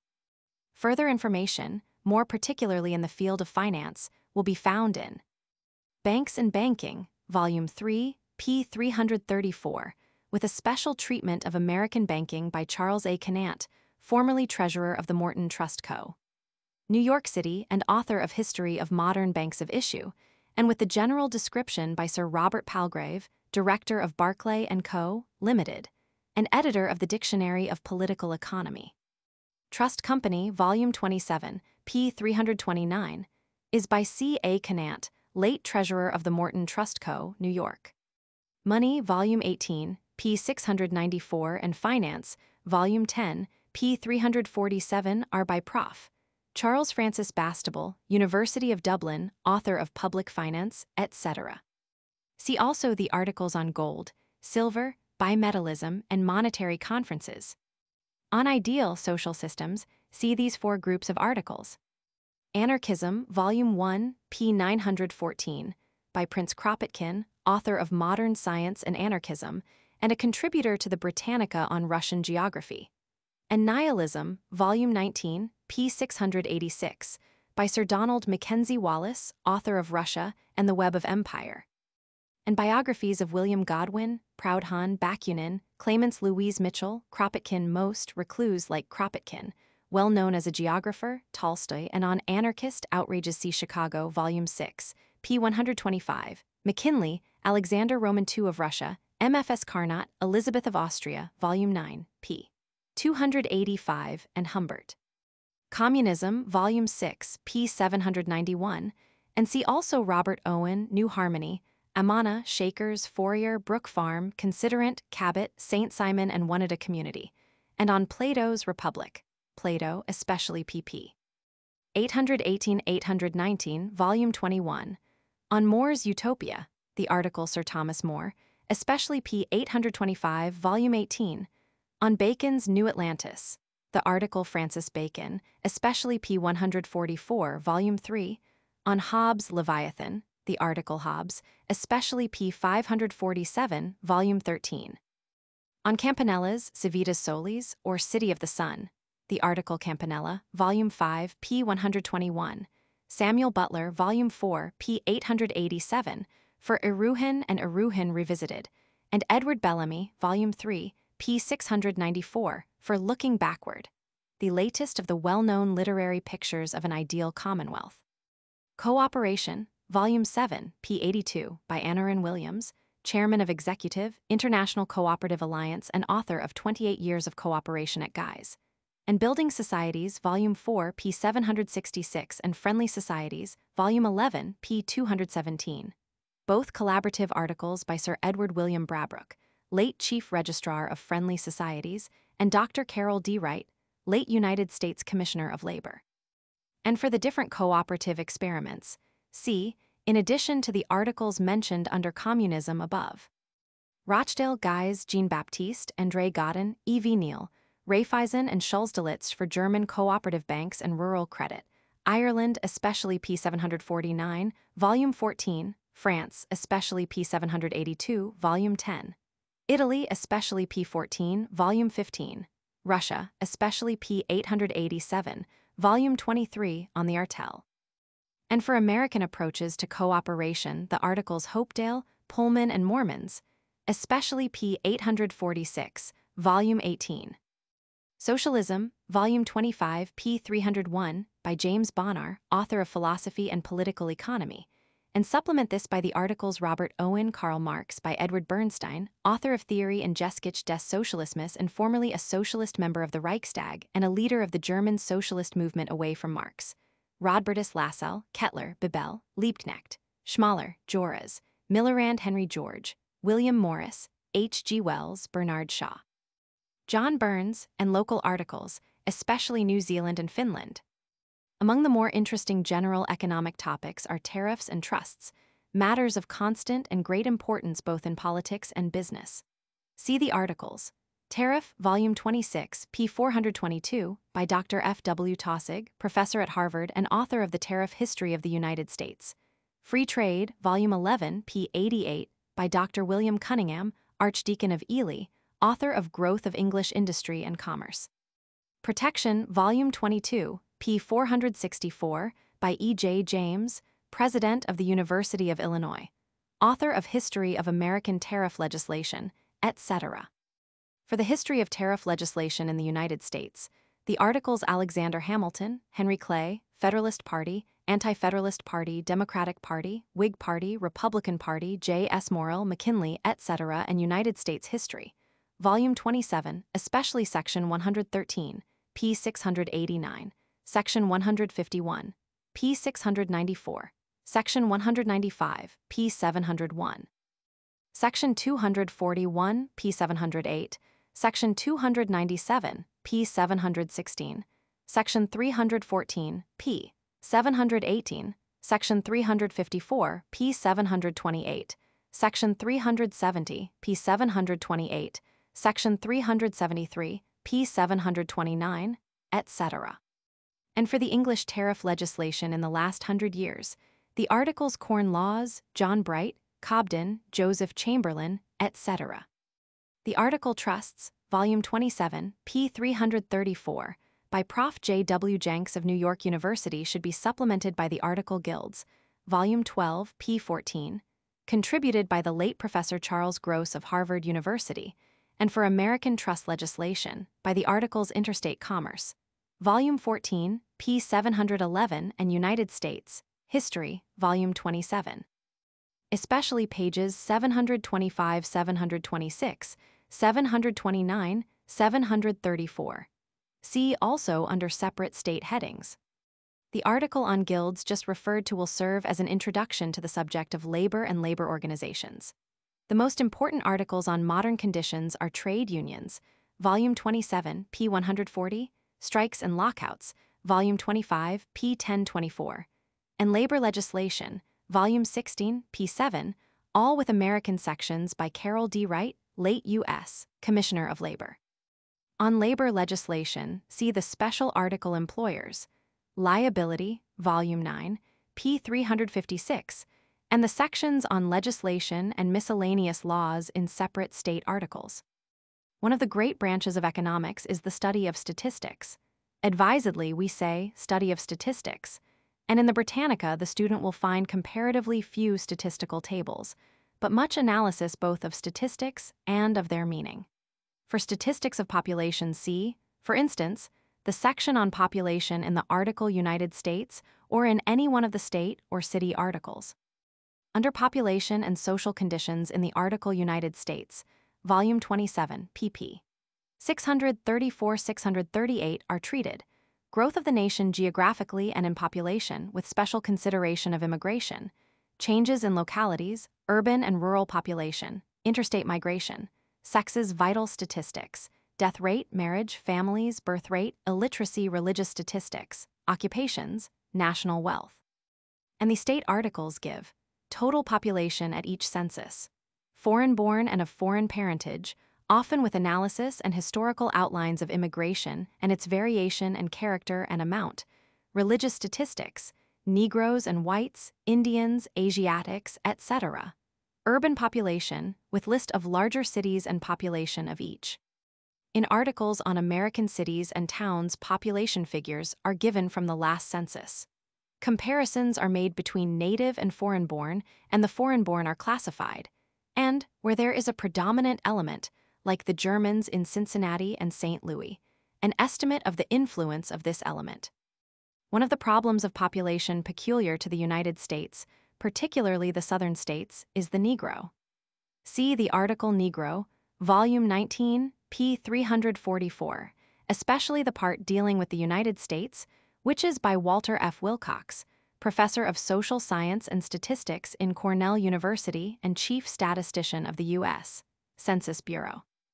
This article and that on divorce, Volume 8, p. 334, another urgent American problem, are remarkable examples of the treatment of a social question from the point of view of a statistician in a most interesting and illuminating manner, although based on dry statistics, and in a manner all the more satisfying and accurate because it has carefully analyzed figures at the back of it.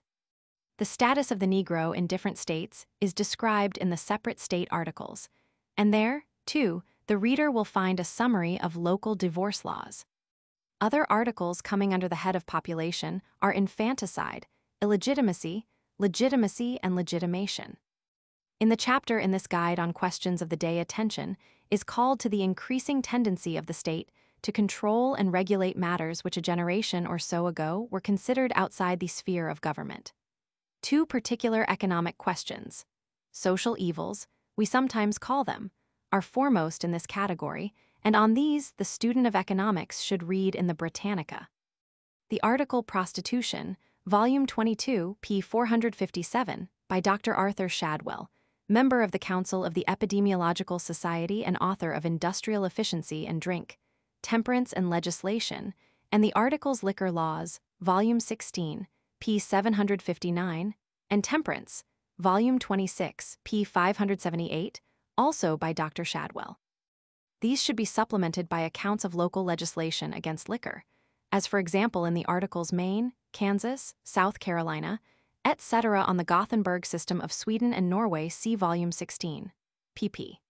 769 and 780, and Volume 26, p. 587, where we learn that the essence of this method of conducting the retail traffic is that the element of private gain is eliminated. See besides biographies of temperance reformers, e.g., Theobald Matthew, Neil Dow, John B. Go, etc. Another great problem which the state and the municipality are attempting to solve, or to help solve, by means of legislation is that of housing. See the article Housing, Volume 13, p. 814, which comprises not only the topic of city housing and its faults due to overcrowding, excessive value of land in great cities, etc., but the subject of rural housing and the experiments in garden cities, model towns, etc. See also the article Octavia Hill, Volume 13, p. 465, and for American model towns, Hopedale, Pullman, etc. Many movements for social welfare are of a very different character and are based on an entirely different principle from that of repressive or controlling legislation. Charities, education, care of insane, training of defectives, prison reform. Such are a few of these topics, and the student will quickly learn that these burdens have been borne quite as much by the individual as by the state, and that in many instances individual initiative has by long and laborious effort succeeded in reforming in this field abuses which had flourished under government care. Of prime importance to the student is the elaborate article on Charity and Charities, Volume 5, p. 860, by Dr. Charles Stewart Locke, Secretary to the Council of the London Charity Organisation Society and author of Charity Organisation, Methods of Social Advance, etc. This article, equivalent in contents to 100 pages of this guide, is made up of an introduction and 6 parts, as follows. Introduction. Charity, as used in New Testament, means love and mercy, an ideal social state. Part 1. Primitive charity, highly developed idea of duty to guest or stranger, whether beggar or vagrant. Part 2. Charity among the Greeks. In Crete and Sparta, the citizens were wholly supported out of the public resources. In Athens, charity by legal enactment for release of debts, assisted emigration, gifts of grain, poor relief for infirm and for orphans of soldiers, pay for public service, private charity, loan societies. Part 3. Charity in Roman times. The system obliged the hardworking to maintain the idlers, while it continually increased their number. The effect on agriculture, and proportionally on commerce generally, was ruinous. Part 4. Jewish and Christian charity. In Christianity, a fusion of Jewish and Greco-Roman practice. Summary of Hebrew charity. To mark the line of development, we compare 1. The family among Jews and in the early Christian church. 2. The sources of relief and the tithe, the treatment of the poor and their aid, and the assistance of special classes of poor.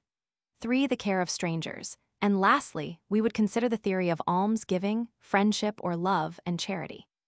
Part 5. Medieval charity and its development. St. Francis and his influence. St. Thomas Aquinas, medieval endowed charities. Part 6. After the Reformation. The religious life was to be democratic, not in religious bodies but in the whole people, and in a new sense, in relation to family and social life, it was to be moral.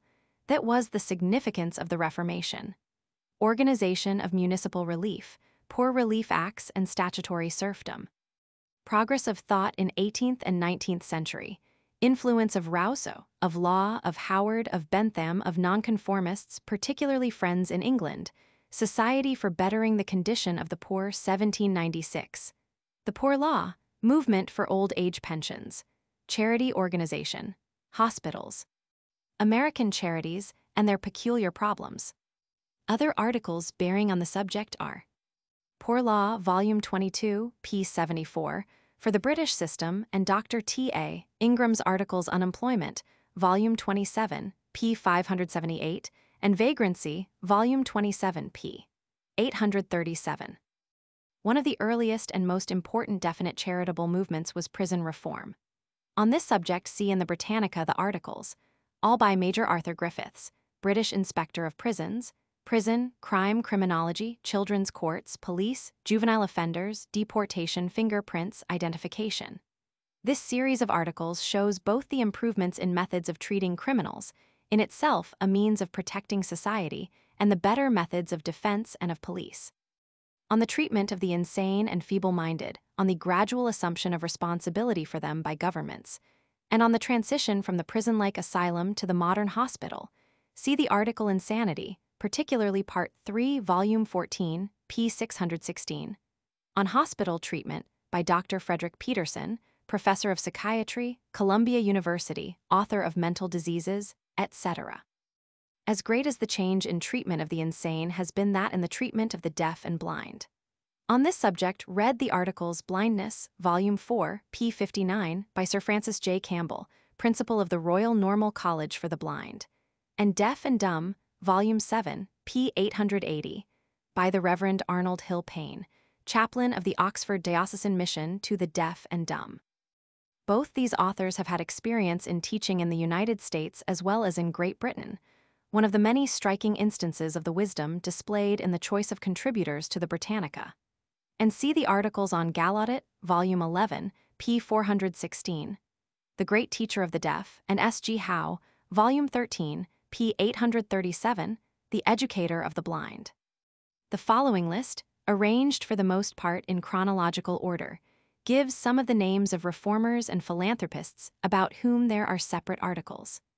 These biographical sketches will be of great value for the study of the history and development of charitable work for the public welfare. John Keel Thomas Guy Thomas Coram Adam Anderson Gen. Booth John Howard Tuke, family, Baron de Montian Granville Sharp Johann Beckman Sir Thomas Bernard Robert Owen Francois Charles Marie Fourier George Birkbeck Elizabeth Fry Sir M. H. Montefiore Sir Thomas F. Buxton Theobald Matthew Lucretia Mott Joseph Sturge Sir Rowland Hilby N. M. Apert Jarrett Smith Framji Nassarwenji Patel Victor P. Considerant E. Vansittart Neil Baroness Burdett Couts Grace Horsley Darling J. B. A. Godden John B. Go George Jacob Holyoke Madhoudas Verge Savandas Clara Barton Louis Adolph Bertolin Henry Sir Nusky Mary Ashton Livermore Sir Francis Galton Geo. Thorndike Angel Sir D. M. Petit George Smith of Colville M. E. L. Walras Emily Faithful Lyman Judson Gage Octavia and Miranda Hill A. Carnegie Baron Roten J. D. Rockefeller Benjamin Waugh Francis E. Willard F. A. Bebel Charles Booth Gabriel Tard Lawrence Gronlund Samuel Gompers Sidney Webb Jane Addams Helen Good.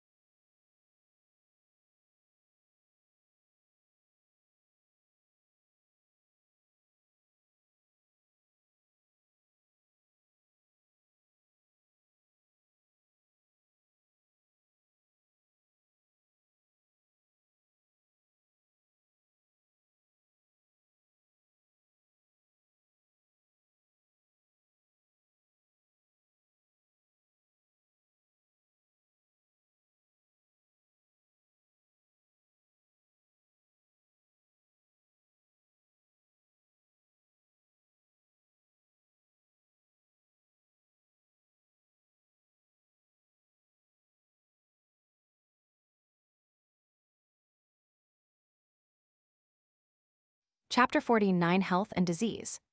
You may have happened to glance at one of the textbooks written for the use of medical students and of doctors, and found that you could hardly understand a word of it. And yet you have found, when you consulted a specialist, and he wanted to explain to you just what was wrong with some part of your body, that he could make it all quite clear to you. The 600 articles on health and disease in the Britannica are written by specialists, most of them, indeed, by professors in the leading medical schools. And these contributors to the Britannica are also the authors of many of the best textbooks that practicing physicians and surgeons habitually use. But in the Britannica, the specialists were writing for the general public. And for that reason, they have taken care not to be too technical either in their point of view or in the language they use. In this present chapter of the Reader's Guide, the subject of health and disease is treated just as the guide treats any other department of knowledge. You may want to learn something about it because it is one of the most wonderful branches of science, just as you would take up the course of reading on astronomy. Or you may feel that you ought to know more than you do about your own body, about the way you should live in order to preserve your health, and about the causes of the diseases to which you are exposed. Some people will tell you that it is unwise to read about the subject at all. That is absurd. There are no doubt exceptional people, with unsound nerves, who will imagine they must take every patent medicine they see advertised, and who long to try every newly discovered serum that the newspapers tell them about. Again, you may be told that if you try to learn something about health and disease, you will be tempted to think you know as much as the doctor, and so neglect to go to him when you need his advice. But this objection, again, applies only to people who lack good sense. For example, if you read the article on dentistry by Dr. E.C. Kirk, Dean of the Dental Faculty of the University of Pennsylvania, it will help you to understand whatever your dentist may be doing for you. But it will certainly not give you the idea that you could fill your own teeth. When you find your watch has stopped, you wind it. Then, if it does not start, you take it to the watchmaker. If instead of doing that, you tried to tinker with it yourself, you would soon be in trouble. On the other hand, it would be ridiculous to go to the watchmaker without first finding out whether the watch merely wanted winding, and a man ought to know enough about his watch to connect the fact that it has stopped with the probability that he has forgotten to wind it. The daily winding is his work, not the watchmaker's. The chemical and mechanical work that is going on within you is as complicated as anything in a watch or anything that you could see in a laboratory or factory. It is your business, and your most important business, for if you neglect it, you will not be able to do anything properly, for yourself or for anybody else to keep this machinery running, and to do that is not so simple as to wind a watch. Your body needs food and warmth. It very probably gets too much of both. Furthermore, the food is often unwholesome, and the warmed air is often bad air. But unless you are a millionaire invalid, you do not have a private doctor with you at all hours to watch the food put on your plate and to ventilate your room.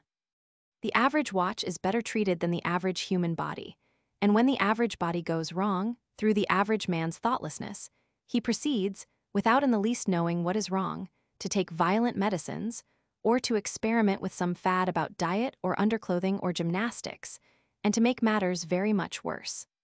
The knowledge he can gain from the Britannica will tend to keep him from being careless, and also from trying to doctor himself when he needs professional care.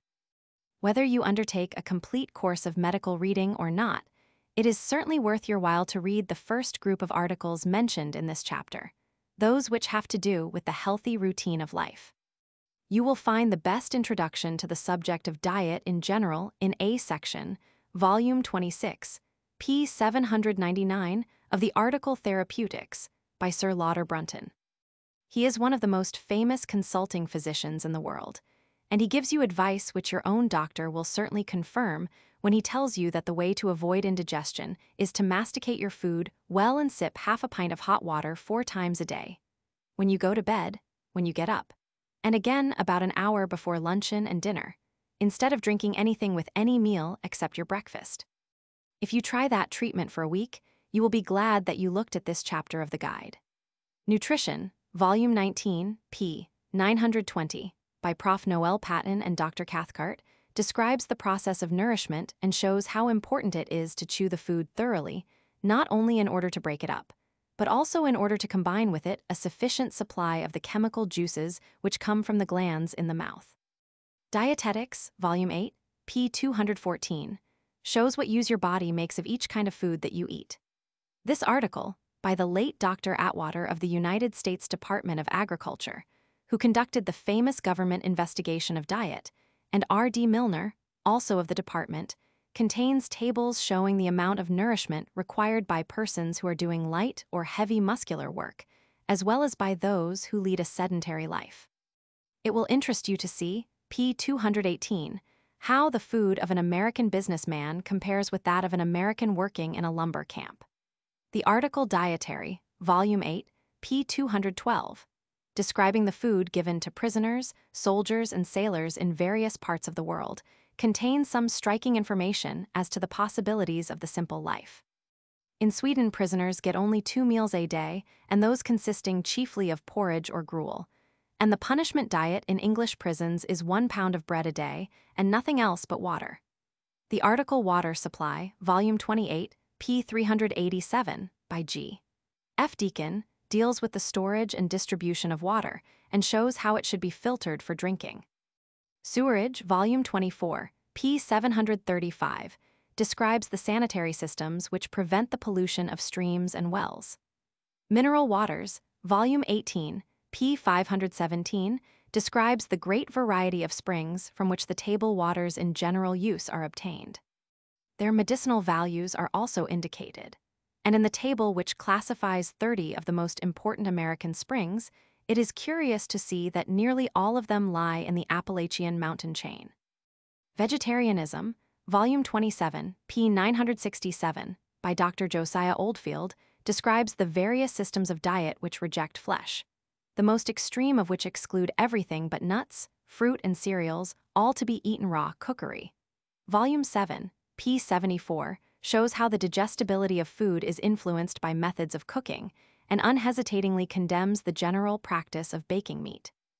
Adulteration, Volume 1, p. 218, by Dr. Otto Hainer, describes the dangers to health which arise from the use of preservatives as well as substitutes. For the use of boracic acid, which has been proved to be slightly unwholesome, but not really dangerous, there is at any rate the excuse that it keeps food from spoiling, but the article has nothing but blame for the coppering of vegetables.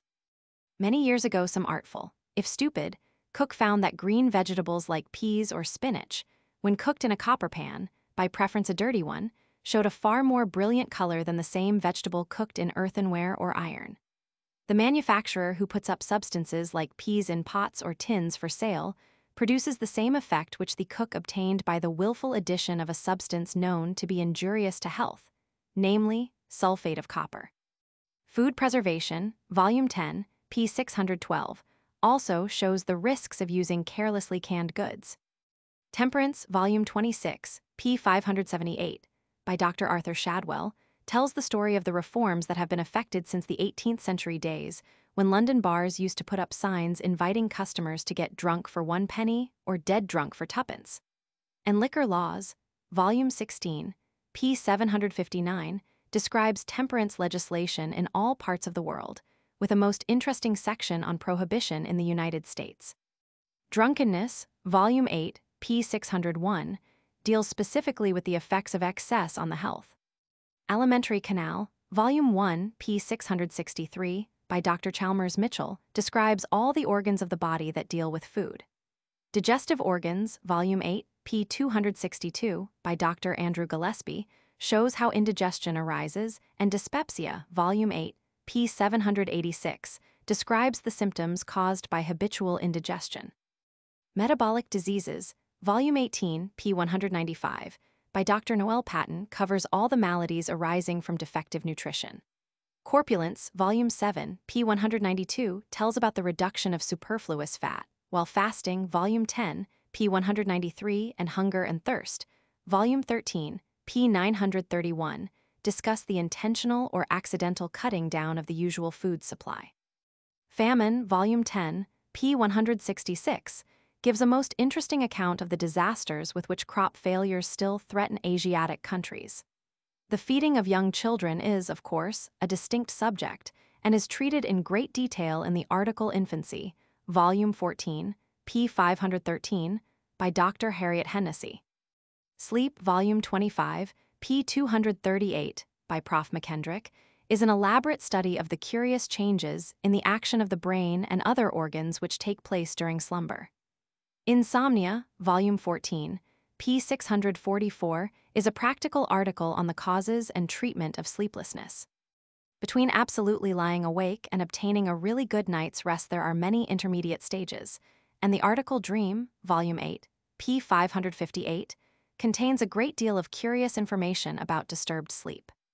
Somnambulism, Volume 25, p. 393, shows that when dreams are vivid enough to produce sleepwalking, there must be nervous trouble calling for immediate treatment. Narcotics, Volume 19, p. 239, describes the dangers of the drugs to produce sleep. And in Hypnotism, Volume 14, p. 201, and Suggestion, Volume 26, p. 48, there is a full account of the treatment frequently used for sleeplessness and other nervous disorders. The effect of climates upon health is the subject of a special section, Volume 6, p. 526 of the article Climate. Ventilation, Volume 27, p. 1008, shows how to secure fresh air in the house without drafts.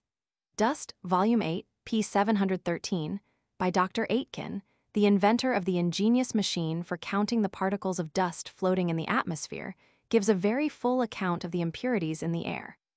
Heating, Volume 13, p. 160, contains descriptions and diagrams of the best methods of warming houses, and there is at the end of the article an account of the system of steam heating employed at Lockport, NY, where buildings anywhere within 3 miles of the central plant are heated at a very moderate cost. Baths, Volume 3, p. 514, and Hydropathy, Volume 14, p. 165, and Balneotherapeutics, Volume 3, p. 284, describe all the bathing treatments in which water, steam, and hot air are employed. Electric baths are described in Electrotherapeutics, Volume 9, p. 249, and Aerotherapeutics deals with compressed air baths. Massage, Volume 17, p. 863, by Dr. Arthur Shadwell, describes all the systems of rubbing. Gymnastics, Volume 12, p. 752, gives an account of the Swedish and other systems of hygienic exercise, and outdoor exercises of every kind are described in the articles mentioned in the chapter of readings in connection with recreations and vacations. 2 other articles which relate to general hygiene are Disinfectants, Volume 8, p. 312, and Antiseptics, Volume 2, p. 146. The proper care of the hair is indicated in the article Baldness, Volume 3, p. 243, where prescriptions for lotions are given. The articles already named cover very fully the application of medical science to the ordinary routine of life, and will help you to regulate wisely your habits in regard to eating, sleeping, and to the general care of your body.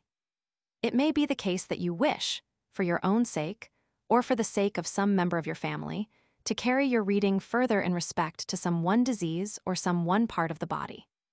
In the list of articles at the end of this chapter, you will find more than 200, each of which deals with one disease, such as rheumatism, catarrh, malaria, or neuralgia. In the case of a very simple trouble, you will find directions for treatment, as for example in the article Corn, where you are advised to use a solution of salicylic acid in collodion, or, for a soft corn, to paint it with spirits of camphor. Where the trouble is anything more serious, you should of course consult a doctor, but you will understand what he tells you all the better, and worry less, if you have read an article which describes the usual course of the disease. Again, you may have a special reason for wishing to learn all you can about some one part of the body, the eye, the ear, or the heart. There are 50 articles, in the list below, each dealing with some one organ or part of the body. The illustrations in these articles will help you to understand the exact position of any trouble which you have read about in the article on a disease affecting that particular part. Another set of articles divides the body into groups of organs, one dealing with the nervous system, another with the muscular system, another with the respiratory system, and so on. Then you have the 5 general articles: anatomy, physiology, pathology, therapeutics, and surgery, which outline all medical science. The article Medicine gives a complete history of medical science, and its section on modern progress reviews all that has been accomplished within recent years.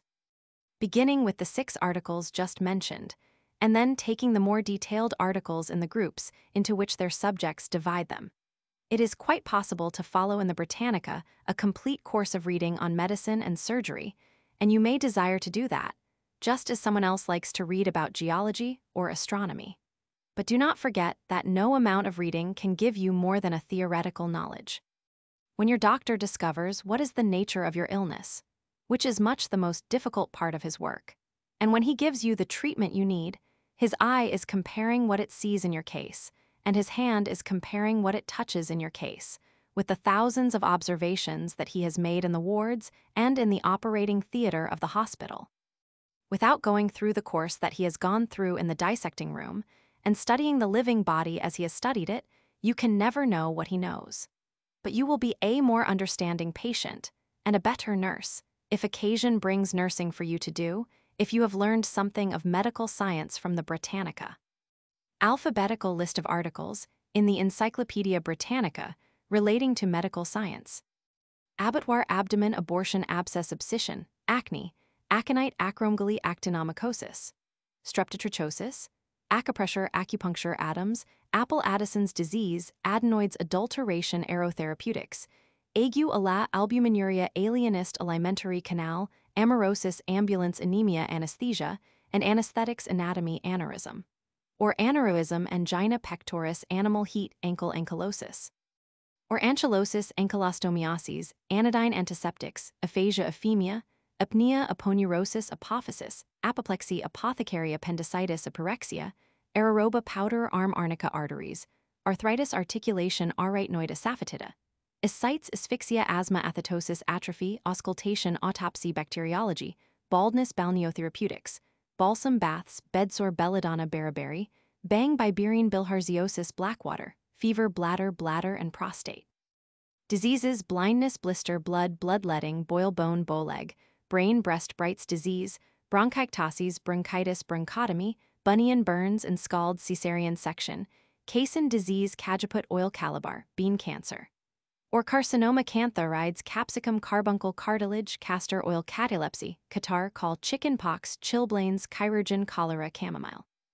Or chamomile flowers climacteric cleft palate, and hairlip clinic clubfoot cod liver oil coelum, and serous membranes colic colon, coma connective tissues constipation convulsions corn corpulence, or obesity cramp cremation cretinism, croton oil croup, cubebs cupping delirium dengue dentistry, diabetes diaphoretics diaphragm diarrhea dietary, dietetics digestive organs digitalis dilatation, diphtheria dipsomania, disinfectants diuretics dropsy, drowning and life.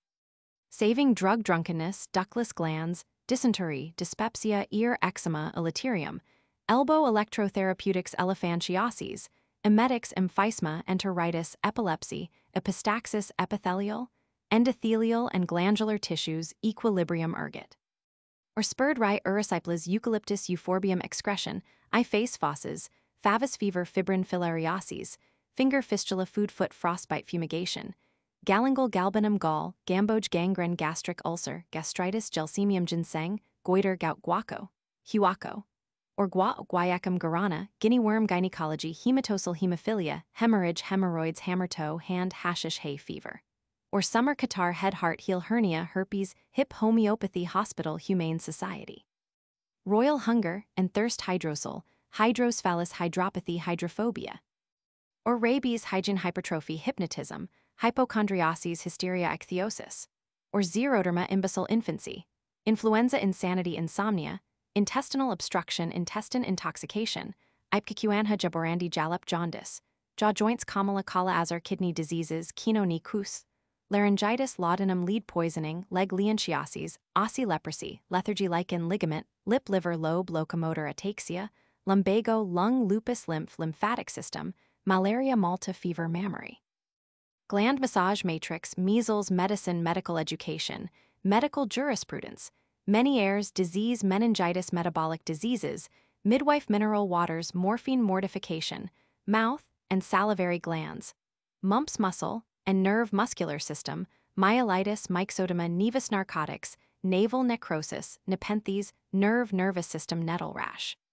Or urticaria neuralgia neurasthenia neuritis neuropathology, nose nosology, nostalgia nursing nutrition, nux vomica, obstetrics, esophagus officinal olfactory system, ophthalmology opium ovariotomy, pain palate pancreas paralysis, or palsy paranoia parasitic. Diseases pathology pediculosis, pellagra pelvis pemphigus pepsin peritonitis perspiration, phagocytosis pharmacology pharmacopoeia pharmacy, pharyngitis pharynx phlebitis phrenology phthises, physiology picrotoxin pinto, pityriasis versicolor placenta plague pleurisy.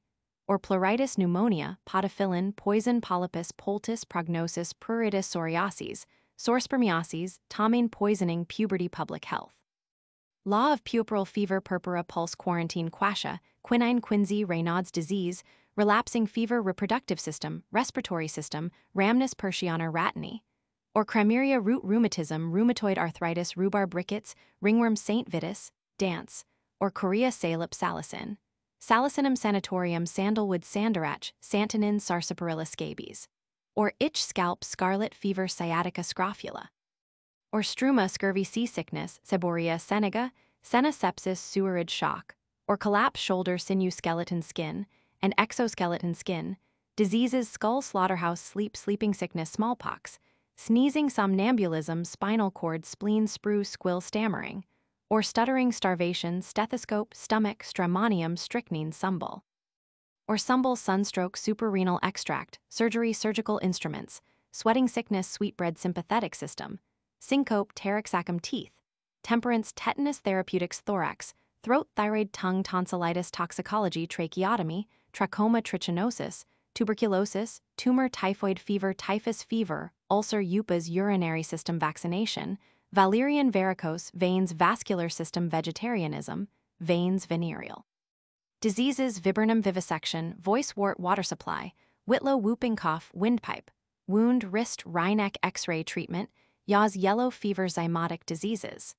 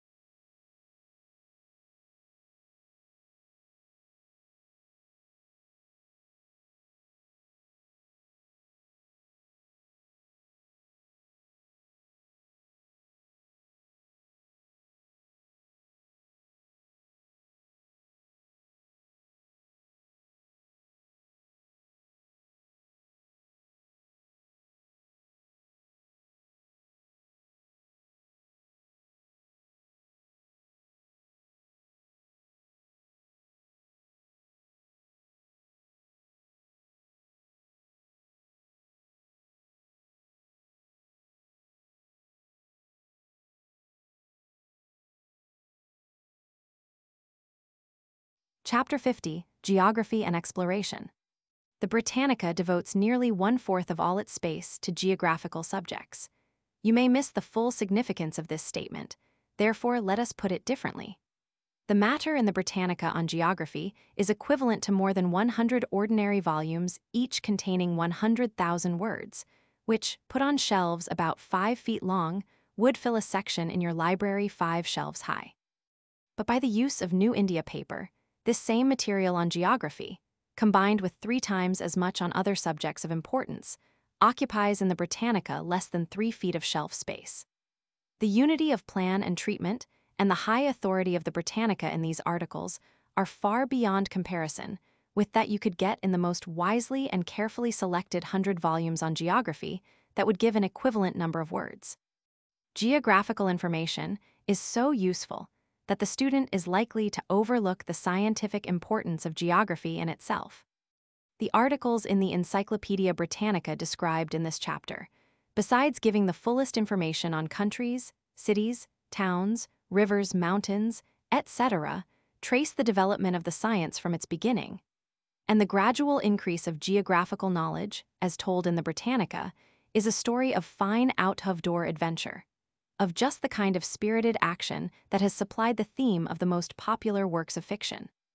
This chapter will suggest an outline course of reading in geography, systematically grouping the more important articles in the Britannica. The starting point for this course of study is the article Geography, Volume 11, p. 619. Equivalent in length to 70 pages of this guide, written by Hugh R. Mill, author of Hints on the Choice of Geographical Books, etc. The story that it tells us is a most interesting one. The early Greeks thought of the earth as a flat disk, circular or elliptical in outline, and even in Homeric times this supposition had acquired a special definiteness by the introduction of the idea of the ocean river bounding the whole. Hecataeus recognized 2 continents on the circular disk. Herodotus, traveler and historian both. See the article Herodotus Volume 13, p. 381, by George Rawlinson and Edward M.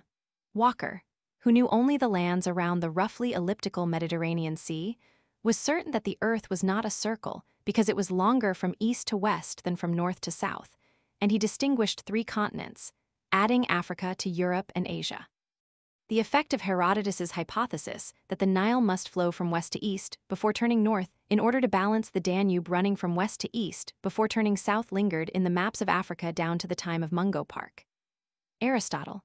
See also the article Aristotle, Volume 2, p. 501, by Thomas Case, President of Corpus Christi College, Oxford, and author of Physical Realism, etc., was the real founder of scientific geography. He demonstrated the sphericity of the Earth by 3 arguments, 2 of which are important. Only a sphere could always throw a circular shadow on the moon during an eclipse, and that the shifting of the horizon and the appearance of new constellations, as one traveled from north to south, could only be explained on the hypothesis that the Earth was a sphere. He formed a comprehensive theory of the variations of climate with latitude and season, speculated on the differences in the character of races of mankind living in different climates, and correlated the political forms of communities with their situation on a seashore or in the neighborhood of natural strongholds. The article Ptolemy, Volume 22, p. 618. Equivalent to 27 pages of this guide, by the late Sir Edward Herbert Bunbury, the historian of ancient geography, and Dr. C.R. Beasley, author of The Dawn of Modern Geography, etc., should be studied in conjunction with the summary in the article Geography of Ptolemy's achievements.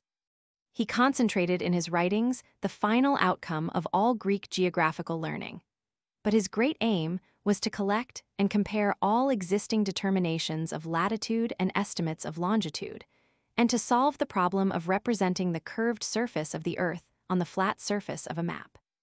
The science of geography was at a low ebb in Christendom during the Middle Ages, when verbal interpretation of the scriptures led the Church to oppose the spherical theory and also the theory of the motion of the Earth.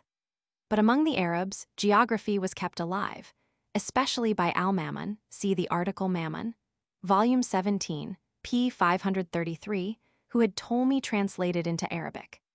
The story of the great discoveries of the 15th and 16th centuries is outlined later in the article Geography. The effect on geographical theory was enormous. The old arguments of Aristotle and the old measurements of Ptolemy were used by Toscanelli and Columbus in urging a westward voyage to India, and mainly on this account did the crossing of the Atlantic rank higher in the history of scientific geography than the laborious feeling out of the coastline of Africa. But not until the voyage of Magellan shook the scales from the eyes of Europe did modern geography begin to advance. Discovery had outrun theory. The rush of new facts made Ptolemy practically obsolete in a generation, after having been the fount and origin of all geography for a millennium. In the century and a half after the discovery of America, important theoretical work was done by Peter Apian, Sebastian Munster, Philip Kluwer, Nathanael Carpenter, and Bernhard Varenius, for which see the biographical articles. The next century, 1650–1760, saw little worth mentioning in geographical theory or method. Then, with the sudden burst of activity that so often follows scientific hibernation, came the important work of Torbern Bergman, a Swedish chemist and a pupil of the great botanist Linnaeus, and the lectures delivered at Königsberg after 1765 by the German philosopher Kant. They both put new stress on physical geography. See the articles on Bergman, Volume 3, p. 774, and Kant, Volume 15, p. 662. Alexander von Humboldt and Karl Ritter. See the articles on both, in the first half of the 19th century, supported, the one the unity of nature, and the other the comparative method, thus preparing the way for Darwin's evolutionary theory, which has become the unifying principle in geography. Since the adoption of this theory, some of the more important names in geographical theory, each the subject of an article in the Britannica which the student should read, are Baron von Richthofen, Hermann Wagner, Elisée Reclus, and A. de Lapparent. Early travel and exploration is a story of varied interest, even when we approach it from the only side on which we have material, that is to say, geographical exploration from the Mediterranean center. Early conquest of outlying peoples by the warlike kings of Egypt and Assyria may have momentarily increased geographical knowledge, but it is unimportant in the large story. The first great explorers were the earliest traders, the Phoenicians and their African colonists, the Carthaginians, who traded throughout the Mediterranean, possibly on the east coast of Africa and in the northern seas, and almost certainly on the west coast of Africa. For details supplementing the outline in the article Geography, p. 623, Volume 11, see the articles Phoenicia, Volume 21, pp. 454-455, Sidon, Tyre, Ophir, Carthage, and Hanno, the African explorer. On the only Greek explorer of eminence, see the article on Pythias of Marseille, Volume 22, p. 703, who, about 330 BC, explored the British coast and the Baltic, and may have gone as far north as Iceland. Alexander the Great, see the biographical article, and his successors explored the East, thus opening direct intercourse between Grecian and Hindu civilization. The Romans were poor seamen and accomplished little as explorers. It has often been pointed out that the Greeks spoke of the watery ways of the sea, considering it a highway, but that the Romans, centuries later too, called the sea dissociable, that is, preventing and hindering intercourse. The Arabs were the leading geographers of the Middle Ages, and among their great travelers on whom there are separate articles in the Britannica are Masudi, Ibn Hawqal, Idrisi, and in the 14th century Ibn Battuta. In the 9th and 10th centuries, the Norsemen over-rounded the North Cape and saw the midnight sun. Iceland was colonized from Norway. Eric the Red discovered Greenland, and his son Leif Erikson sailed along a part of the North American coast. See the articles Iceland, Greenland, Vinland, Leif Erikson, and Thorfinn Karlsefni. The Crusades made Europe a little more familiar with the East and opened the way for travel and pilgrimage. In general, see the summary results of the Crusades, p. 546, Volume 7, at the close of the article Crusades, and particularly see Benjamin of Tudela, Volume 3, p. 739, for a Jewish traveler of the 12th century who went as far east as the frontiers of China. Before the new age of real exploration began, in the 15th century, there was an age of travel, especially in Asia during the 13th century, which did much to rouse popular curiosity about the ends of the earth. Though these travelers were not scientifically trained, modern research shows a remarkable proportion of fact in their stories. The great names of this era: Joannes de Plano Carpini, a friend of Saint Francis of Assisi and head of a Catholic mission to Mongolia; William of Rubruquis, a Fleming who went to Tartary under orders from Louis Roman IX of France; Hayton, king of Armenia, who traveled in Mongolia about the middle of the century; Odoric, a Catholic friar of the 14th century; and Marco Polo, the first to trace a route across the whole longitude of Asia, naming and describing kingdom after kingdom which he had seen; the first to speak of the new and brilliant court which had been established at Peking; the first to reveal China in all its wealth and vastness, and to tell of the nations on its borders; the first to tell more of Tibet than its name, to speak of Burma, of Laos, of Siam, of Cochin China, of Japan, of Java, of Sumatra and of other islands of the archipelago, of the Nicobar and Andaman Islands, of Ceylon and its sacred peak, of India but as a country seen and partially explored; the first in medieval times to give any distinct account of the secluded Christian empire of Abyssinia, and of the semi-Christian island of Socotra, and to speak, however dimly, of Zanzibar, and of the vast and distant Madagascar. Whilst he carries us also to the remotely opposite region of Siberia and the Arctic shores, to speak of dog sledges, white bears, and reindeer-riding Tunguses. See the articles Carpini, Rubruquis, Hayton, Odoric, and Polo by C.R. Beasley, author of The Dawn of Modern Geography, and Sir Henry Yule, author of Cathay and the Way Thither and the Book of Sir Marco Polo. A little later were the Spaniard Ruy González de Clavijo, who traveled to Samarkand; the Italians Nicola Anti, whose travels in India were written by Poggio Bracciolini, secretary to Pope Eugene Roman IV, and Ludovico di Varthema, who made the pilgrimage to Mecca in 1503. See the articles Clavijo, Conti, Poggio, himself a traveler, and Varthema. The construction of the mariner's compass gave a new impulse to navigation and discovery. Portugal took the lead along this new path, and foremost among her pioneers stands Prince Henry the Navigator, 1394–1460. The great westward projection of the coast of Africa and the islands to the northwest of that continent were the principal scene of the work of mariners sent out at his expense. but his object was to push onward and reach India from the Atlantic. The account of Portuguese discoveries in the article Geography, p. 625, should be supplemented by the articles Henry of Portugal, Volume 13, p. 296, by C. R. Beazley, author of Prince Henry the Navigator and the Dawn of Modern Geography.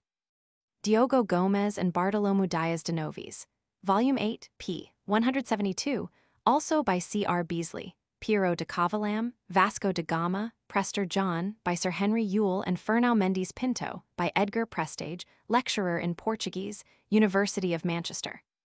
We have now come to a point in the story where it begins to be more familiar to us all. The Portuguese, following the lead of Prince Henry, continued to look for the road to India by the Cape of Good Hope. The same end was sought by Christopher Columbus, following the suggestion of Toscanelli and underestimating the diameter of the globe by sailing due west. The discovery and early exploration of America are told in the following articles, selected from a long list. See also the chapter in this guide on American history. Columbus and Vespucci, both by C. R. Beazley. Pinzon, dealing with the three members of the family. Cabot, by H. P. Bigger, author of the Voyages of the Cabots to Greenland. Pizarro, Balboa, Cortez. Soto, Avils, Cartier, by H. P. Bigger, Ribault. Hakluyt, by C. R. Beazley and C. H. Coote, formerly of the Map Department, British Museum, and for exploration in the Pacific, Magellan, by C. R. Beazley, Drake, Thomas Cavendish, John Davis, Sir Richard Hawkins, etc. Exploration in the United States, particularly as connected with westward expansion, may be studied to advantage in the Britannica. See especially the articles Daniel Boone, Rufus Putnam, George Rogers Clark, William Clark, Meriwether Lewis, Zebulon M. Pike, Stephen Austin, Marcus Whitman, John C. Fremont, F. V. Hayden, J. W. Powell, and B. L. E. Bonneville, and also the earlier part of the historical section in each article on a State of the Union. In the Orient, the principal explorers mentioned in the article Geography and treated each in a separate article are the Englishmen, Sir James Lancaster, Thomas Coryat, Sir Anthony Shirley, Sir Thomas Herbert and Sir Thomas Roe, the German Engelbrecht Kempfer, and among many great Dutch navigators, Abel Janszoon Tasman. On this period see also India, especially pp. 404-406, Volume 14, Japan, Foreign Intercourse, p. 224 et seq., Volume 15, Francisco de Xavier, Malay Archipelago, p. 469, Volume 17, Tasmania, New Guinea, etc. The geographical work of missionaries has been remarkable, perhaps none of it more so than the Survey of China by Jesuit missionaries. They first prepared a map of the country round Peking, which was submitted to the Emperor Canghai, and, being satisfied with the accuracy of the European method of surveying, he resolved to have a survey made of the whole empire on the same principles. This great work was begun in July 1708, and the completed maps were presented to the emperor in 1718. The records preserved in each city were examined, topographical information was diligently collected, and the Jesuit fathers checked their triangulation by meridian altitudes of the sun and pole star and by a system of remeasurements. The result was a more accurate map of China than existed, at that time, of any country in Europe. There was some 18th century exploration of importance in Arabia. See the article Carsten Niebuhr, in Africa. See the articles James Bruce, John Ledyard, an American, and Mungo Park, and in South America. See C. M. de la Condamine, Pierre Bauger, etc., but the Pacific was the great field of exploration in this century, and the three voyages of Captain James Cook form an era in the history of geographical discovery. See the articles James Cook, Comte de la Pérouse, Joseph Anton Bruni d'Entrecasteaux, William Bligh, George Vancouver, and local articles like Hawaii, Tahiti, etc. The story of polar exploration is told in brief in the article Geography, p. 629, but there are more detailed accounts in the article Polar Regions, by H. R. Mill and Fridtjof Nansen, The Polar Explorer, which is illustrated with maps of the North Polar and South Polar regions. This should be further supplemented by the following biographical sketches: Pythias, Cabot, Courtriel, Willoughby, Stephen Burr, Frobisher, John Davis, Barents, Hudson, Baffin, Scoresby, Baring, James Cook, John Franklin, Sir W. E. Perry, Sir John Ross, John Ray, Sir R. J. L. M. McClure, Sir F. L. McClintock, Sir E. A. Inglefield, E. K. Kane, Charles Hall, Norden Skierald, Nares, Sir C. R. Markham, DeLong, A. W. Greeley, Nansen, Peary, etc., and on Antarctic exploration the articles Dumont d'Urville, Charles Wilkes, Sir James C. Ross, etc. The article Polar Regions includes an elaborate account of the physiography of the Arctic region, p. 954, volume 21, and of the Antarctic, p. 969 of same volume, dealing with geology, climate, pressure, flora, fauna, people, ocean depths, temperature and salinity, and marine biological conditions, etc. The student of geography should read with great care the article Map, volume 17, p. 629, equivalent to 110 pages of this guide, written by Lute. Call Charles Frederick Close, author of Textbook of Topographical Surveying, Alexander Ross Clark, lately in charge of the trigonometrical operations of the British Ordnance Survey, and Dr. Ernest George Ravenstein, author of a systematic atlas, etc. The article has 59 illustrations, and it deals with classification, scaled delineation of ground, contours, selection of names and orthography, measurement on maps, relief maps, globe, map printing. History of cartography, equivalent to 55 pages of this guide, with reproductions of many early maps. Topographical surveys, summarizing the work done in different parts of the world, and map projections. The maps in the Britannica are of the utmost value. They include nearly 150 full-page maps, many of them in colors, all prepared especially for this edition, and in accordance with the principles laid down in the article Map. Of articles on physiographic topics, possibly the most important are those on the several continents, each accompanied by a map in colors from the great German cartographic establishment of Justus Perth's Gotha. Of particular importance to the American reader are the contributions of Prof. W. M. Davis of Harvard on physiography in the articles America and North America, and of J. C. Branner, now president of Leland Stanford University, on South America. Then read the article Ocean and Oceanography by Dr. Otto Krummel, professor of geography at Kiel and author of Handbuch der Oceanography, and H. R. Mill, editor of the International Geography. This single article is equivalent to 65 pages of this guide. Then study the articles on the different seas. For instance, Atlantic Ocean by H. N. Dixon, author of papers on oceanography, etc. Pacific Ocean by the same author with a section on its islands and with a map in colors. Dr. Dixon's article on the Mediterranean Sea. The article Great Lakes, the separate article on each of these lakes, Great Salt Lake, etc., and the article Lake by Sir John Murray, the famous British geographer, which contains statistical tables of the important lakes. Two important general articles are Climate and Climatology, with 2 plates, 13 figures and several tables, by R. de Courcy Ward, Professor of Climatology, Harvard, and Meteorology, by Dr. Cleveland Abb, Professor of Meteorology, U.S. Weather Bureau. These articles, both by Americans, deal with these subjects with particular attention to American conditions. They should be supplemented by a study of the articles Sky, Atmospheric Electricity, Clouds, illustrated with remarkably fine pictures of the different cloud types, and the separate articles on meteorological instruments. What has already been said, although it suggests rather than exhausts the subject of geography in the Britannica, will show that the student will find in it a textbook of geography which is unparalleled elsewhere in size, scope, authority, and interest. Besides, the Britannica contains the equivalent of a great gazetteer and atlas. Place names are so entered in the Index, volume 29, that their location on maps may be discovered immediately, and the articles on towns, villages, cities, states, etc., are full and authoritative. The reader who turns to an article in the Britannica on some small town or city with a population of 5,000 or less finds there, within the limits of a few lines of print, the results of elaborate research and laborious correspondence with local authorities. Such articles give not merely location, population, railway service, commercial and manufacturing information, description of buildings, etc., but a historical sketch of the place, in which every date and detail has been verified with no sparing of expense or pains. The Encyclopaedia Britannica is not merely a geographical textbook and gazetteer, however. It is an excellent guidebook. The same care and details that makes it valuable as a gazetteer makes it a wonderful companion for the traveler, full of literary charm and readableness. Such articles as New York, Philadelphia, Boston, San Francisco, and St. Louis contain valuable sketches of the culture, literary and artistic, of these cities. The world's show and vacation spots have elaborate treatment.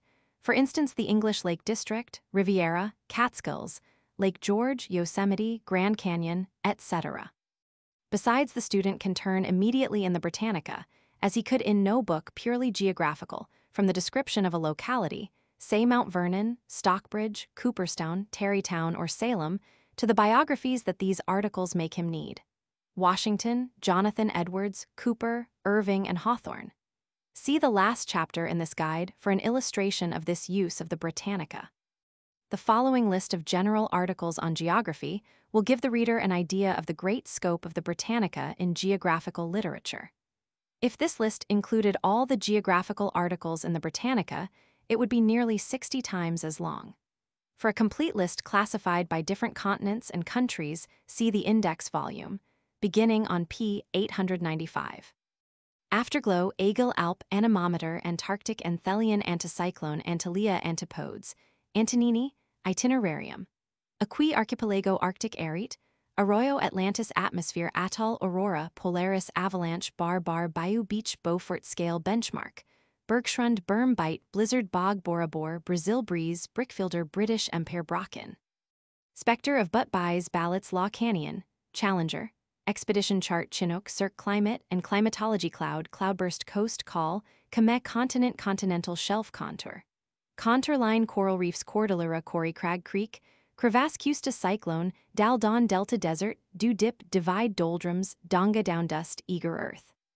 Figure of the Earth Pillar, El Dorado Esker Estuary Etesian Wind Euroclydon Fell Ferals Law Fjord Flow Floodplain Fog Phone, Frost Geodesy Geography, Gewid Giants Kettle Glacier Great Circle Grommatis, Ground Ice Gulf Stream Hasher Hail Halo Harmot Helm Wind Hill Horse Latitudes Horst Hummock Hurricane Hydrography, Hygrometer Iceberg Isubnormal, or Isanomalous, Lines Island Isles of the Blessed Isobar, Isoclinic Lines, Isodynamic Lines, Isogonic. Lines Isotherm Isthmus Itinerarium Jebel Jungle, Kame Kamzin Kuro Siwo, Lagoon Lake Latitude Lest Levy Levech Lightning, Lithosphere Longitude Lowland, Loxodrome Maelstrom Maestra, Maiden Map Marsh Massif, Meridian Mesa Meteorology, Mirage Mistral Monadnock, Monsoon Moor Moraine Moulin Mountain Neve Northern Nulla Nunatak, Nyanza Oasis Ocean, and Oceanography Ophir Orography, Pampero Peninsula Plain Plateau Playa Polder Pond, Prairie Quagmire Rain Rainbow Rand Roz Reef River Roaring. Forties Sahel St. Elmo's Fire Sargasso, Sea Savannah Sea, Syke Simum Sirocco Sleet Snow Snowline, Sounding Squall Steppe, Storm Sud Sunshine Surge Surveying Swallowhole Tachyometry, Tarn Thalweg Theodolite, Thule Thunder Timberline Topography, Tornado Trade Winds Tundra Twilight, Typhoon V-shaped Depression Volcano Wadi Waterfall Watershed Waterspout, Weather Wedge Wind World Zone.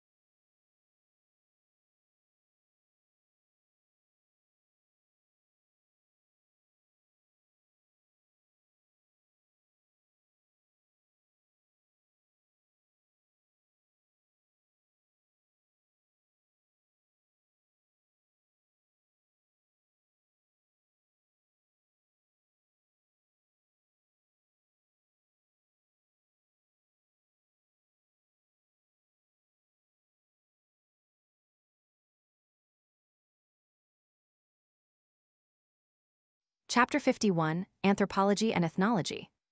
These two sciences are devoted to the study of mankind before written history began, and they have an interest for every reader who has asked, when he was a child and had a story told him, what happened before that? In the chapter in this guide on language and writing, we have told the story of those two great inventions which made civilization possible. The present chapter is devoted to the story of man before writing was commonly used, that is, before historical documents could exist. Just as the study of children and their habits is something new and peculiarly characteristic of the last generation, so these sciences of anthropology and ethnology, which deal with the childhood of the human race, are of recent origin. But in comparison with child psychology, these two sciences are at a disadvantage in a very important respect. There are always children to be studied, but the childhood of the race is long past and remote from the student of it, save for the primitive tribes which can still be observed, and even these tribes are now scattered and few. And by contact with civilization, they are rapidly losing the characteristics which invite scientific study. 100 years ago, the opportunities for experiment and observation were far greater, but at that time, savages were not seriously studied. There could, indeed, be no science of man before the evolutionary theory of Darwin, Wallace, and Huxley had been generally accepted. Throughout this guide, we see how this theory has affected all our modern thought, modified our sciences, and even created new sciences. The 11th edition of the Encyclopaedia Britannica may, indeed, be described as the authoritative and interesting story of the human activities, critically studied from the point of view of evolution. The trustworthy material is chiefly derived from observations in Australia, in the South Seas, among the North American Indians, and among the still savage tribes of Africa, and from studies of the tools and other remains of early peoples. All broad conclusions must be based upon the similarity of customs among races widely separated by time and place, and upon the fact that some traces of such customs are still found among more highly civilized peoples. The first article in a course of reading on the science of man in the Britannica is Anthropology, Volume 2, p. 108. Equivalent to 40 pages in this guide, illustrated by Prof. Tyler of Oxford University, one of the founders of the science and author of researches into the early history of mankind, primitive culture, etc. This great article deals first with man's place in nature, the most interesting branch of the theory of evolution. Prof. Tyler traces back the recognition of man's structural similarity to the higher apes to Linnaeus, 1735.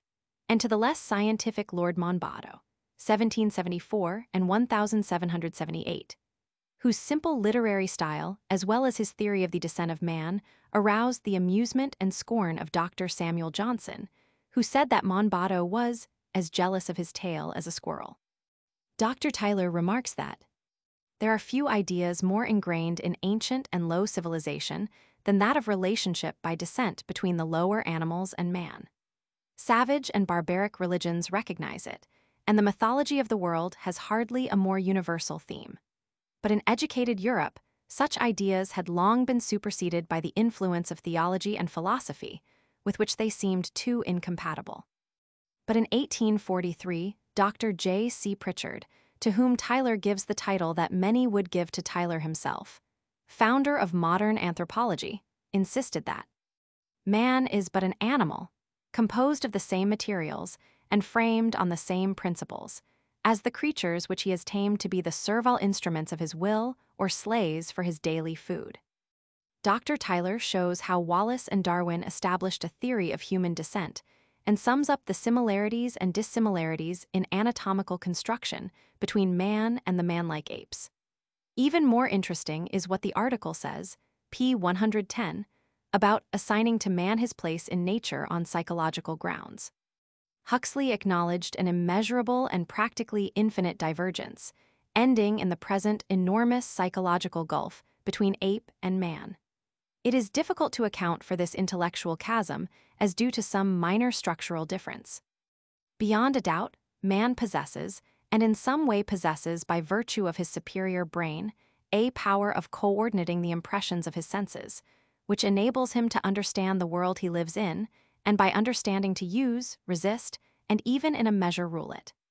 No human art shows the nature of this human attribute more clearly than does language. Although other animals have a sort of language, the article quotes Dr. A. Russell Wallace's conclusion that man stands apart as not only the head and culminating point of the grand series of organic nature, but as in some degree a new and distinct order of being. And another great anatomist, Prof. St. George Mivart, says man's animal body must have had a different source from that of the spiritual soul which informs it, owing to the distinctness of the two orders to which these existences severally belong. Dr. Tyler, in citing these authorities, adds that man embodies an immaterial and immortal spiritual principle which no lower creature possesses, and which makes the resemblance of the apes to him but a mocking simulance. The answer to the question, how did man originate, depends on the answer to the question, how did species originate? The main points are summed up in the article Anthropology on p. 112, which also deals with the fossil remains of man, especially skulls, and their bearing on the question. A more detailed discussion will be found in the articles Evolution, Volume 10, p. 22, and Species, Volume 25, p. 616. The classification of man into different races is the topic next taken up by Dr. Tyler in the article Anthropology, and he deals particularly with classification by the facial angle, on which see also the article Craniometry, Volume 7, p. 372. Different classifications are criticized, and the article decides that Huxley's division probably approaches more nearly than any other to such a tentative classification as may be accepted. He distinguishes four principal types of mankind: the Australoid, Negroid, Mongoloid, and Xanthocroic, fair whites, adding a fifth variety, the Melancroic, dark whites. That races are not species, zoologically, is made plain by the fact that the offspring of parents of different races are fertile, those of different species being infertile. One of the questions connected with the origin of man is his antiquity. The biblical chronology, as commonly reckoned and interpreted, allowed a time since the appearance of the original stock, which seemed far too short for the apparent variation from the original species. See Chronology, Volume 6, p. 305. The natural sciences, notably geology, have made it manifest that our Earth must have been the seat of vegetable and animal life for an immense period of time, while the first appearance of man, though comparatively recent, is positively so remote that an estimate between 20 and 100,000 years may fairly be taken as a minimum. This geological claim is supported by the evidence of prehistoric archaeology. See the article Archaeology, Volume 2, p. 344. In the caves of France and Belgium, human bones have been found with the remains of fossil species of elephant, rhinoceros, hyena, bear, etc. And the coexistence of man with a fauna now extinct or confined to other districts was brought to yet clearer demonstration by the discovery in these caves of certain drawings and carvings of the animals done by the ancient inhabitants themselves, such as a group of reindeer on a piece of reindeer horn, and a sketch of a mammoth, showing the elephant's long hair on a piece of a mammoth's tusk from La Madeleine. See Fig. 7, plate facing p. 118, Volume 2, the figures of the reindeer and mammoth, hairy and with upturned tusks, in plate Roman 2 article Archaeology, following p. 348, Volume 2, and of the reindeer in plate I, Volume 19, p. 462, and the old cave paintings of wild boars and bison from Altamira, reproduced in color on plate Roman 2, the next page. These paintings, marking by their technical excellence a high stage of art if not of civilization, are said by geologists to date back 50,000 years.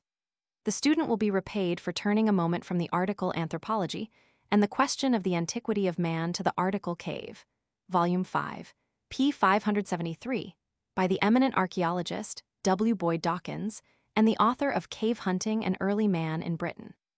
He reconstructs the civilization of the inhabitants of the Pleistocene caves of the European continent, p. 576, describes the carvings and drawings of which we have just spoken, and says of the cave dwellers. If these remains be compared with those of existing races, it will be found that the cavemen were in the same hunter stage of civilization as the Eskimos, and that they are unlike any other races of hunters.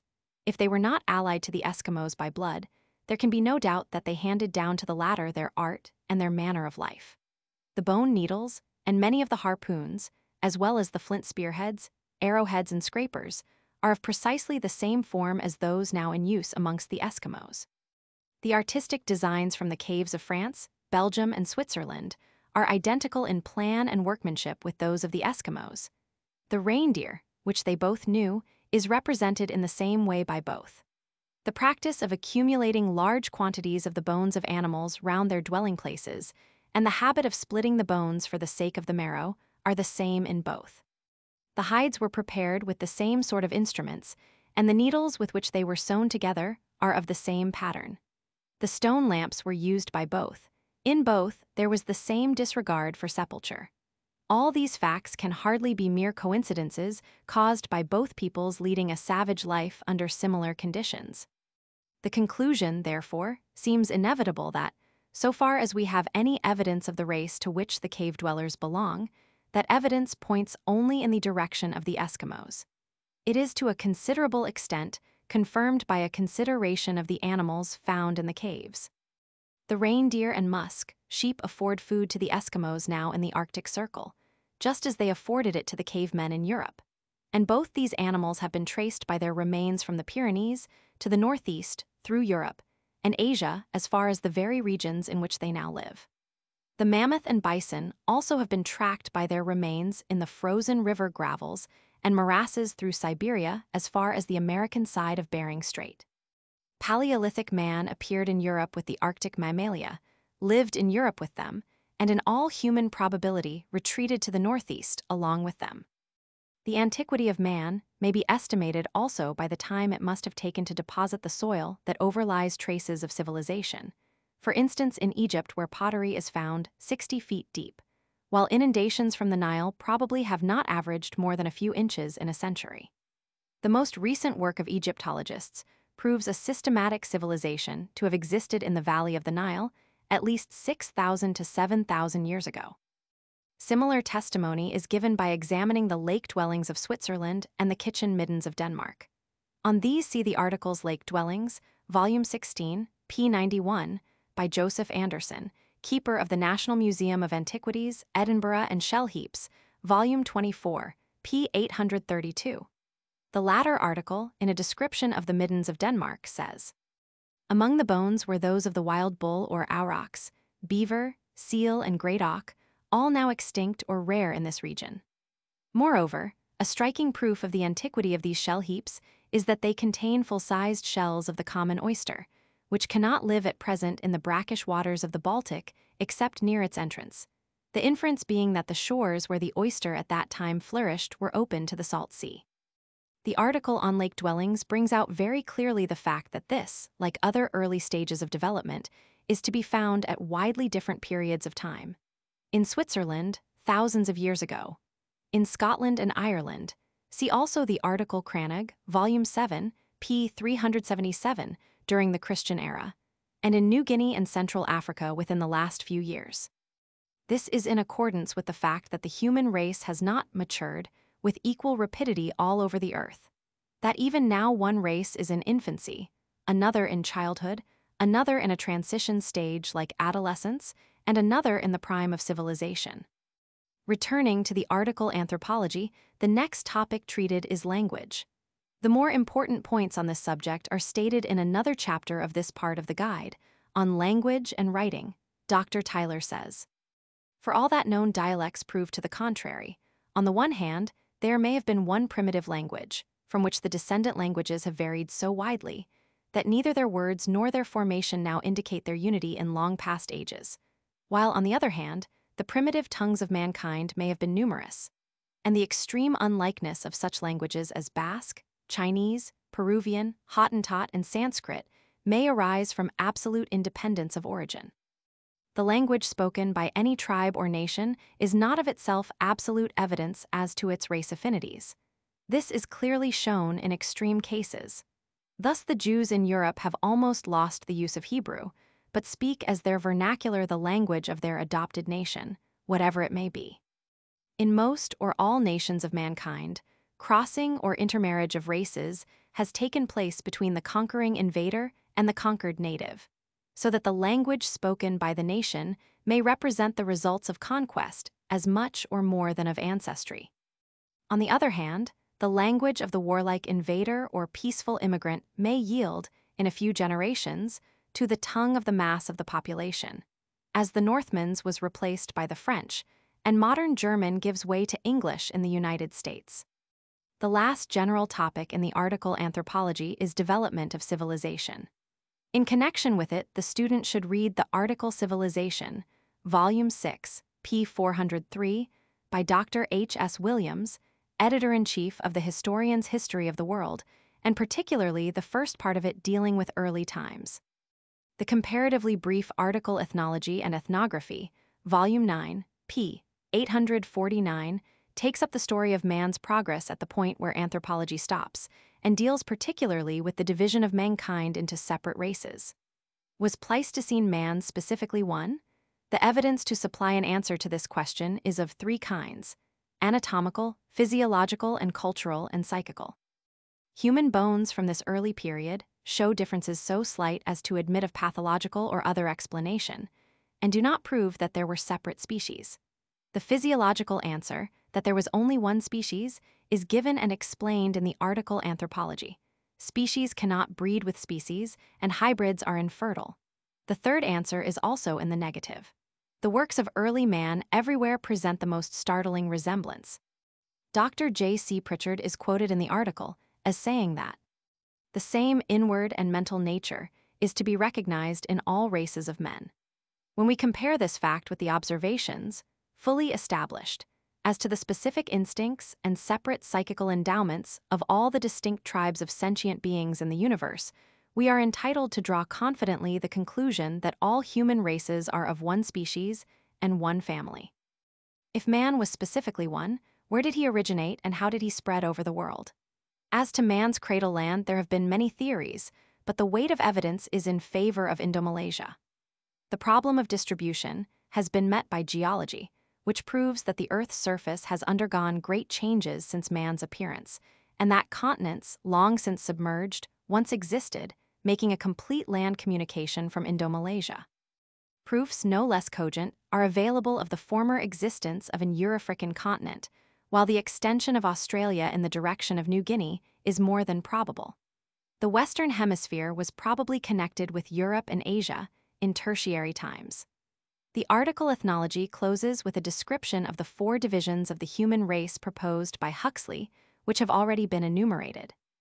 Separate articles supplementing these two main articles, Anthropology and Ethnology, especially in the field of comparative anatomy, are Anthropometry, Volume 2, p. 119 for physical measurements, including the Bertillon system used to identify criminals, Brachycephalic, Volume 4, p. 366, or short-headed, a term applied to Indo-Chinese, Savoyards, Croatians, Lapps, etc.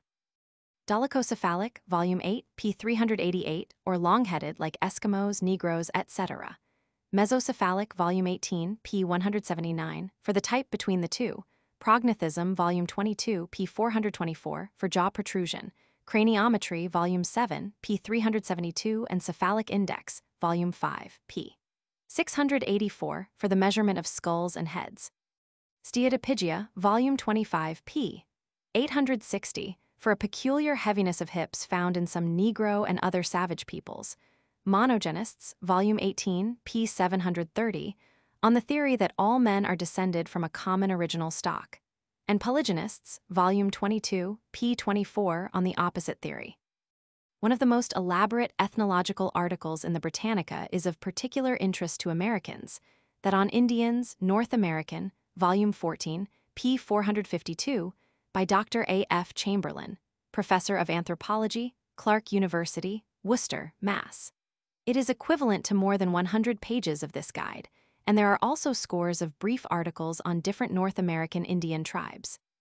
A few, only, of the many interesting topics treated in it may be mentioned. The name American Indians, due to the mistaken early belief that the New World was a part of Asia.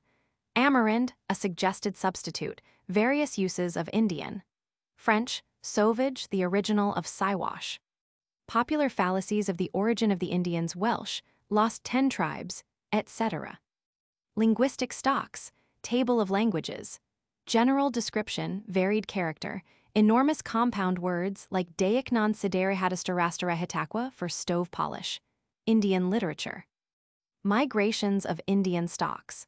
Tabular conspectus of 180 tribes, situation and population, degree of intermixture, condition and progress, and authorities on each. Population, physical characteristics, race mixture. Culture, arts, industries, religion, mythology, and games. Social organization, contact of Indians and whites, Indian wars, missions, Indian talent and capacity, syllabaries invented by Indians. In addition to the articles on Indian tribes, there are many on Indian notables. For example, Pontiac, Tecumseh, King Philip, Black Hawk, Brant, and Sitting Bull. Interest in the Indians of Central America, popularly called Aztecs, is rather archaeological than ethnological. See in the Britannica the article Central America, Volume 5, p. 677, by Dr. Walter Lehmann, Directorial Assistant of the Royal Ethnological Museum, Munich, and the article America, Ethnology and Archaeology, Volume 1, p. 810, by O.T. Mason, late Curator, Department of Anthropology, National Museum, Washington, dealing with the Indians of North, Central, and South America in general. The other principal articles on races, or tribes of unusual ethnographic importance, are Negro, Volume 14, p. 344, by Thomas Athol Joyce, Assistant in the Department of Ethnography, British Museum, with a section on the Negro in the United States, by Walter F. Wilcox, late Chief Statistician, United States Census Bureau. Supplemented by Africa, Ethnology, Volume 1, p. 325, by Mr. T. A. Joyce, with a particularly valuable classified list, p. 329 of African tribal distribution, which may be made the basis for further study by reference to articles on the separate tribes, such as Berbers, Kabyles, Mzabites, Tuareg, etc. Polynesia, Volume 22, p. 33, for the Polynesian race, and also Samoa, Volume 24, p. 115, and Hawaii, Volume 13, p. 83. Australia, Aborigines, Volume 2, p. 954, and Maori. The following is a list in alphabetical order of articles on races or tribes. Ababda Abipones Abnaki Aborigines Acholia Fars, Danakil, Agyambo Ahim At Atina Amek, or Imek Enu Aka Ulfuros Algonquin, Allur Amarar Anti, or Kampa Pachia Palashi, Arabs Arapaho Arcanians, Arawak Area Arakara, or Arakara Ardiga Ashraf, Shirefa Assiniboine Athapaskan Atacapa, Owadia and Fadnia, Aymara Aztecs, Babu Badagas, Bagora, Bakalai Bakshiri, Bakwiri, Baluba, Bambute, Banate Bangesh, Barabarbari, Bashkirs Basques, Batakin, Batani Batas, Batwa Bazigars, Bechuana Bedouins Bija, or Bija Bele Bella Belakula, or Bilkwila Bini Amer, Bini Israel Bayathuk Berbers, Birdet Bachiana Bills, or Beals by Mana, Bisharin Blackfoot, Boer Bogos, Bylans, Boys Brules Bongo Batakudos, Bozdar Brahui, Bugas Bugti Bariats, Bushman Kado Kagats Kahita Kahokia Kakshikwal Kalchekwi Caribs Kashibo, or Karapesh Kadoksi Katabas Kelt Chamkani Changos, Cheriwa Chechenses, Chelian Cheremises,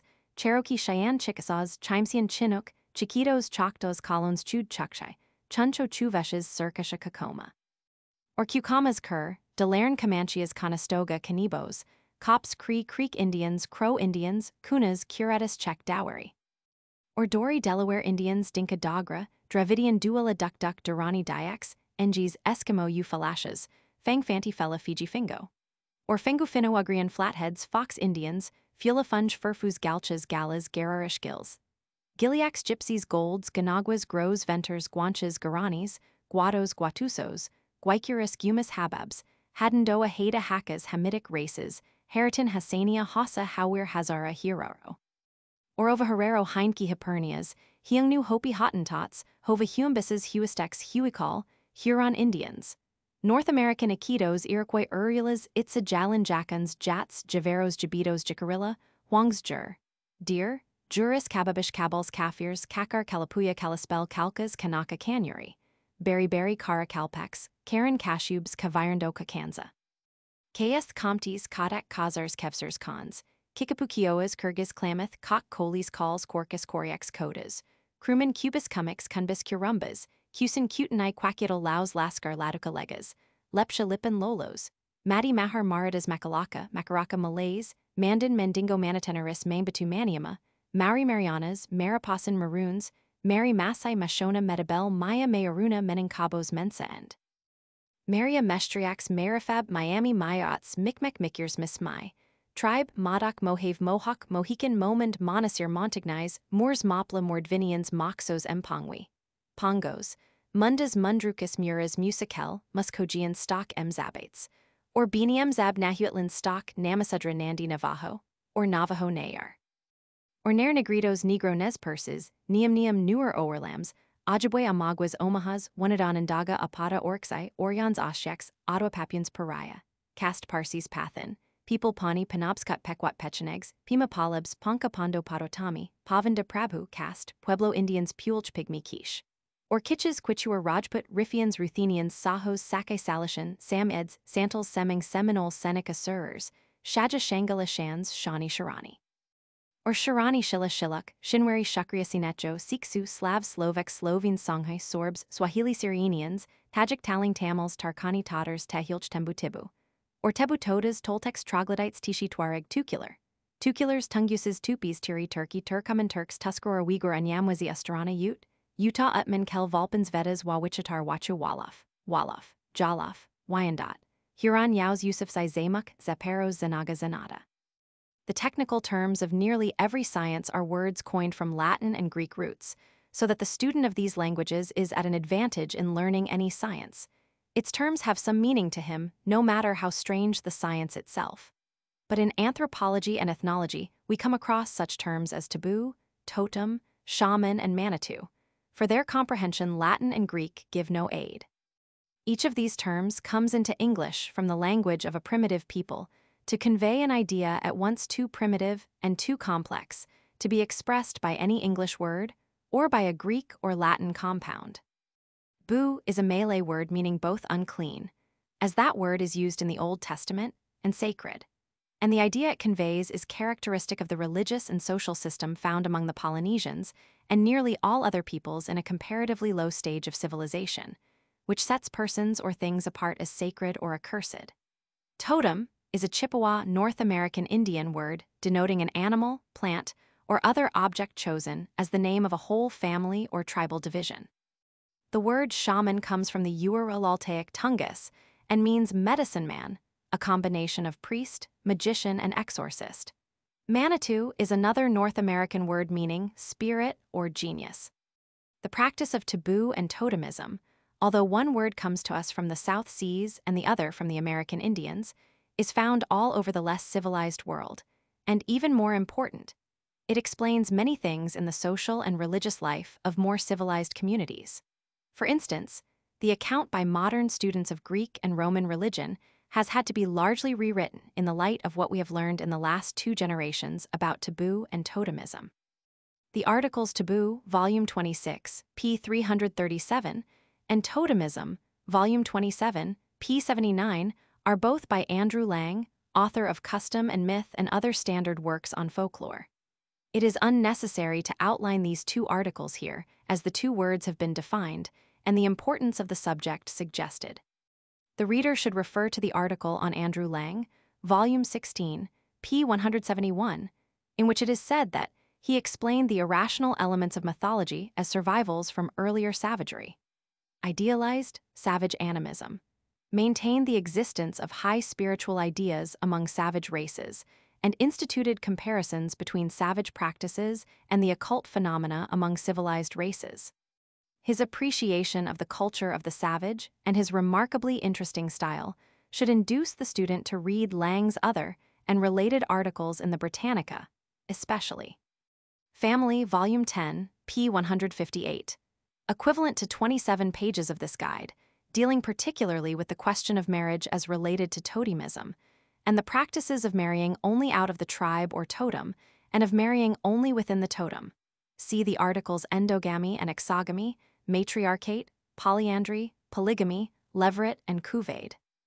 Name, Volume 19, p. 157, which discusses the relation of the name to the totem, the strange primitive custom of the individual S having many names and concealing his true name, etc., and also the articles Fairy, Volume 10, p. 134, and Mythology, Volume 19, p. 128. For special forms of superstition, read the articles Magic, Shamanism, Witchcraft, Demonology, and Lycanthropy, and in the field of religion, Primitive, Volume 23, p. 63, by R. Merritt of Oxford University, author of The Threshold of Religion, etc. This article puts particular stress on the importance of ritual in early religion. Compare also the matter, already mentioned, on religion in the article on North American Indians with the short articles Manitou, Volume 17, p. 568, and Ghost Dance, Volume 11, p. 925. Besides, the student should Road Ordeal, Volume 20, p. 173, Prayer, Volume 22, p. 256, Ritual, Volume 23, p. 370, Sacrifice, Volume 23, p. 980, Animism, Volume 2, p. 53, on the attempt to explain religion as due to the fear and worship of ghosts, and Fetishism, Volume 10, p. 295, by N. W. Thomas. Government Anthropologist to Southern Nigeria. Ancestor Worship, Volume 1, p. 945, Funeral Rites, Volume 11, p. 329, and Purification, Volume 22, p. 660, all by Dr. F.C. Knibbe, author of Myth, Magic, and Morals, etc. Tree Worship, Volume 27, p. 235, and Serpent Worship, Volume 24, p. 676, both bearing on totemism, by S. A. Cook, author of Religion of Ancient Palestine, etc. A course of reading on anthropology may well close with the study in the Britannica of the lives of some leaders in this science. The student will thus be familiarized with the theories of each great anthropologist, and will notice the manifold appeal of the science by seeing from what point each approached it. One from his interest in geology, another from travel, a third because of his studies in surgery or biology, another as a psychologist. Avebury, 1st Baron Bandelier, Adolphe F.A. Bastian, Adolphe Brasseur de Bourbourg C.E. Brinton D.G. Broca, Paul Catlin, George Christie, Henry Dawkins, William Boyd Denneker, Joseph Fletcher, Alice C. Hale, Horatio Hodgson, B.H. Lartet, Edward M. Lennon, John F. Mantegazza, Paulo Morgan, Lewis Henry Mortillet, L.L.G. de Pritchard, James Cowles Schoolcraft, H.R. Tyler, Edward B. Wagner, Rudolph Waltz Theodore.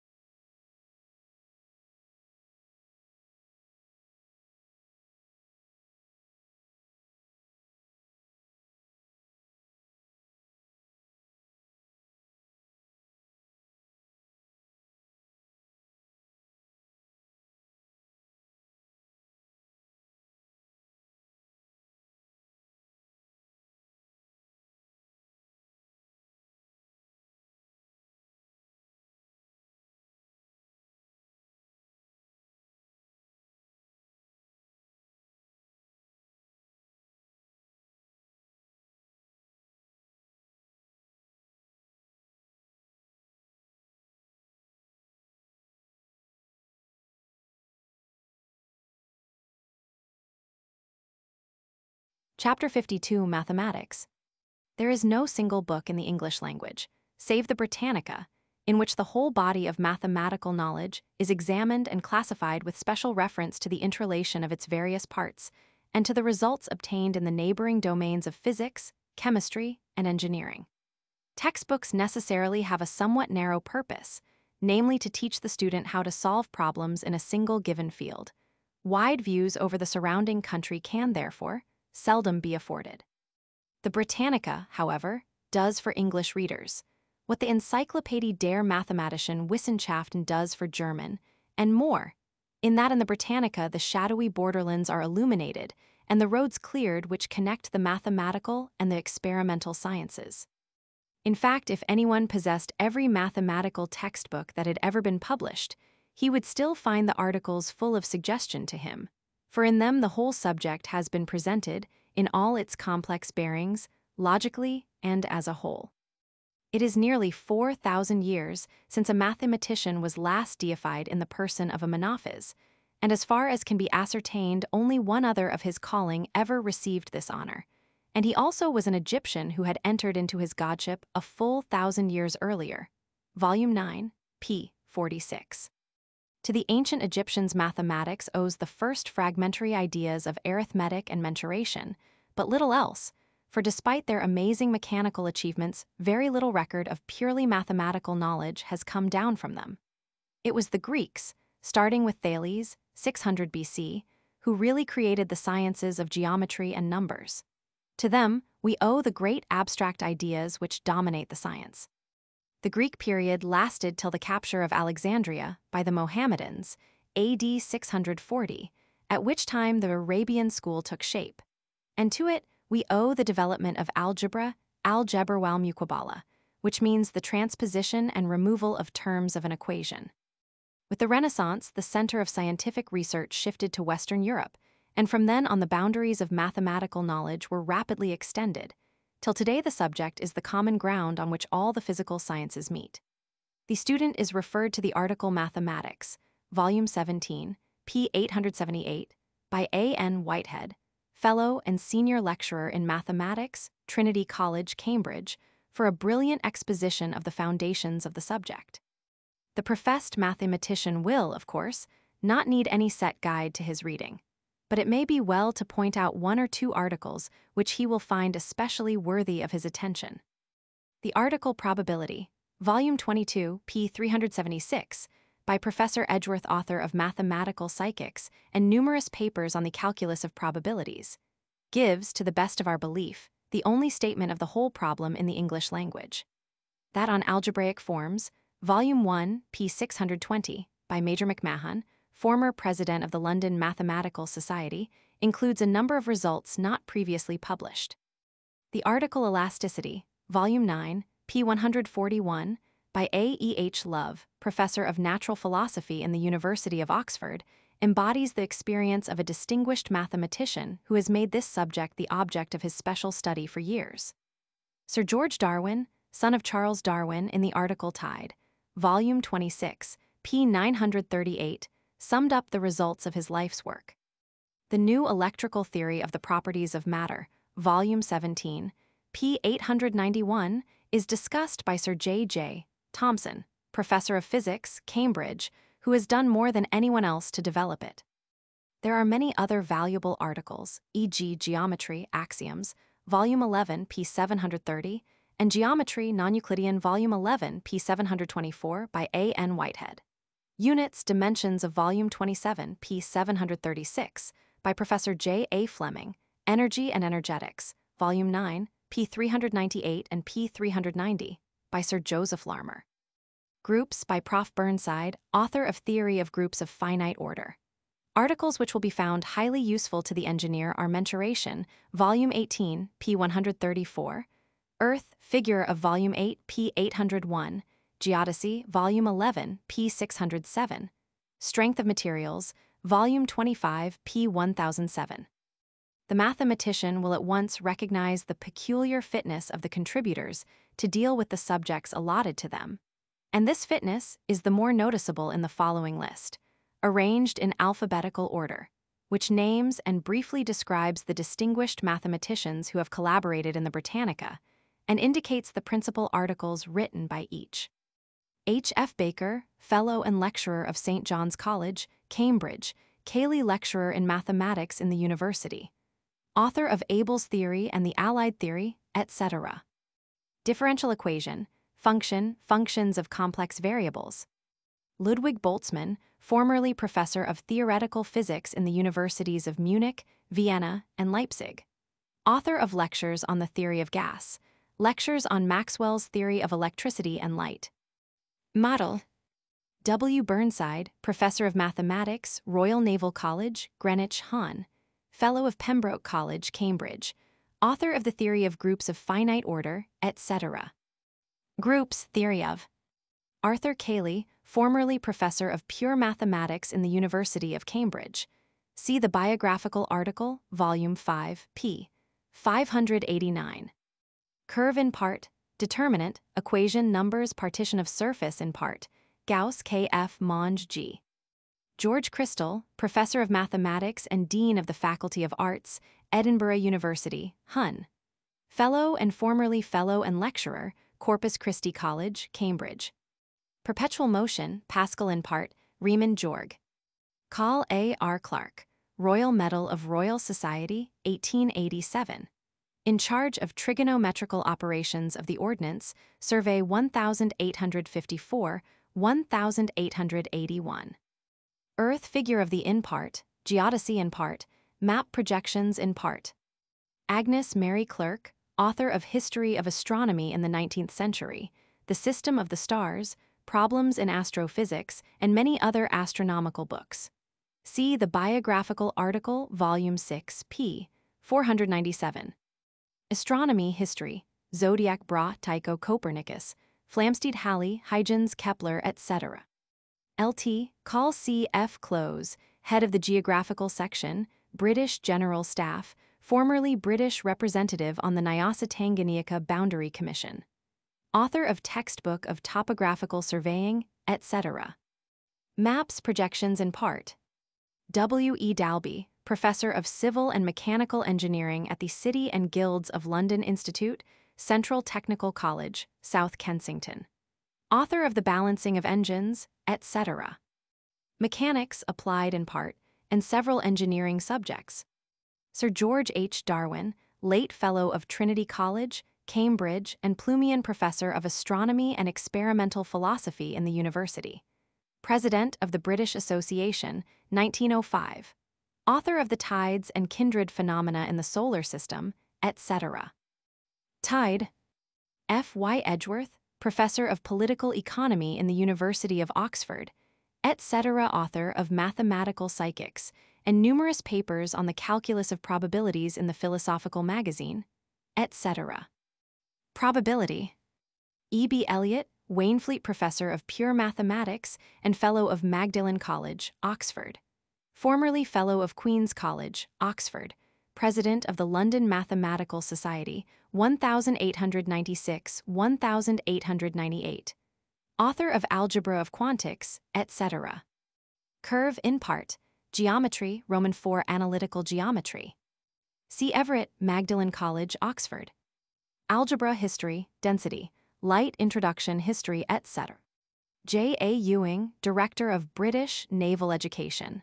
Hun, Fellow of King's College, Cambridge, formerly Professor of Mechanism and Applied Mechanics in the University of Cambridge. Author of The Strength of Materials, etc. Strength of Materials, and several engineering subjects. J. A. Fleming, Pender Professor of Electrical Engineering in the University of London. Fellow of University College, London. Formerly Fellow of St. John's College, Cambridge, and lecturer on applied mechanics in the university. Author of Magnets and Electric Currents, etc. Units, Physical, and many articles on electrical science. Reverend A. H. Frost. Magic Square. W. Garnett, Educational Advisor to the London County Council, formerly Fellow and Lecturer of St. John's College, Cambridge. Principal and Professor of Mathematics, Durham College of Science. Author of Elementary Dynamics, etc.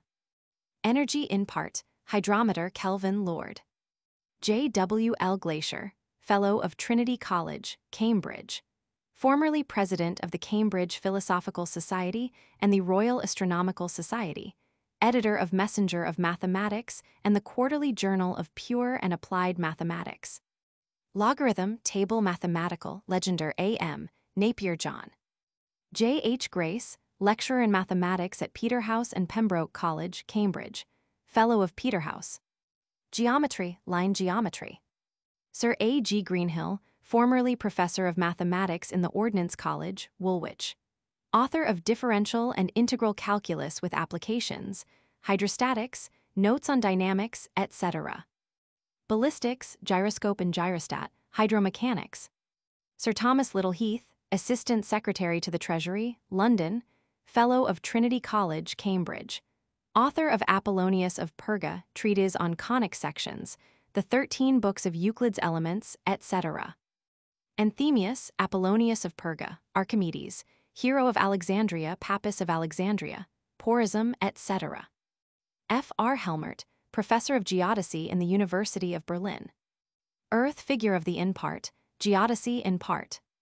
O. M. F. Henrici, professor of mechanics and mathematics in the Central Technical College of the City and Guilds of London Institute, author of vectors and rotors, congruent figures, etc. Calculating machines, geometry I Euclidean Roman 2, projective Roman 3, descriptive, perspective, projection. E. W. Hobson, fellow and tutor in mathematics, Christ's College, Cambridge. Stokes lecturer in mathematics in the university. Fourier series, spherical harmonics, trigonometry. A. E. Jolliffe, fellow, tutor and mathematical lecturer, Corpus Christi College, Oxford.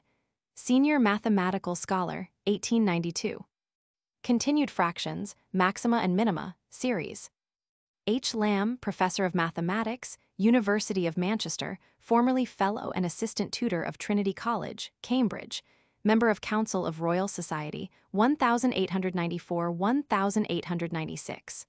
Royal Medalist, 1902. President of London Mathematical Society, 1900–1904. Author of Hydrodynamics, etc. Dynamics, harmonic analysis, mechanics I theoretical, vector analysis, wave.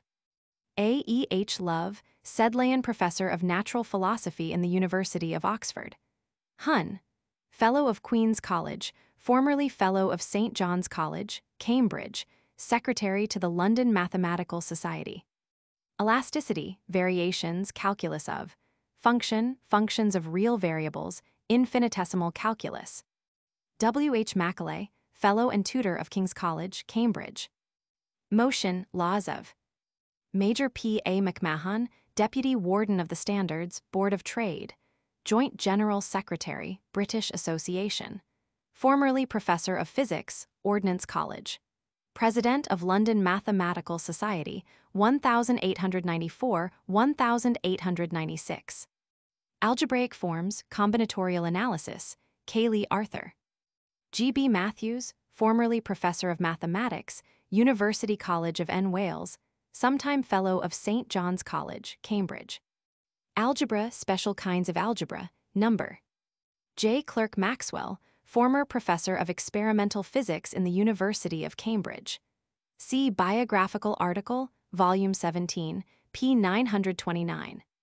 Capillary action in part, diagram. Simon Newcomb, former Professor of Mathematics and Astronomy, Johns Hopkins University, etc. See the biographical article, Volume 19, p. 474. Astronomy, descriptive, and many other astronomical subjects. J. H. Poynting, Professor of Physics and Dean of the Faculty of Science in the University of Birmingham. Formerly Fellow of Trinity College, Cambridge. Joint author of Textbook of Physics.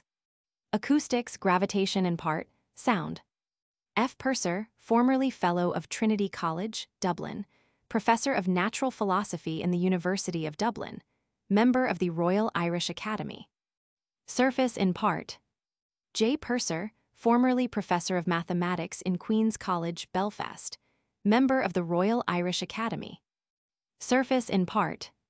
W. J. M. Rankin, former Professor of Civil Engineering at Glasgow University. See the biographical article, Volume 22, p. 894. Mechanics applied in part.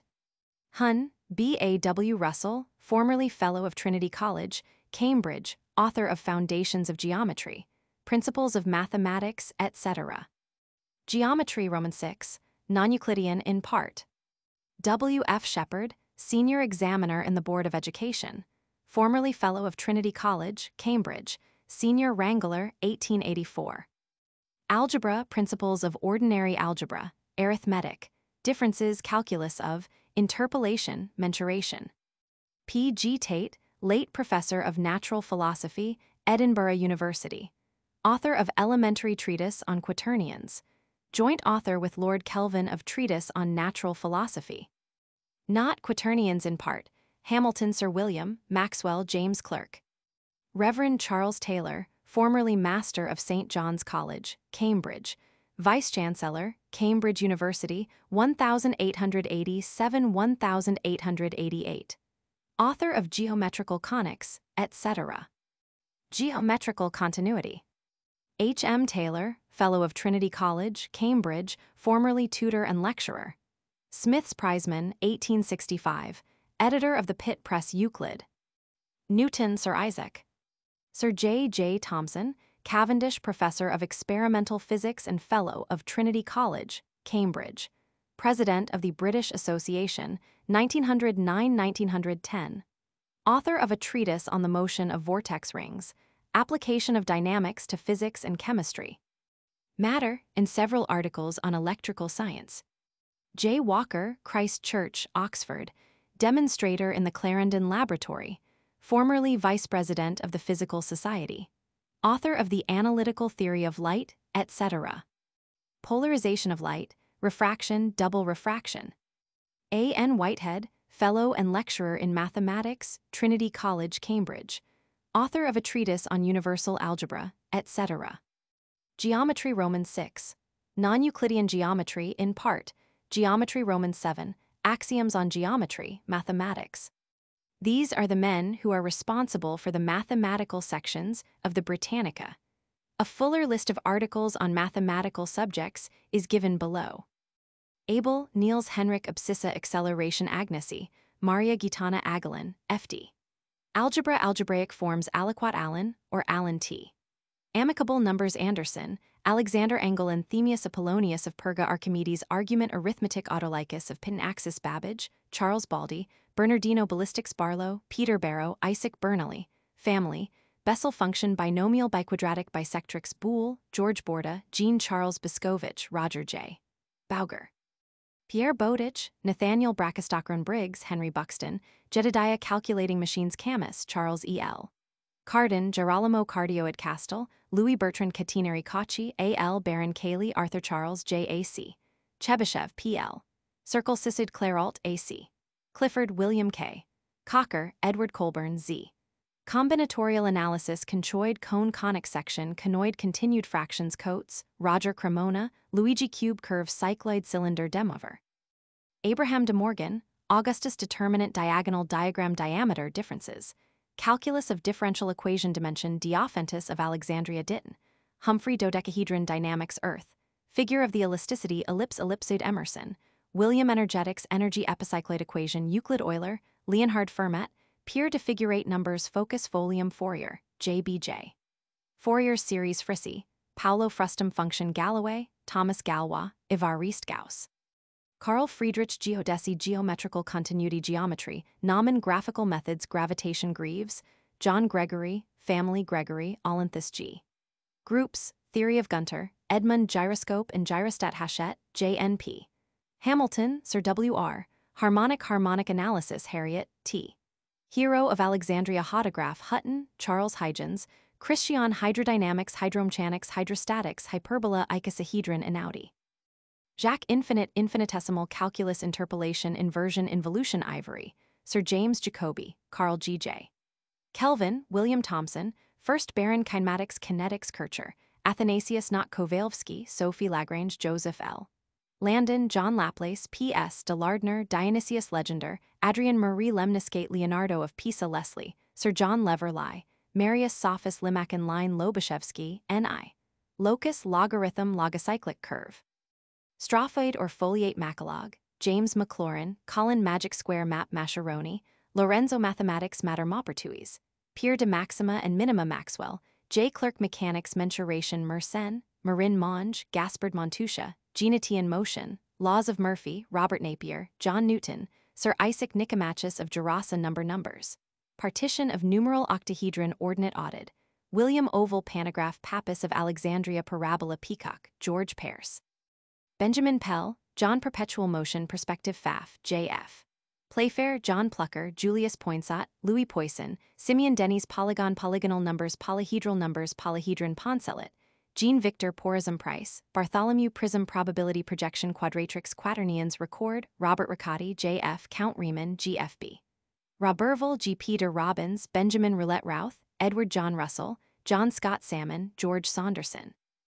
N. Serenus of Antisauceres Serpentine Simpson, Thomas Simpson, Robert Smith, H.J.S. Smith, Robert Snell, Willebrord Sphere Spherical Harmonic Spherade Spiral Spottiswood, W. Static Steiner, Jakob Stevinus, Simon Sterling, James Stokes, Sir George G.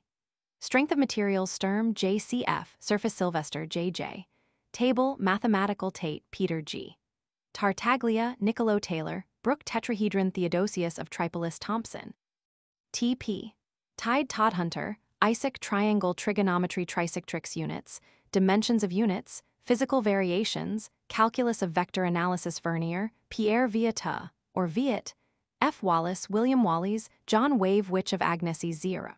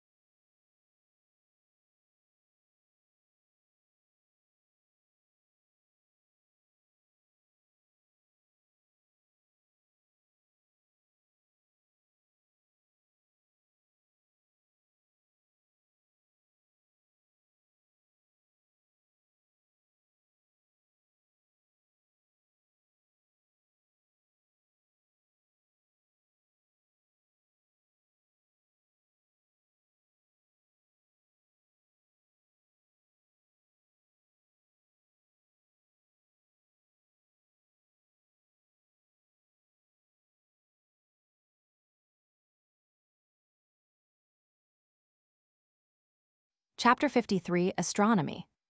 No greater homage has ever been paid to the progress of American science than when the planning and supervision of the astronomical section of the new Encyclopaedia Britannica was entrusted to the late Prof.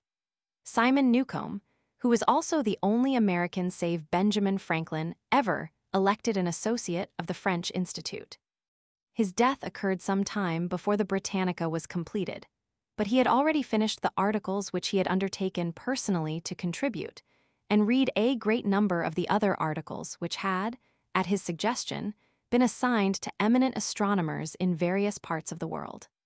His famous handbook, Popular Astronomy, has been translated into all the European languages, and into Japanese as well. But the unlimited resources in the way of collaboration which the editorial organization of the Britannica put at his disposal enabled him to assemble in these volumes a complete body of astronomical knowledge, which is the greatest of his educational achievements. The making of a lens for a great telescope is the most difficult undertaking in all craftsmanship, and the mounting of the telescope itself a triumph of mechanical ingenuity. Yet the stars and planets have been guideposts for the shepherd and the sailor throughout the ages, and have told the farmer when to sow and when to reap. And even in our day, observations made by an amateur, through a common field glass, have in more than one instance yielded results of serious value. Progress is from one point of view so slow that astronomers are now compiling data regarding fixed stars of which the motion cannot be deduced for centuries to come. Yet some of the changes to be observed are so swift that solar prominences often rise at the rate of 350,000 miles an hour, and have been seen to rise to that height. The temperature of the sun's envelope, 6,000 degrees C, greatly exceeds any that we can artificially create, and would convert into gas any substance we know. And for every unit of heat it sends to the Earth, 100 million other units, poured into space, are absolutely lost for any purposes of mechanical effect. Astronomy deals with objects so minute that even a shooting star evolving, as it passes through our atmosphere, so much light that we can trace its course with the naked eye, may be no larger than a grain of sand. Deals, too, with objects of so shadowy a nature that the white clouds in our sky are, in comparison, solid blocks. And deals, again, with distances and surfaces so vast that numerical description fails to convey any impression but one of confusion. It is not easy to conceive, when we see a balloon in the air, the remainder that would exist if the bag, the car, and the cordage were all subtracted. There would be, until the gas mixed with the atmosphere, a sphere of gas. The stars, our sun included, seem to be masses of incandescent gas, possessing fairly definite boundaries, and not far from spherical in shape. The nebulae seem also to be masses of incandescent gas, irregular in form and having no clearly marked limits. Even the nucleus of a comet is apparently not solid enough to be opaque. And as the four great planets also seem to be gaseous, it is probable that only the smaller bodies, like our Earth, the Moon, and Mars, are solid. To the rule that we can handle none of the matter that originates beyond the limits of our atmosphere, the meteorites supply an exception. 70 years ago, a mass of stone, cold and invisible, flying through the ether of space at the rate of some 100,000 miles an hour, entered our atmosphere, became so hot, as the air's friction checked its speed, that bits of its surface, fused to crust, flicked off and floated in the air, leaving a shining trail. Then, as its speed was reduced to some 300 miles an hour, cooled until it was no hotter than a laundress likes her iron to be. At Mhow, in India, as it made a dent in the earth, it killed a man, the only man known to history who has died so uncanny a death. But near Wold Cottage, in Yorkshire, England, 30 years before, another meteorite had fallen only 10 yards from a laborer. And only 30 years ago another arrived on a Yorkshire railway line, 40 yards from a gang of platelayers. The largest meteoric mass known weighs about 50 tons, but most of them seem to have split in the course of their journey. And at Hessel, 100,000 fragments spread, like grape shot from a giant gun, over an area of some 30 square miles. See Meteorite, Volume 18, p. 262. Although the closest scrutiny has not discovered in any meteorite a shred of life, even the lowest, we obtain, from another source, and by a different method of observation, evidence, as yet inconclusive, that not only life but intelligent life exists beyond our planet. As in respect of other astronomical problems, the Britannica is singularly clear, impartial, and authoritative in its treatment of this question. The article Mars, Volume 17, p. 761, was written by Professor Newcomb, but Professor Percival Lowell contributes a summary of the recent investigations and deductions relating to Mars with which his name is associated.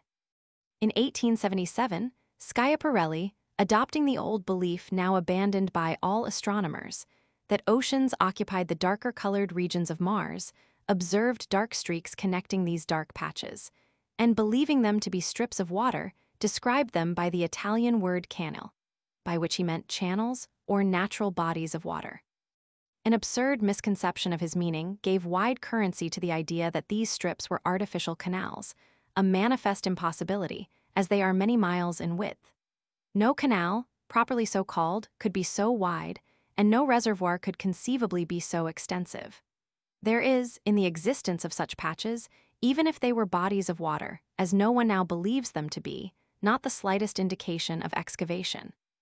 In 1894, Professor Lowell, an American astronomer of great authority, established, for the special purpose of observing Mars, the Lowell Observatory at Flagstaff, in Arizona, 7,250 feet above sea level, in singularly clear, dry air, equipped with a 24-inch telescope. This observatory unquestionably commands greater penetration than any other, and Professor Newcomb says that the work there upon Mars has been continued with such care and assiduity that its results must take precedence of all others. Professor Lowell's first announcement that he had detected evidences of the existence of extensive artificial canals, which would of course absolutely prove Mars to be inhabited by intelligent creatures, was received with derision by many critics who jumped to the conclusion that he meant artificial canals many miles in width. Fuller statements from Professor Lowell showed that he believed Schiaparelli's wide strips to be not water, but areas of vegetation lying on each side of artificial irrigating canals of no extraordinary width, by a network of which water is brought to, and distributed throughout, the temperate and equatorial zones of Mars from the extreme north and south, as the polar snow caps melt. And that this irrigation gives the rainless area a seasonal fertility, just as the melting of Abyssinian snows fecundates the distant valley of the Lower Nile. These strips, according to Professor Lowell and other observers, are at one season of a bluish-green color, suggesting prosperous vegetation, then fade to a paler shade or in some places to a tawny brown. The strips are thousands of miles in length, perfectly straight. No one claims to have seen the artificial canals, but if there are areas of vegetation, they must be due to irrigation performed by waterways. If continued observations confirm the existence of these strips, it will become certain that they are not telescopic illusions, but the results of engineering operations on a scale unknown to our planet. The readings indicated in this chapter will yield a survey of this special field, as of all other fields of current research in astronomy, and give new interest to current investigations. A brief account of some of the principal astronomical articles is printed here in tabular form, and a fuller list, alphabetically arranged, follows this topical outline. Topics for reading article and contributor. Early interest in the sky. Astral Theology, The Assumption of Astrology, Volume 2, p. 795, and A Close Link Between the Babylonian and Assyrian Religion Movements Going On in the Heavens, Volume 3, p. 114, by Dr. Morris and Occurrences on the Earth. Jastrow, author of Religion of the History of Astrology, traced the Babylonians and Assyrians to ancient Babylonia, about 3000 B.C. Story of the Constellations, a map constellation with star maps and of the heavens. Tables, Volume 7, p. 11, by Charles Everett, Fellow Royal Astronomical Society. See also separate articles on the principal constellations and stars. Development of Astronomy. Scientific Knowledge of the Ancient Astronomy, History, Volume 2, p. Chinese, Egyptians, and, by Agnes M. Clerk, author Babylonians. Revolutionary Cycle of a Popular History of the Planets, Astronomy. First Conception of the Earth as a Pythagoras, Volume 22, p. 699, by Globe. The Harmony of the Dr. A. S. Pringle Pattison Spheres. Identification of author of Man's Place in the Morning and Evening Stars, about Cosmos, etc. B.C. The Greeks Measure the Earth by Eratosthenes of Alexandria, Volume 9, Astronomical Means, about 200 p. 733, by Sir Thomas Little B.C. Heath, author of Treatise on Conic Sections. The First Observatory. Observatory, Volume 19, p. 954, by J. L. E. Dreyer, Director of Armagh Observatory. The First Systematic Astronomer, Ptolemy, Mathematics, Volume 22, p. Ptolemy and His System, A.D., by Prof. George J. Allman. Queen's, Galway, Copernicus, Volume p. 100, by Agnes M. Clerk. Revival of Heliocentric Theory Kepler, Johann, Volume 15, p. 749, A.D. 1506-1512. By Agnes M. Clerk. Plan of Solar System Realized. The Galileo Galilei, Volume 11, p. 406, Founder of Descriptive Astronomy by Agnes M. Clerk. 1564-1642. Newton's Contributions to Astronomy Newton, Sir Isaac, Volume 19, p. and Astronomical Physics, by Henry M. Taylor, Fellow 1585-1586. Of Trinity College, Cambridge. Continuation of Newton's work. Euler, Leonhard, Volume 9, p. 887. Nebular Hypothesis of Laplace Nebular Theory, Volume 19, p. 333, 1796. By Sir Robert S. Ball, author of The Story of the Heavens, etc. The New Astronomy. Work of Wollaston, Fraunhofer, Astrophysics, Volume 2, p. 819, by Kirchhoff and Rowland in Spectrum. Dr. Simon Newcomb, late Director Analysis. National Observatory, Washington. Discoveries during recent eclipses. Photography, Celestial, Volume 21, p. Photographing the Heavens, by Prof. H. H. Turner, Star Charts, etc. Oxford, author of Modern Astronomy, etc. Measuring light and heat from the photometry, celestial or stellar stars, radiomicrometer. Photometry, Volume 21, p. 530, by Dr. H. H. Turner, Oxford. New Method of Photographing the Sun Spectroheliograph, Illustrated, and the Results of this Mode of Volume 25, p. 618, by Dr. George Study. E. Hale, inventor of the spectroheliograph. Principles of astronomy. How the positions and motions of astronomy, spherical, or the heavenly bodies are defined. Geometrical Astronomy, Volume 2, System of Coordinates. p. 801, by Dr. Simon Newcomb.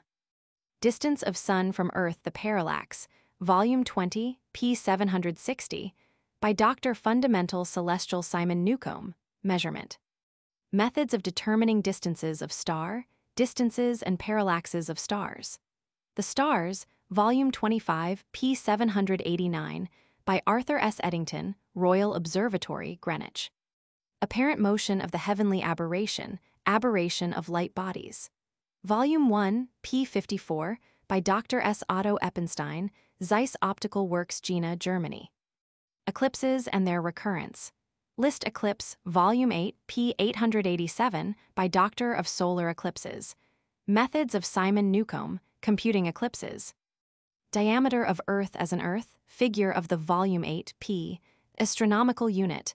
Determination, by Alexander R. Clark, of Diameter and Figure of Earth. Ordnance Survey and Prof. Fr. Helmert, University of Berlin. The Stars, the Two Star Streams. Star, Volume 25, p. 785, by Arthur Milky Way. Distribution of Stars. S. Eddington, Royal Observatory, Greenwich. True Nebulae, Constitution. How Nebula Illustrated, Volume 19, p. They Differ from Star Clusters, by Arthur S. Eddington. Comets, Origins and Orbits. Physical Comet, Illustrated, Volume 6, p. Constitution. List of Periodic, by Dr. Simon Newcomb, Comets. Shooting Stars. History of Meteoric Meteor, Volume 18, p. 260, by W.F. Showers, Denning, formerly President, Liverpool Astronomical Society. Constitution of Shooting Stars. Meteorite, Volume 18, p. 262, by Lazarus Fletcher, author of Introduction to the Study of Meteorites. General Description of the Solar System, Volume 25, p. 357, by System. Dr. Simon Newcomb. The Photosphere, Chromosphere and Sun, Illustrated, Volume 26, p. 85, Corona, Dimensions, Temperature, by Dr. Ralph A. Sampson, and Age of the Sun, Sunspots. Astronomer Royal for Scotland. The Vast Envelope Which Surrounds Zodiacal Light, Volume 28, p. 998, The Sun, by Dr. Simon Newcomb. Are Northern Lights Due to Aurora Polaris, Illustrated, Volume Emanations from the Sun, p. 934, by Dr. Charles Cree, President, Physical Society of London. Opaque Bodies, Members of the Solar Planet, Illustrated, Volume 21, p. System, Their Relation to Each and Planets, Minor, Volume Other. Their Spectra, Atmosphere, 21, p. 717, both by Dr. Simon. Temperatures. First Planetoid Newcomb, discovered Jan. 1, 1801, Groupings of the Planetoids. The Smallest Major Planet. How at Mercury, Volume 18, p. 154, by Dr. Presents the Same Face Always to Simon Newcomb, The Sun. Venus, Its Peculiar Rotation and Venus, Volume 27, p. 1013, by Dr. Cloudy Atmosphere. Has Venus a Simon Newcomb satellite? The Earth as a Member of the Solar Earth, Volume 8, p. 799, System. Our Nearest Neighbor. Is it Mars? Illustrated, Volume 17, p. Inhabited? Similarity of Physical 761, by Dr. Simon Newcomb, with conditions to those of the Earth. A summary by Professor Lowell of the observations at Flagstaff. The Largest Planet. Its Belts, Jupiter, Illustrated, Volume 15, p. Spots, Markings, and Surface. Is, by W.F. Denning, formerly the Great Red Spot, a Floating President, Liverpool Astronomical Island, Society. The Ringed Planet. Physical Saturn, Volume 24, p. 232, by Dr. Constitution of Rings, Simon Newcomb. Uranus, Its Discovery, Physical Uranus, Volume 27, p. 788, by Dr. Characteristics and Satellites, Simon Newcomb. The Outermost Known Planet. Neptune, Volume 19, p. 385, by Dr. Dimensions. Resemblance to Simon Newcomb, Uranus. Wonderful Story of Its Discovery Atoms, John Couch, Volume 1, p. 177, 1845. Leverrier, UJJ, Volume 16, p. by Agnes M. Clerk, author of A Popular History of Astronomy. The Moon, Its Aspects, Phases, and Moon, Illustrated, Volume 18, p. Constitution, Its Mountains, and by Dr. Simon Newcomb, Atmosphere. Development of Practical and Observational Astronomy. Current Mode of Star Nomenclature Astronomy, History of Astronomy adopted, 1603. First Planetary, Volume 2, p. 813, by Agnes M. Transit observed by Gassendi Clerk, author of A Popular, 1631. History of Astronomy. Astronomical Instruments. How Coordinates Used in Astronomy, Practical Astronomy Astronomical Research are Volume 2, p. 807, by Dr. Simon Determined. Newcomb. Telescope Discovery and History. Telescope Illustrated, Volume 26, p. Parts and Mounting. Great, by Sir David Gill, formerly Telescopes of the World.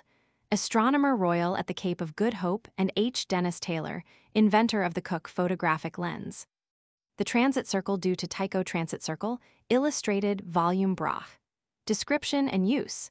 p. 181, by J. L. E. Dreyer, Armagh Observatory, author of Planetary Systems from Thales to Kepler, etc. Measuring Machines. Importance and Micrometer, Illustrated, Volume 18, Use in Astronomy, p. 381, by Sir David Gill. Measuring the Sun's Diameter. Heliometer, Illustrated, Volume 13, p. 224, by Sir David Gill. Old-time Instruments. Nearly Every Astrolabe, Illustrated, Volume 2, p. One of the Modern Instruments, by Lady Huggins, author of Used for the Observatories of Life and Work of G. P. Mazzini. Practical Astronomy is part of the Perfected Astrolabe. Complete List of Observatories Observatory, Volume 19, p. 953, by Throughout the World, date of J. L. E. Dreyer, Director, Armagh Foundation, Their Equipment and Observatory, author of Planetary, their specialized work. Systems from Thales to Kepler. List of articles in the Encyclopaedia Britannica on astronomy. Aberration Oblititious Atoms, John Couch Airy, Sir George B. Albacneus albedo albumazar, Abumashar algal alidade almacantor altitude amosai, Giovanni B. Amplitude Andromeda Andronicus of Sirius Anomaly Ansa Aphelion Apse and Apsides Aquarius Aquila Arcturus Argelander, FWA, Aries Aristarchus, of Samos Armilla Astrolabe Astrology Astronomy Astrophysics Origa Azimuth Bailey, Jean S. Bailey, Francis Bainbridge, John Bessel, Friedrich W. Bianchini. Francesco Binary System by Quintel Black Drop Bode, Johann Ellert Boots Bradley, James Brahe, Tycho Brisbane, Sir Thomas M. Bruno, FFE Calvisius, Cethus Campaniolimenes, M. Cancer Canes Venetus Icanes Major Capricornus Carrington, R.C. Cassini, family, Cassiopeia Celsius, Anders Centaurus Cepheus Cetus Chromosphere Clerk, Agnes Mary Collar Coma Baronesses Comet Seeker Compression Conjunction Canon Constellation Copernicus. Nicolaus Corona Coronium Cosmic Culmination Cunits, Maria Cycle Cygnus Cynosure Declination D, John Defrant de Lambert, J.B.J. De La Rue, Warren Delisle, Joseph N. Delphinus Dial and Dialing Dick, Thomas Direct Motion Diurnal Motion Donati, Giovanni B. Draco Dupuy, Charles F. Earth Eccentric Eclipse Ecliptic Egress Ellipticity Elongation and Ke. Johann Franz Ephemeris Epicycle Epoch Equation of the Center Equation of Time, Equator Equinox Eratosthenes of Alexandria Eridanus Eros Establishment of a Port Evesham Facula Firmament Flamsteed, John Galileo, Galilei Gegenschein Gemini Geocentric Good, B.A. Grant, Robert Halley, Edmund Hansen, Peter Andreas Hanstein, Christopher Heliacal Heliocentric Heliometer Hercules Herschel, Caroline L. Herschel, Sir F. W. Herschel. Sir J. F. W. Hevelius, Johann Hipparchus Horizon Horrocks, Jeremiah Auer Engel Huggins, Sir William Hydra Idler, C.L. Immersion in Garami G. Ingress Invariable Plane Janssen, Pierre Jules C. Jupiter Kepler, Johann Lackel, N. L. de Lalande, J. J. L. de Lamont, Johann von Latitude Lemonier, Pierre C. Leo Leverrier, UJJ. Liber Libration Lilly, William Lockyer, Sir J. Norman Longitude Longimontanus. C.S. Lunation Lyra Magellanic Clouds Mars Mayer, Johann Tobias Mercury Meridian Meteor Metonic Cycle Micrometer Mitzel, Ormsby M. Mitchell, Maria Mobius August F. Moon Mauche AEB. Nadir Nebula Nebular Theory Neptune Newcomb, Simon Node Nostradamus Nutation Observatory Occultation Albers, Heinrich W. M. Orbit Orion Parallax Penumbra Perigee Perihelion Perseus Phoebe Photography, Celestial Photometry, Celestial Piazzi, Giuseppe Pickering.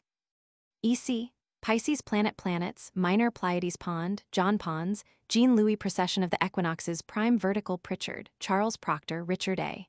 Ptolemy, Claudius Quadrature Quetelet, L.A. Jacques Ramsden, Jesse Regiomontanus Reichenbach, Jivan Ripsold, Johann G.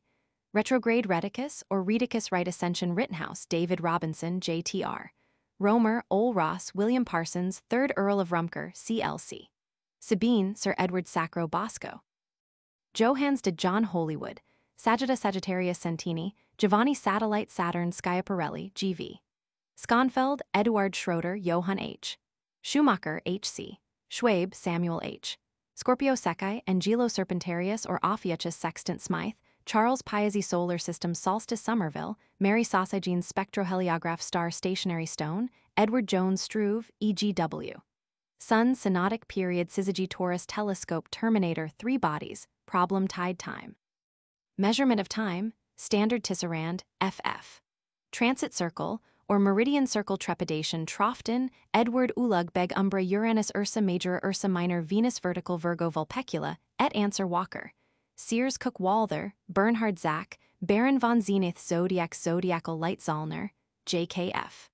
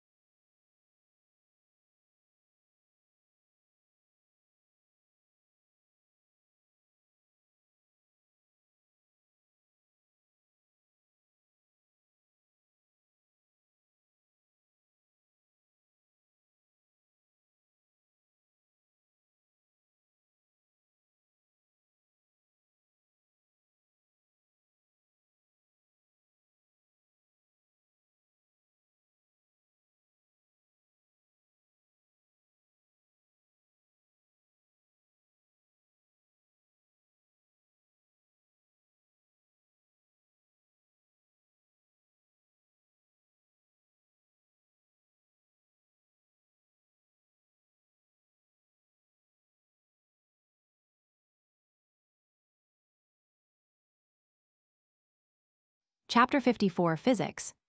More than 2,000 years ago, the poet Lucretius, reviewing the physical knowledge and theories of the Greeks, described, as the Britannica tells us, how the world was formed by the conjunctions of streams of atoms, which condensed into the earth, with its attendant water, air, and ether, to form a self-contained whole.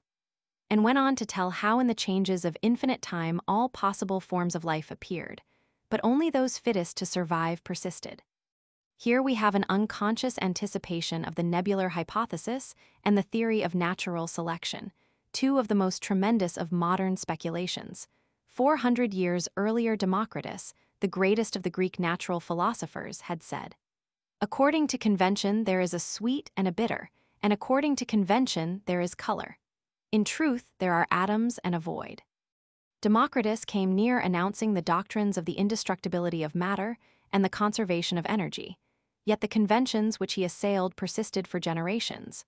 Color, taste, and other qualities of a substance being regarded as of its essence, and as much realities as the substance itself.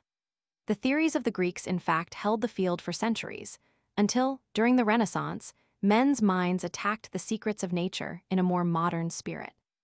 Yet, long as has been its history, physical science, as we know it today, is but a few years old, the result of the feverish activity which has been the obsession of the generation now passing. Volume 24, p. 396. There are many entertaining touches in the historical account of the development of the physical sciences with which this section of the Britannica is enriched, for every branch of the subject has been treated from the historical point of view. The articles, too, have been written by masters who can describe clearly because they see clearly.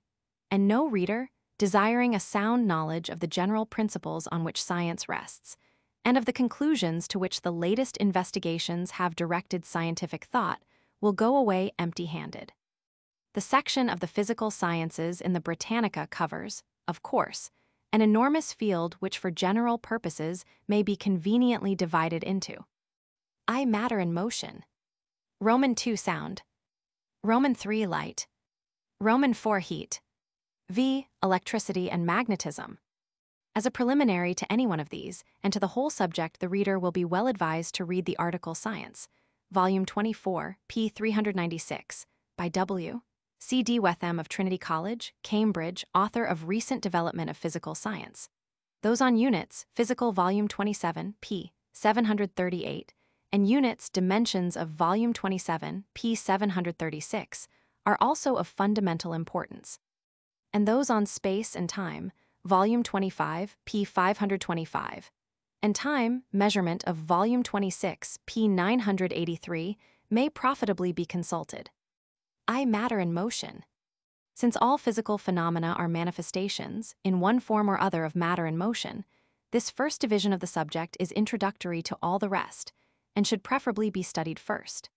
The latest theories in connection with the properties of matter, Volume 17, p. 891, are discussed by Sir J. J. Thomson, Professor of Experimental Physics, Cambridge University, who has led the way in the investigation of the electrical theory of matter.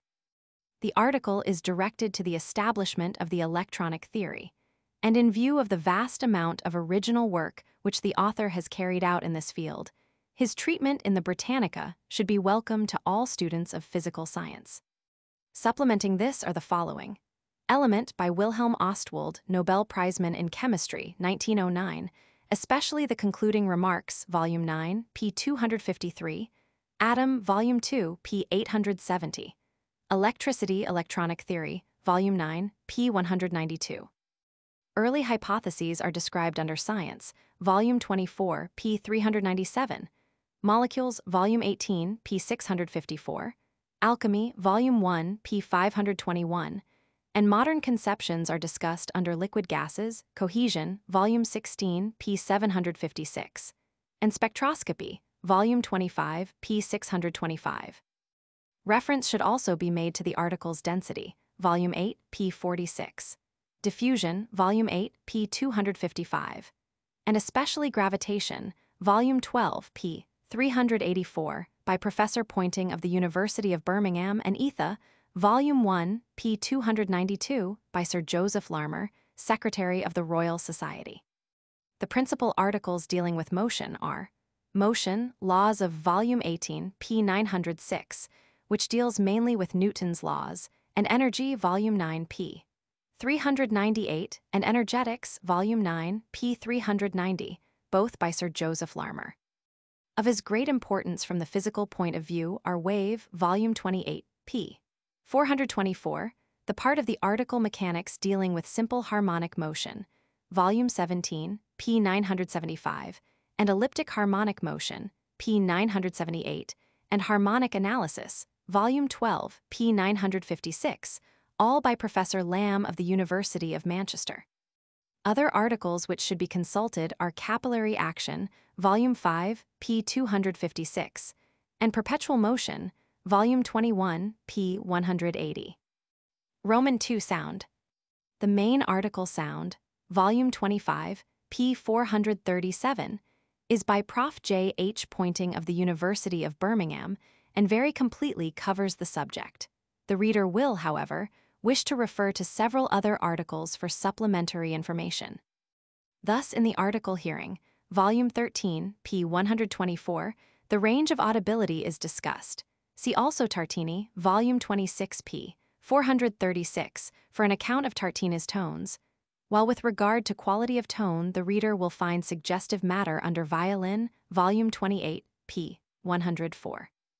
An account of experiments in balloons on the propagation of sound will be found, Volume 1, p. 267, under Aeronautics. Reference should also be made to the articles Wave, Volume 28, p. 425, Elasticity, Vibrations and Waves, Volume 9, p. 158, and Harmonic Analysis, Volume 12, p. 956, for a discussion of the form of sound waves. For applications of the principles of sound production, see also the articles Phonograph, Volume 21, p. 467, Gramophone, Volume 12, p. 333, and Especially Stringed Instruments, Volume 25, p. 1038, Wind Instruments, Volume 28, p. 709, and other articles on musical instruments. See the chapter on music in this guide. For accounts of the researches of Kunt, Volume 15, p. 946, Lagrange, Volume 16, p. 75, and Stokes, Volume 25, p. 951, see those articles. Roman 3 Light. The main article Light, Volume 16, p. 608, is in 4 parts. The introductory and historical sections are by C. Everett, that on the nature of light by Professor Lawrence of the University of Leiden, that on its velocity by the late Simon Newcomb, the eminent American astronomer. The different phenomena connected with the subject may conveniently be grouped and studied as follows. A color, Volume 6, p. 728. Intensity, see Photometry, Volume 21, p. 525, a brilliant article by Prof. H. H. Turner of Oxford University. Illumination, Volume 14, p. 320. B. Reflection of Light, Volume 23, p. 2. Absorption, Volume 1, p. 76. Refraction, Volume 23, p. 25. Dispersion, Volume 8, p. 315. Interference, Volume 14, p. 685. Polarization of Light, Volume 21, p. 932. See Shadow, Volume 24, p. 738. Diffraction, Volume 8, p. 238. Calorescence, Volume 5, p. 60. Fluorescence, Volume 10, p. 375. Phosphorescence, Volume 21, p. 476. D. Mirror, Volume 18, p. 575. Lens, Volume 16, p. 421. Caustic, Volume 5, p. 558. Aberration, Volume 1, p. 54. E. Corona, Volume 7, p. 184. Halo, Volume 12, p. 864. Mirage, Volume 18, p. 573. Rainbow, Volume 22, p. 861. Sky, Volume 25, p. 202. Twilight, Volume 26, p. 492. See also Dust, Volume 8, p. 713. F. Telescope, Volume 26, p. 557. Microscope, Volume 18, p. 392. Objective, Volume 19, p. 948. Camera lucida, Volume 5, p. 104. Camera obscura, Volume 5, p. 104. Binocular instrument, Volume 3, p. 949. Stereoscope, Volume 25, p. 895. G. Vision, Volume 28, p. 130. Far-reaching developments are described in Photography, Volume 21, p. 485, and Spectroscopy, Volume 25, p. 619. In the former article, Sir W. de W. Abney describes in great detail photographic processes, Major General Waterhouse, apparatus and lenses, while A. H. Hinton discusses the pictorial aspect of the subject. There are also valuable articles on celestial photography, Volume 21, p. 523, by Professor Turner, and on the spectroheliograph, Volume 25, p. 618, by the inventor G. E. Hale, director of the Solar Observatory of the Carnegie Institution at Mount Wilson, Cal. The relation between magnetism and light is discussed in an article Magnetooptics, Volume 17, p. 388, by Sir J. J. Thomson. Roman 4 Heat. The treatment of this subject in the Encyclopaedia Britannica has been generally organized by Prof. H. L. Calendar, of the Royal College of Science, London, who was designated by Lord Kelvin as his successor in this department of the work. In pursuing the subject, the following order may conveniently be followed. A Heat, Volume 13, p. 135, Thermometry, Volume 26, p. 821, Calorimetry, Volume 5, p. 60, and Thermodynamics, Volume 26, p. 808, all by Professor Calendar. Cold, Volume 6, p. 663. B. Conduction of Heat, Volume 6, p. 890, Radiation, Theory of Volume 22, p. 785, Radiometer, Volume 22, p. 806. C. Fusion, Volume 11, p. 369. Vaporization, Volume 27, p. 897. Condensation of gases, Volume 6, p. 844. Liquid gases, Volume 16, p. 744. Thermoelectricity, Volume 26, p. 814. V. Electricity and magnetism. We are so accustomed to think of electricity as the peculiar possession of our own age. The first crude attempts at an electric light were only 20 years ago, that we are apt to forget that the first experiments in the science were made at least 2,500 years ago. The first effort to place it on a true experimental and inductive basis dates back more than 3 centuries to the publication of the researches of William Gilbert. See Volume 12, p. 9. The most distinguished man of science of his time, whom Queen Elizabeth appointed her private physician at the usual salary of £100. 100 years later, Volta, Volume 28, p. 198, who might be called the patron saint of electricity, produced the first electric current with the pile which bears his name. Meanwhile, Benjamin Franklin, Volume 11, p. 30, had been experimenting with his famous kite, and Cavendish, Volume 5, p. 580, and Coulomb, Volume 7, p. 508, had been paving the way for the startling developments which resulted from Volta's invention. In the 19th century, Faraday, Volume 10, p. 173, Ampere, Volume 1, p. 878, Ohm, Volume 20, p. 34, Lord Kelvin, Volume 15, p. 721, James Clerk Maxwell, Volume 17, p. 929, and other brilliant investigators in rapid succession developed the field, until the science and application of electricity have attained a position absolutely dominating our daily life. The section of the Britannica treating this great subject is therefore one of the most important in the whole work, and it was in the fullest recognition of the fact that the editor asked Prof.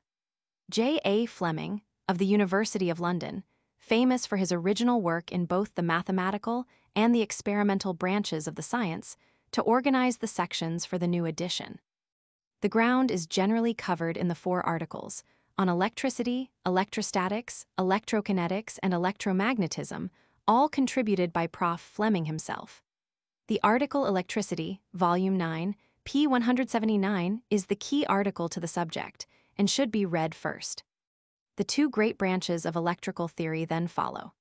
A. Electrostatics, Volume 9, p. 240, in connection with which the article Electrical Machine, Volume 9, p. 176, should also be studied, with reference to Electroscope, Volume 9, p. 239, and Electrophorus, Volume 9, p. 237.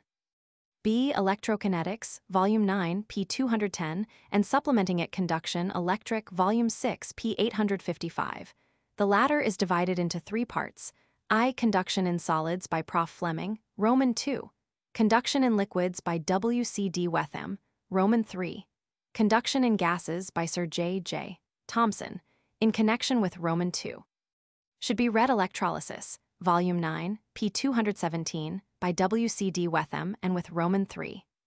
Roentgen Rays, Volume 23, p. 694, and Vacuum Tube, Volume 27, p. 834, both by Sir J. J. Thomson, whose article Electric Waves, Volume 9, p. 203, is of fundamental importance. The general principles of electrical engineering are set out in the article Electric Supply, Volume 9, p. 193, with reference to Dynamo, Volume 8, p. 764. Motors Electric, Volume 18, p. 910. Transformers, Volume 27, p. 173. Accumulator, Volume 1, p. 126. Power Transmission Electric, Volume 22, p. 233. Traction Electric Traction, Volume 27, p. 120. Lighting Electric, Volume 16, p. 659. See also Electrochemistry, Volume 9, p. 208, and Electrometallurgy, Volume 9, p. 232. Telegraph, Volume 26, p. 510. Telephone, Volume 26, p. 547. A Bridge to Magnetism, Volume 17, p. 321, an article by Shelford Bidwell, former president of the Physical Society, is the article Electromagnetism, Volume 9, p. 226, by Prof. Fleming. This article leads also to the study of manifestations in nature of electricity and magnetism. See the articles Atmospheric Electricity, Volume 2, p. 860, Aurora Polaris, Volume 2, p. 927, Earth Currents, Volume 8, p. 813, and Magnetism, Terrestrial, Volume 17, p. 353, and to the applications of its principles in the compass, Volume 6, p. 804. An alphabetical list of the articles in the Britannica on the subjects treated in this chapter is given below. The biographies of distinguished physicists, included in the list, are valuable as containing accounts of their contributions to science and are full of human interest. Articles on the physical sciences in the Britannica, including those on famous physicists. Aberration absorption of light accumulator achromatism acoustics acre actinometer adhesion eponus, FUT. Ether, or ether aggregation agonic lines Aldini, Giovanni Alhazen Amontons, Guillaume Ampere, AM amperemeter or ammeter Anderson, John Angstrom, AJ and KJ. Aperture Arago DFJ. Armature Arnaldus de Villanova Arrhenius, SA. As atmospheric electricity Atwood, George Ansel Avogadro, Aimdio of Warjepois Ayrton, W. E. Bach. Alexander D. Baker, Henry Balance Barleycorn Barometer Barometric Light Barrel Battery Beccaria, GB. Becquerel Family Bell, A. Graham Binocular Instrument Biot, Jean-Baptiste Boyle, Robert Brewster, Sir David Bushel Cagnier de la Tour C. Calibration Calorescence Calorimetry Camera Lucida Camera Obscura Canton, John Capillary Action Carnot, Sadi N.L. Carucate Caustic Cavallo, Tiberius Cinematograph Claudit, AFJ. Clausius. Rudolph J. E. Cold Color Compass Condensation of Gases Conduction, Electric Conduction of Heat Cornu, Marie Alfred Coulomb, C.A. Curie, Pierre Cyclometer Daguerre, L.J.M. Dalmayer, John Henry de la Rive, A.A. Delaporta, G. Battista Demijohn Density Diamagnetism Dielectric Diffraction of Light Diffusion Dimension Dispersion Dolland, John Duhamel, J.B. Dynamo Earth Currents Edison. T.A.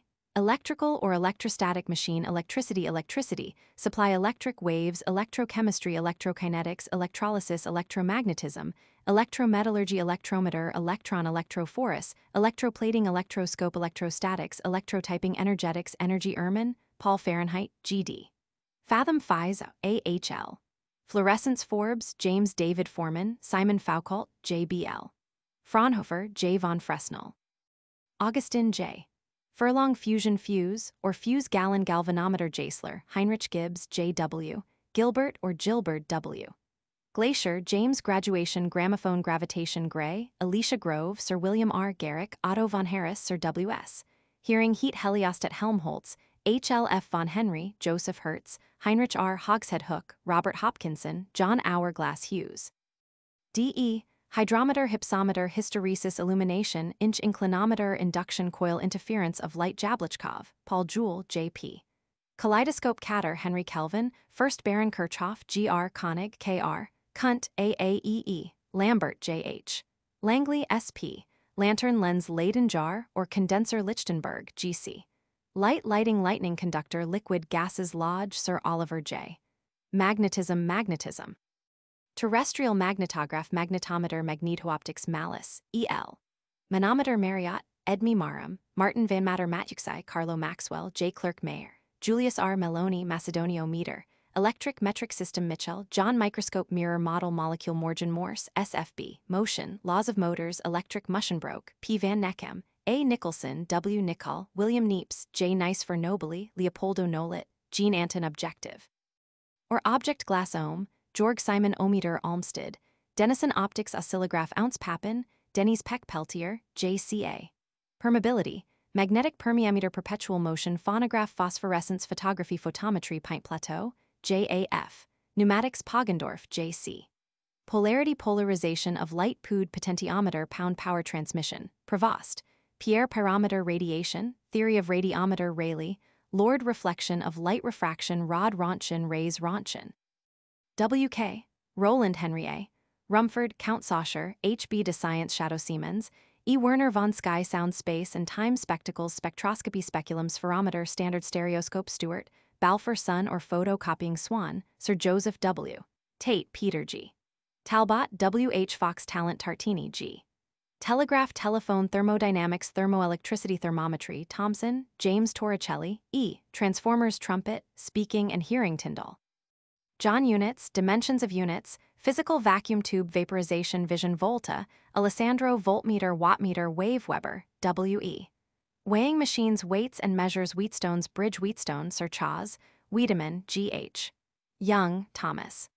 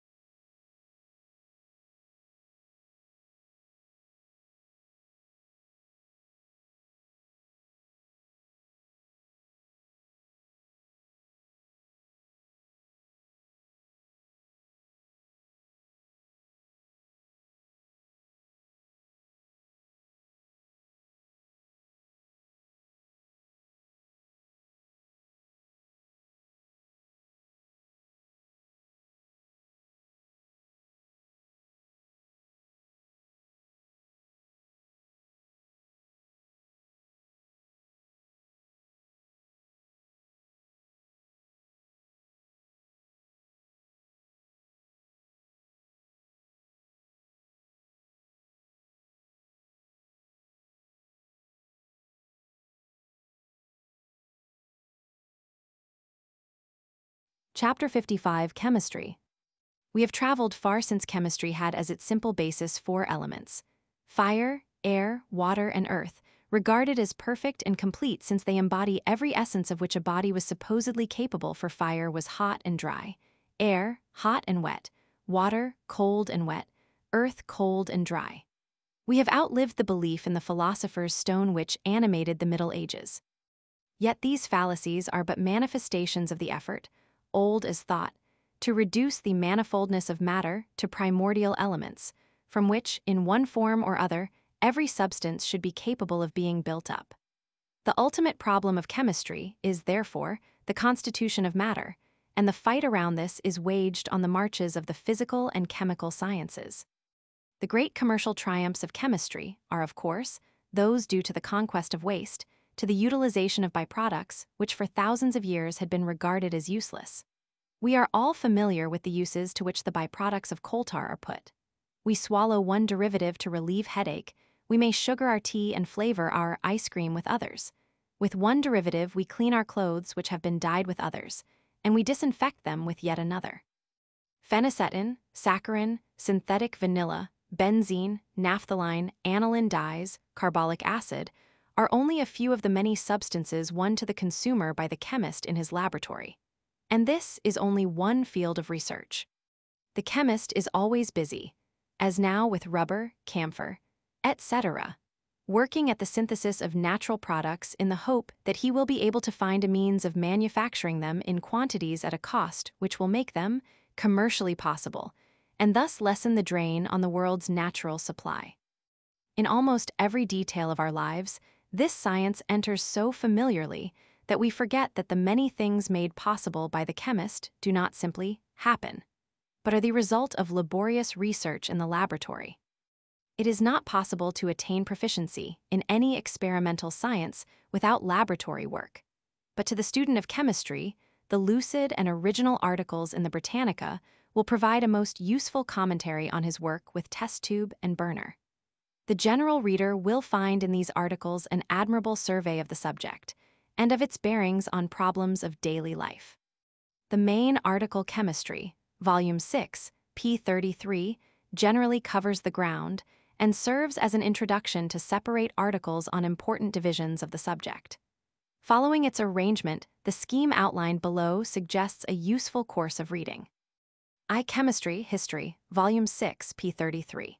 Supplementary to this section are the articles Alchemy, Volume 1, p. 519, Element, Volume 9, p. 253, Molecule, Volume 18, p. 654, Atom, Volume 2, p. 870. And reference may also be made to Medicine, Iatrochemical School, Volume 18, p. 50. Roman 2. Chemistry, General Principles, Volume 6, p. 39, with reference to valency, Volume 27, p. 847, Chemical Action, Volume 6, p. 26, Catalysis, Volume 5, p. 501, Isomerism, Volume 14, p. 881, Stereoisomerism, Volume 25, p. 890, Radioactivity, Volume 22, p. 793. Roman 3. Inorganic Chemistry, Volume 6, p. 44. See also Acid, Volume 1, p. 145, Alkali, Volume 1, p. 674, and the list of 138 elements and compounds under this heading below. Roman 4. Organic Chemistry, Volume 6, p. 47, with all the 240 articles enumerated under this heading below, especially that on polymethylenes, Volume 22, p. 29. See also Explosives, Volume 10, p. 81. V. Analytical Chemistry, Volume 6, p. 60, with which may be consulted Blowpipe, Volume 4, p. 89, Distillation, Volume 8, p. 318, Electrolysis, Volume 9, p. 217, Indicator, Volume 14, p. 482, Solution, Volume 25, p. 368, Stoichiometry, Volume 25, p. 939. Roman 6. Physical Chemistry, Volume 6, p. 65, supplemented by Energetics, Volume 9, p. 390, Chemical Action, Volume 6, p. 26, Thermochemistry, Volume 26, p. 804, Solution, Volume 25, p. 368, Distillation, Volume 8, p. 318, Condensation of Gases, Volume 6, p. 844, with the important articles Photochemistry, Volume 21, p. 484, Electrochemistry, Volume 9, p. 208, Metallurgy, Volume 18, p. 203, Electrometallurgy, Volume 9, p. 232, Assaying, Volume 2, p. 776. Among the contributors to the Chemical Department of the Britannica are Professor Ernest Rutherford of the University of Manchester, Walter Nernst, Professor of Physical Chemistry in the University of Berlin, W.C. D. Wetham, author of Theory of Solution, etc., Prof. James Walker of the University of Edinburgh, Johannes Diedrich van der Waals, Professor of Physics, University of Amsterdam, W. R. E. Hodgkinson, Professor of Chemistry and Physics, Ordnance College, Woolwich, perhaps the greatest living authority on explosives. The following is a classified list of the articles on chemistry which are contained in the Britannica. For discussions of the application of chemistry to photography, the reader should consult the article Photography, Volume 21, p. 485, of which the chemical section is by Sir W. de W. Abney, Advisor in Science to the English Board of Education. Chemistry, General. Affinity, Chemical Alchemy, Alembic Allotropy, Amorphism Analysis, Assaying Atmolysis, Atom Blowpipe, Catalysis Chemical. Action Chemistry, Combustion Condenser Crystallization, Decolorizing Desiccation Dialysis Dissociation, Distillation, Electrochemistry, Electrolysis Element, Elixir Equivalent Explosives, Flame Formula Gas Hydrolysis Iotrochemistry Indicator Isomerism, Matras Molecule Photochemistry, Pigments Pyrophorus Radioactivity Solutions Stereochemistry, Stereoisomerism, Stoichiometry, Thermochemistry, Valency. Inorganic Chemistry. Acid Algaroth, Powder of Alkali Manufacture, Alkaline Earths Alum-Aluminium Amalgam Ammonia Antimony, Argon Arsenic Azimide, or Hydrozoic Acid Azoth Barium Base Beryllium, or Glucinum Bichromates and Chromates Bismuth Bittern Borax Boric Acid, or Boracic Acid Boron Brimstone Bromine Cadmium Cesium, Calcium Calomel Carbide Carbon Carbonates Carbon Bisulfide Carbonic Acid Carborundum Caustic Cerium, Charcoal Chlorates Chlorine Chromium Cobalt Chalcothar Columbium, or Niobium Copper Copperas Corrosive Sublimate Didymium Earth Epsom Salts Erbium Europium, Fluorine Gadolinium Gallium Germanium Glaubers Salt Glucinum Gold, Gunpowder Halogens Hartshorn. Spirits of helium hydrate hydrazine hydrochloric acid hydrogen hydroxylamine, hyposulfite of soda ice indium iodine iron kelp kermes lamp black lanthanum, lead lime lithium magnesium manganese mercury microcosmic salt, molybdenum nickel, niobium nitre nitric acid nitrogen ochres orpiment, osmium oxide oxygen oxyhydrogen, flame, ozone, palladium phosphates, phosphorus, plaster of Paris, platinum, potashes, potassium, radium, rare earths, rhodium, rouge, rubidium, rust, ruthenium, sal. Ammoniac, salt, saltpeter, samarium, scandium, schlips, salt, selenium, silica, silicon, silver, sodium, steam, strontium, sulfur, sulfuric acid, tantalum, tellurium, terbium, thallium, thorium, tin, titanium, tungsten, ultramarine, umber, uranium, vanadium, vermilion, vitriol, ytterbium, neoytterbium, yttrium, zinc, zirconium. Organic chemistry: acenophthene, acetic acid, acetoacetic ester, acetone, acetophenone, acetylene acid, amides, acridine, adenine, adipose, or albumin. Or albumin, alcohol, alcohols, aldehydes, alizarin, alkist, alkaloid, alkanet, allantoin, alloxan, alloxantin, allyl alcohol, amidines, amines, amygdalin, amyl alcohols, amyl nitrate, aniline, anthracene, anthraquinone, antipyrine, argol, asparagine, azo compounds, azoxymes, benzaldehyde, benzene, benzidine, benzoic acid, benzene, benzophenone, benzyl alcohol, berberine, betaine, brucine, butyl alcohols, butyric acid, caffeine, camphors, carbazole, carbohydrate, carbolic acid.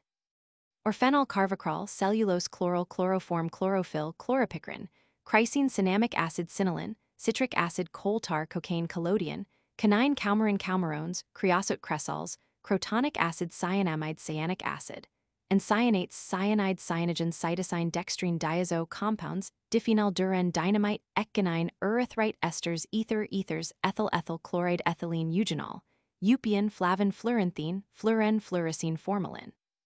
Or formaldehyde, formic acid, fructose, or fruit sugar, fuchsine, fulminic acid, fumaric and malic acids, furazanes, furfurane, or furane, fusel, oil, gallic acid, gelatin, or gelatine, glucose, glucoside, glutaric acid, glycerin, glycols, guanidine, gunket, and hippuric acid, hydantoin, hydrocrylic acid, hydrostine, hydrazone, hydrocarbon, imidazoles, or glyoxylines, indazoles.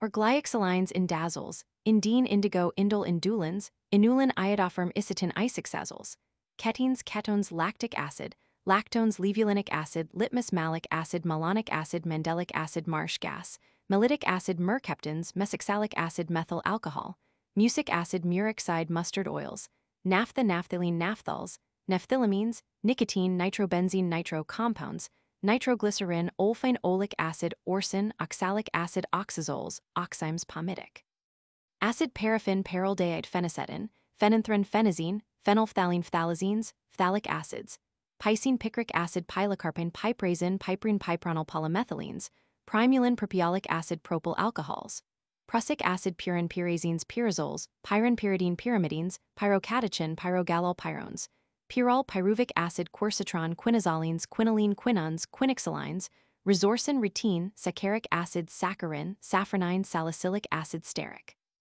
acid, styrolene, succinic acid, sugar, sulfonyl, sulfonic acids, tannin or tannic acid, tar, tartar, tartaric acid, terpenes, tetrazines, tetrazoles, thiazines, thiazoles, thiophene, thymol, toluene, triazines, triazoles, triphenylmethane, tropin, urea.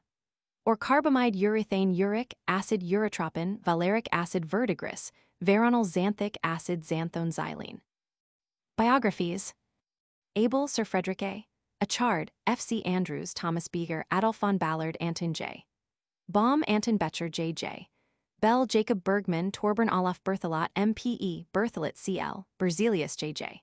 Black, Joseph Boussingault Brand, William Thomas Brown, S. M. Bunsen, R. W. von Calvert, F. Crace Canizero, Stanislaw Cavendish, Henry Chevreul, M. E. Clark, Thomas Crooks, Sir William Dalton, John Daniel, John F. Davy, Sir Humphrey Dewar, Sir James Dobriner, J. W. Dulong, Pierre Louis Dumas, J. B. A. Erdmann, Otto Lynn Failing, Hermann von Fischer, Emil Fittig, Rudolf Flamel, Nicholas Forquery, A. F. de Franklin, Sir Edward Fremy, Edmund Fresenius, Karl R. Friedel, Charles Futz, Johann von Gannel, J. N. Gay Lussac, J. L. Geber Jeffrey, E. F. Gerhardt, Charles F. Gibbs, Oliver Walcott Gilbert, Sir Joseph H.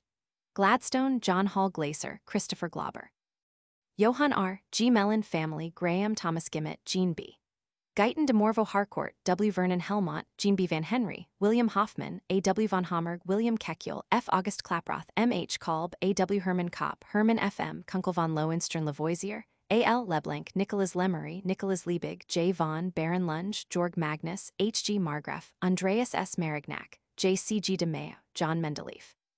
Dimitri I. Mayer, J. Lothar Mayer, Victor Mitscherlich, E. Mower, K. Friedrich Moysen, Henry Mind, Ludwig Murray, John Musprat, J. and J. S. Newlands, John A. R. Nobel, Alfred B. Pasteur, Louis Pellouz, T. Jules Perkins, Sir W. H. Pettenkofer, M. J. von Plattner, K. F. Priestley, Joseph Proust, Joseph Louis Prout, William Ramsay, Sir William Rayolt, Francois M. Rignault, H. V. Richter, J. B. Roebuck, John Roscoe, Sir H. E. Rose, Family, Roel. G. F. St. Clair de Ville, K. W. Sconbein, C. F. Schutzenberger, P. Silliman, Benjamin Stahl, G. E. Stas, J. S. Tennant, Charles Tennant, Smithson Thenard, L. J. Thompson, Julius Thomson, Thomas Van Hoff, J. H. Vauquelin, L. N. Weldon, Walter Wenzel, K. F. Williamson, A. W. Wisleisness, J. Wohler, Friedrich Wohleston, W. H. Wirtz, C. A. Young, James.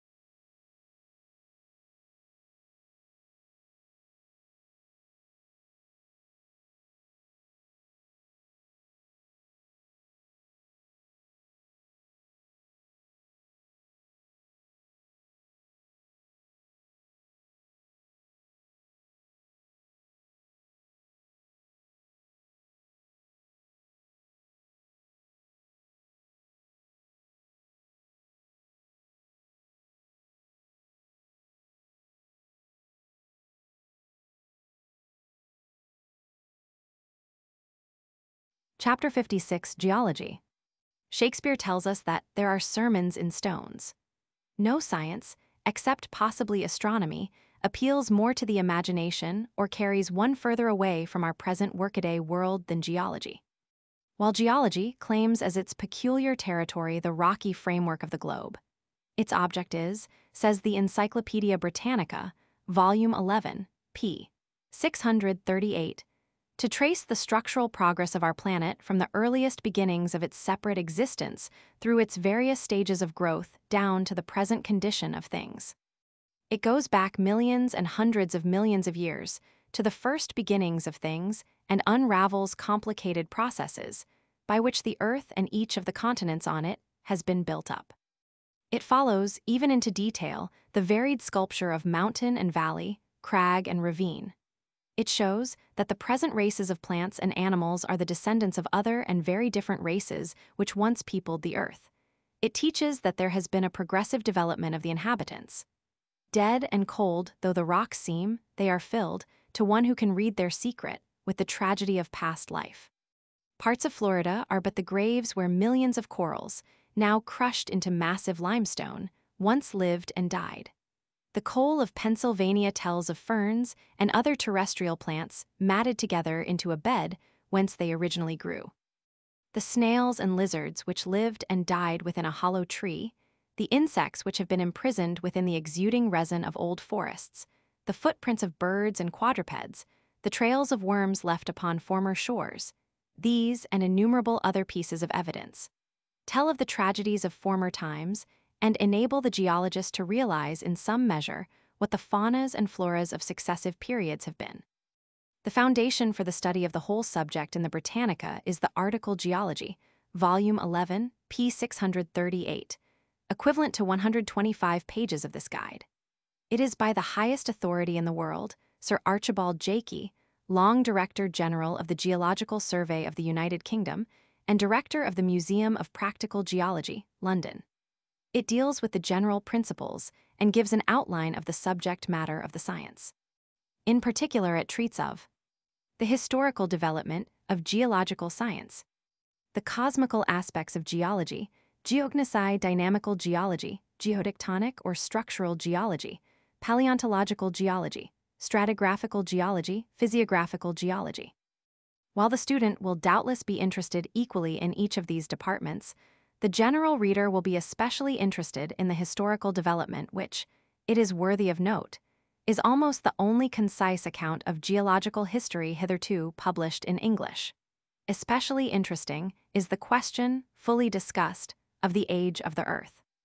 Lord Kelvin, Volume 11, p. 653, declared some few years ago that the time was more than 20 and less than 40 millions of years, and probably much nearer 20 than 40. But the trend of later investigations, and especially the study of radioactivity, has led to the belief that the period must have been much longer. Sir Archibald Jakey sums up the evidence as follows, Volume 11, p. 653. In the present state of science, it is out of our power to state positively what must be the lowest limit of the age of the Earth, but we cannot assume it to be less, and it may possibly have been much more than 100 millions of years. The general reader will find of interest, too, the table Volume 11, p. 670, representing the geological record or order of succession of the formations of the Earth's crusts from the earliest Archean, through Cambrian, Silurian, Devonian, and Carboniferous to the post-glacial or human of today. A separate article is to be found on each of these different formations, namely, Archean, Volume 2, p. 360, Cambrian, Volume 5, p. 86, Silurian, Volume 25, p. 109, Devonian, Volume 8, p. 124, Carboniferous, Volume 5, p. 309, Permian, Volume 21, p. 176, Triassic, Volume 27, p. 258, Jurassic, Volume 15, p. 567, Cretaceous, Volume 7, p. 414, Eocene, Volume 9, p. 661, Oligocene, Volume 20, p. 81, Miocene, Volume 18, p. 565, Pliocene, Volume 21, p. 846, Pleistocene, Volume 21, p. 835. Recent Postglacial or Human under Article Quaternary, Volume 22, p. 718. Full local geological information is found in geographical articles. See, for instance, in the article United States, the section on geology, Volume 27, pp. 624-632, by Professors R.D. Salisbury and T.C. Chamberlain of the University of Chicago, the section Geology in the article England, Volume 9, pp. 415-416, by H.R. Mill, editor of the International Geography, the section Geology in the article Africa, Volume 1, pp. 323-325, by Walcott Gibson, author of Mineral Wealth of Africa, etc. These special treatments are accompanied by sketch maps. Similarly, the articles on each of the different states of the Union has a section giving information on the geology, the flora and fauna, the climate, and the geography of the state. And in such articles on geographic topics as Great Salt Lake, Niagara, by G. Carl Gilbert, and Grand Canyon, by R. S. Tarr, there is valuable geological information. Other important articles which the reader should consult are Petrology, Volume 21, p. 323, equivalent to 40 pages of this guide, largely illustrated by Dr. J. S. Fleet, petrographer to the Geological Survey of Great Britain. Mineralogy, Volume 18, p. 509, equivalent to 25 pages of this guide by L. J. Spencer, editor of the Mineralogical Magazine. Mineral Deposits, Volume 18, p. 504, equivalent to 15 pages of this guide by James F. Kemp, professor of geology of Columbia University, and geologist to the United States and New York Geological Surveys. Crystallography, Volume 7, p. 569, equivalent to 60 pages of this guide, also by L. J. Spencer. Mining, Volume 18, p. 528, equivalent to 40 pages of this guide by Henry Smith Munro, professor of mining, Columbia University, New York. Paleontology, Volume 20, p. 579, profusely illustrated, equivalent to 35 pages of this guide, by Prof. Henry Fairfield Osborne of Columbia University, and president of the American Museum of Natural History of New York. Paleobotany, Volume 20, p. 524, profusely illustrated, equivalent to 100 pages of this guide, written by 3 of the leading geological writers of the day. Dr. D. H. Scott, president of the Linnean Society, author of studies in fossil botany A. E. Stewart, professor of botany of the University of Cambridge, and Clement Reid, author of Fossil Flora of Tegelen. Of more popular interest are the 3 articles, Earthquake, Seismometer, and Volcano. The article Earthquake is in 2 parts. The first, volume 8 p. 817, is an historical account telling of the extent and damage done by many earthquakes, including the terrible San Francisco earthquake of April 18, 1906, and that of Calabria and Sicily, December 28, 1908, by F. W. Rudler, President of the Geologists' Association. The other part, Volume 8, p. 820, by Dr. J. Milne, late professor of geology in the Imperial University of Tokyo, deals with the physical theory of earthquakes. The article Volcano, Volume 28, p. 178, equivalent to 45 pages of this guide, is by F. W. Rudler, and gives us the reasons for and the history of volcanic disturbances. It is of interest both to the scholar and to the casual reader. Thus we learn that, while Herculaneum was buried beneath a flood of mud swept down from Vesuvius, in 79 AD, Pompeii was overwhelmed in great measure by loose ashes, capable of removal with comparative ease. Nearly everyone of middle age remembers the famous eruption of Krakatoa in 1883 and the famous sunsets of that year. Concerning this, the Britannica article tells us, p. 180.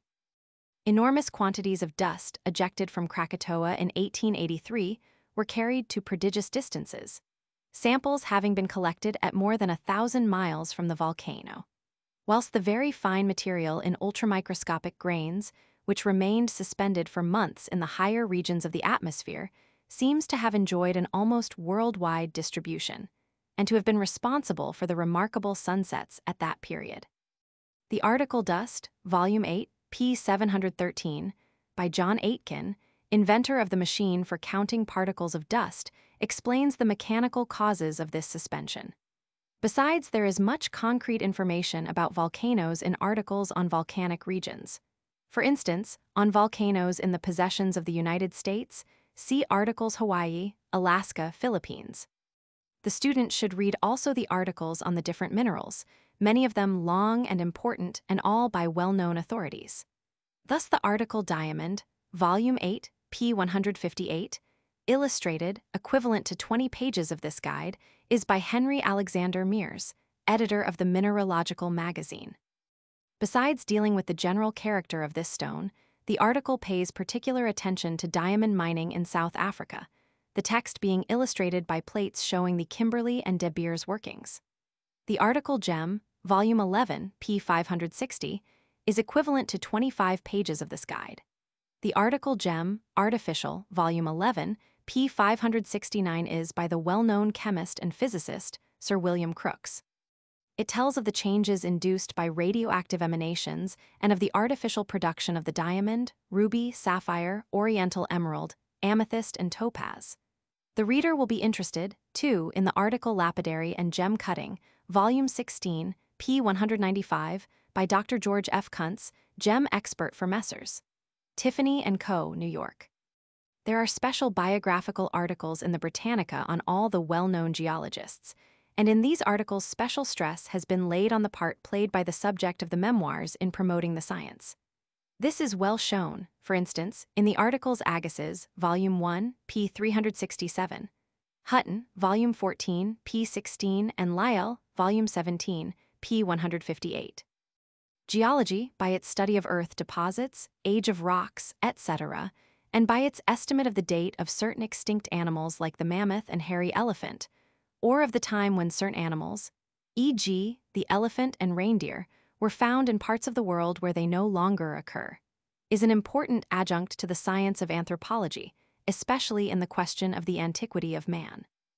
On this see the section of Antiquity of Man in the article Anthropology, Volume 2, p. 114, and, in general, the chapter in this guide on anthropology and ethnology. From one point of view, geology is only a branch of geography, and the student of geology should consult the elaborate article on geography in the Britannica, especially all parts dealing with physical geography or physiography. For a clue to this part of the book, see the chapter in this guide on geography. The following is a list of the more important articles on geology, In the Encyclopaedia Britannica. List of articles in the Encyclopaedia Britannica of special interest to students of geology. Abbich, O.W.H. Vonabraum salts, Acadian acmite, or Egerite agalmatolite agate agglomerate agricola, Georg Aiken, Arthur alabaster albertite albion albite alexandrite allophane allport, Samuel alluvium almandine ulquifuilunite, or alumstone Amazon stone, or Amazonite amber amblygonite amethyst amianthus amphibolite amygdalide analcite anatase andalusite andesine andesite anglesite anhydrite anchorite anabergite anning, Mary anorthite anstid. David Thomas anthracite apatite aphanite applied apophyllite aption aquamarine aragonite archean system archeac, Vicomte D, Arenig group argentite argyrodite asbestos assize asteria, or starstone atacamite atherstone WG. Augite autunite aventurine, or aventurine avonian axonite imestry limestone azurite, or chesolite bagshot beds Bailey, William Hellier Bain, Andrew Geddes Bajoshian Bakewell, Robert Balla series Barrand, Joachim Barrett, Lucas Berwa. Charles Barton Beds Barites Baratocalcite Basalt Basin Batholite Bathonian series Batholite Bauxite Bed Beecher, C.E. Belt, Thomas Bembridge Beds Bennett, Etheldred Benitoite Bernician series Beryl Burrelonite Budent, Francois Barich, H. E. von Bigsby J.J. Binney E.W. Biotite Bismuthite Bitumen Blandford W.T. Blend or Sphalerite Bloodstone Bose, Henry Samuel Bole Bomb Bone Bed Bonnie, Thomas George Borsite Born, Yvonne Borlanite Bort. Or Bort Bostonite Boucher de Crevicoer de Perths J. Bow Ami Boulder Clay Bornonite Bovie Beds Bowerbank J.S. Bracklesham Beds Bradford Clay Brander, Gustavus Brexia Bracelec, Sapione Bristow H.W. Brockeye G.B. Brochant de Villiers A.J.F.M. Brochantite Brody P.B. Brogger W.C. Bromlite Brongnert, Alexander Braun, Heinrich Georg Bronzite Brookite Brucite Bruckmann, France Ernst Butch, Baron von Buckland.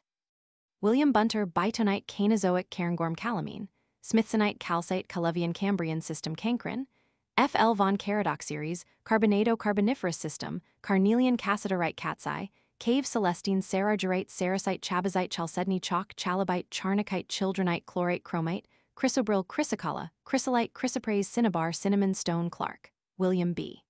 Clay Claywith Flints Cliniclastite Clintonite Close. Maxwell H. Cobaltite Colemanite Columbite Concretion Conglomerate Canelite Caniber W.D. Copalite or Copaline Cope Edward D. Copperglance Copperpyrites or Chalcopyrite Copperlites Corallian Cornbrash Corundum Cata Bernard von Kovalite Crater Kredner C.F.H. Cretaceous System Crocodilite Crockett Kroll James Kroski Henry W. Cryolite Crystallite Crystallography Culm Cumming Joseph G. Cuprite Cyanite Dacite Dalradian Dana. James D. Damburit Datalite Daubeny Charles G.B. Daubry G.A. Davidson Thomas Dawson Sir John W. Dechen E.H.K. von de la Becque Sir H.T. Deleuze A.E.O.J. Deluc Jean-André de Mantoid Descloise Alfred Descloisite Deshays G.P. Deslongchamps J.A.E. Desmarest Nicholas Desnoyers J.P.F.S. Desor P.J.E. Devonian System Diabase Diallage Diamond Diaspore Dick. Robert Diluvium Diopside Dioptase Diorite Dolorite Dolomu Dolomite Doppelrite Drift Dufresnoy, OPAP.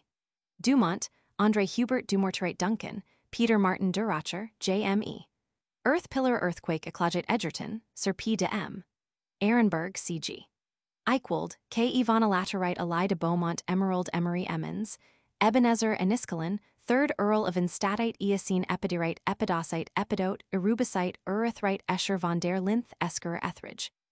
Robert Eddingshausen, Baron Euclay's Falline Ferry, John Fodges de Saint Fond Fault Faver, Jean Alpons Felsite Felspar Fitten, William Henry Flint Flurspar Fleisch Fold Forbes, David Forchheimer J.G. Foster Sir Silanive Fouque F.A. Fornet J.J.B.X. Fox, Robert were Franklinite Freestone Freyas Lebanite Fulgurate Fuller's Earth Fumarole Gabbro Galena Garnet Gaudry, Jean Albert Galt Jakey, Sir Archibald Jakey, James Janetz H.B. Gem Geology Gessner. Abraham Geyser Jeeble, C.G.A. Gilbert Grove K. Gilsonite Glacial Period Glauconite Nice Godwin Austin R.A.C. Goldfuss G.A. Goniometer Gothite or Gothite Granite Granolite Graphite Gravel or Pebble Beds Green A.H. Greenacite Greenuff G.B. Greensand Greisen Greywicki Griffith Sir Richard J. Groth P.H. von Gettard J.E. Gumble K.W. von Guyot A.H. Gypsum Host Sir J.F.J. von Hematite Haydinger W.K. von Hall James Hall. Sir James Haliflinta Harkness, Robert Harmatome Hatchetite Hauer, F. von Hotten, Samuel Hossmann, J.F.L. Hayden, F.V. Hebert Edmund Hedel, M.F.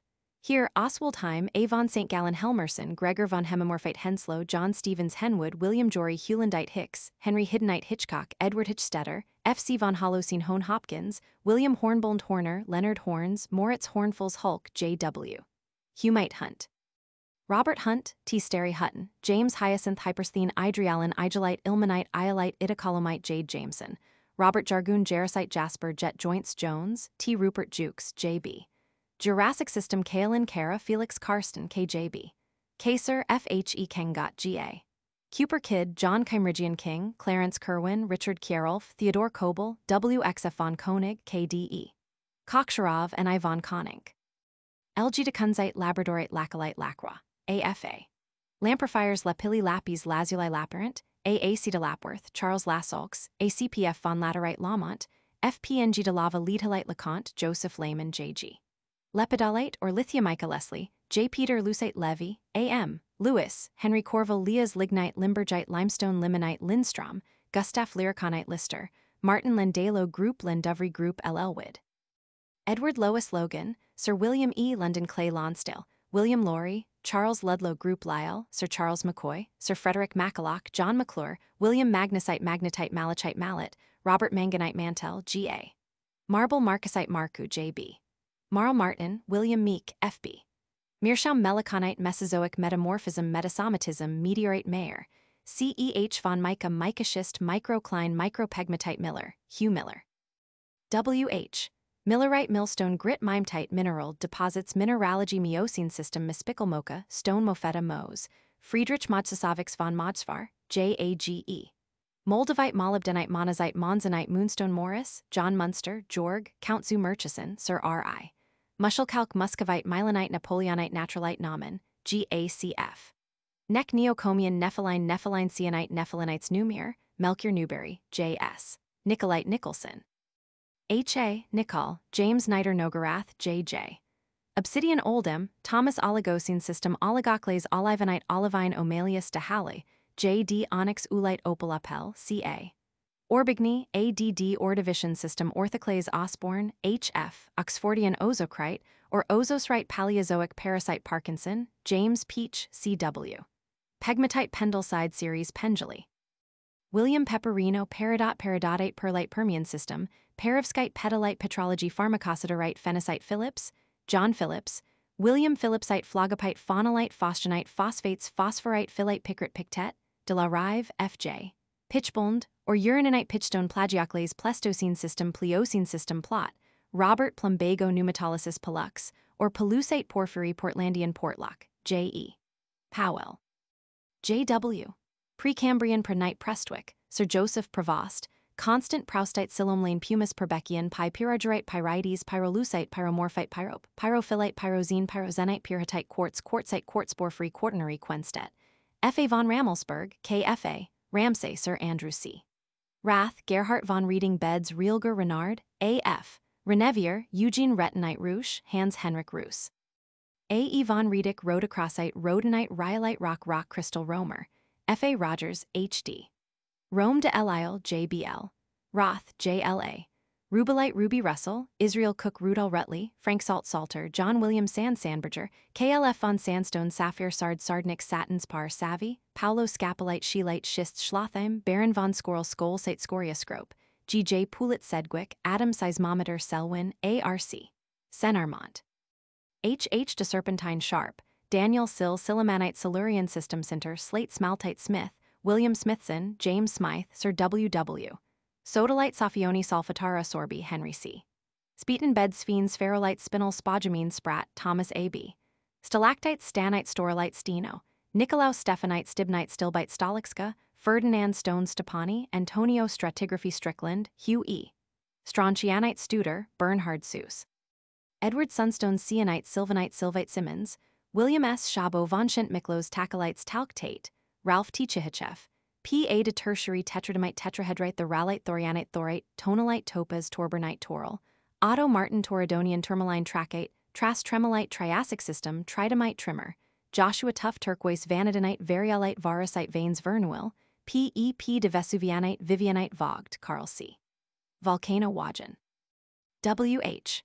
Watchsmouth Charles Wad Walcott, Charles D. Walterschassen Wavelite Wielden Webster, Thomas Wenlock Group Werner, A.G. Whitehaves, J.F. Whitney, J.D.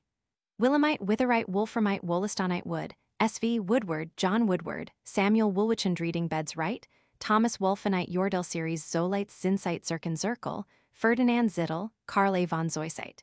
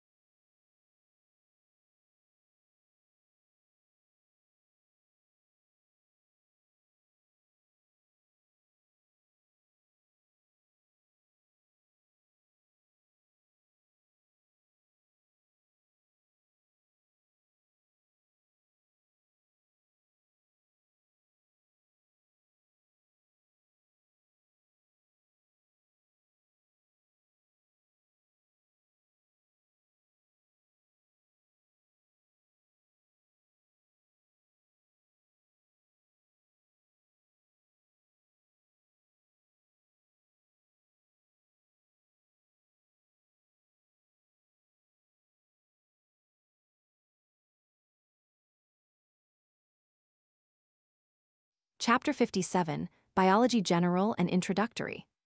The Britannica tells us that Sir Thomas Browne, the famous 17th century physician and author, once ventured to doubt whether mice may be bred by putrefaction.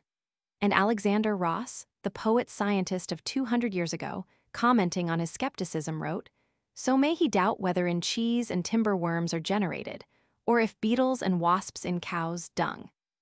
Or if butterflies, locusts, grasshoppers, shellfish, snails, eels, and such like, be procreated of putrefied matter, which is apt to receive the form of that creature to which it is by formative power disposed. To question this is to question reason, sense, and experience. If he doubts of this, let him go to Egypt, and there he will find the fields swarming with mice, begot of the mud of Nilus, to the great calamity of the inhabitants." Volume 1, p. 64. Today, science gives no offhand answer to the question of the origin of life. Abiogenesis, or spontaneous generation, so called, finds a far less simple definition, and research, still in vain, bends its best energies to solving this problem of problems. The subject is so vast, dealing as it does with all the phenomena manifested by living matter, that in this guide that branch of the subject which studies the human organism is separately dealt with in the chapter Health and Disease. This chapter, therefore, is confined to the still enormous subject of biology, considered as dealing with the general problem of life. Botany and zoology are treated in the following chapters. The student of either of the two last subjects should preface, or at least supplement, his studies by reading the main general articles included below. The guiding article Biology, Volume 3, p. 954, which should be read first, serves as a key to the discussion of the biological sciences. It is not long, for the main divisions of the subject are treated more conveniently and logically under their own appropriate headings. P. Chalmers Mitchell, Secretary of the Zoological Society of London, who organized the whole subject for the New Britannica, is the contributor. Supplementing this, the article Life, Volume 16, p. 600, also by Chalmers Mitchell, should be read with those on protoplasm, Volume 22, p. 476, Species, Volume 25, p. 616, Abiogenesis, Volume 1, p. 64, Biogenesis, Volume 3, p. 952. In the two articles last named, the theory of spontaneous generation is examined and found wanting, or at best unproved. Living matter may be regarded under four aspects: structure, distribution, physiology, evolution. For the first, the article Morphology, Volume 18, p. 863, leads the discussion, followed by Cytology, Volume 7, p. 710, and Embryology, Volume 9, p. 314, in which the growth of cell structures is discussed. These articles are introductory to the whole subject. Supplementing them reference may be made to the morphology sections of the articles Plant, Volume 21, p. 728, and Zoology, Volume 28, p. 1022. A most fascinating branch is that which is concerned with the where and when of the existence of organisms. The articles in the Britannica are worthy of the interest of the subject. Under Paleontology, Volume 20, p. 579, H. F. Osborne, Columbia University, New York, President of the American Museum of Natural History, New York, treats of the archaeology of the biological sciences of the extinct species which once inhabited the earth. While Clement Reid, of the Geological Survey of Great Britain, A. C. Seward, Professor of Botany, Cambridge University, and Dr. D. H. Scott, President of the Linnean Society, perform the same service for plant life in the article Paleobotany, Volume 20, p. 524. The distribution of present types is discussed under Zoological Distribution, Volume 28, p. 1002, Plants, Distribution, Volume 21, p. 777, and Plankton, Volume 21, p. 720, in which Prof. G. H. Fowler of University College, London, describes a science which is still young, that of tracing the drift and distribution of deep-sea life. See also Acclimatization, Volume 1, p. 114, by Alfred Russel Wallace and Frank Finn of the Indian Museum of Calcutta. The properties, processes, and functions of living things fall in the province of Physiology, Volume 21, p. 554, and kindred articles. Among the latter, the following may profitably be consulted: Animal Heat, Volume 2, p. 48, and Plants, Physiology, Volume 21, p. 744. The gradual development of species is considered in a number of valuable articles such as Evolution, Volume 10, p. 22, Heredity, Volume 13, p. 350, Reproduction, Volume 23, p. 116, Mendelism, Volume 18, p. 115, Telegony, Volume 25, p. 509, Variation and Selection, Volume 27, p. 906. Following is an alphabetical list of the general biological articles, those not dealing directly with either botany or zoology, which are to be found in the Britannica. Abiogenesis, acclimatization, acephalous ecumenate adaptation, estivation, albino alveolate anabolism, anastomosis, aporos oracle autogeny, bathybius biogenesis, biology, bipartite catabolism, chemotaxis, cilia, cytology, embryology, enzyme evolution, fermentation, habitat, heredity, hibernaculum, histology, hybridism, life, longevity, Mendelism, metabolism, microtomy, monotypic morphology, ecology, or ecology, osteology, parasitism, protoplasm, reproduction, rhasis, or rachis species, telegony, variation, and selection. Biographies of biologists.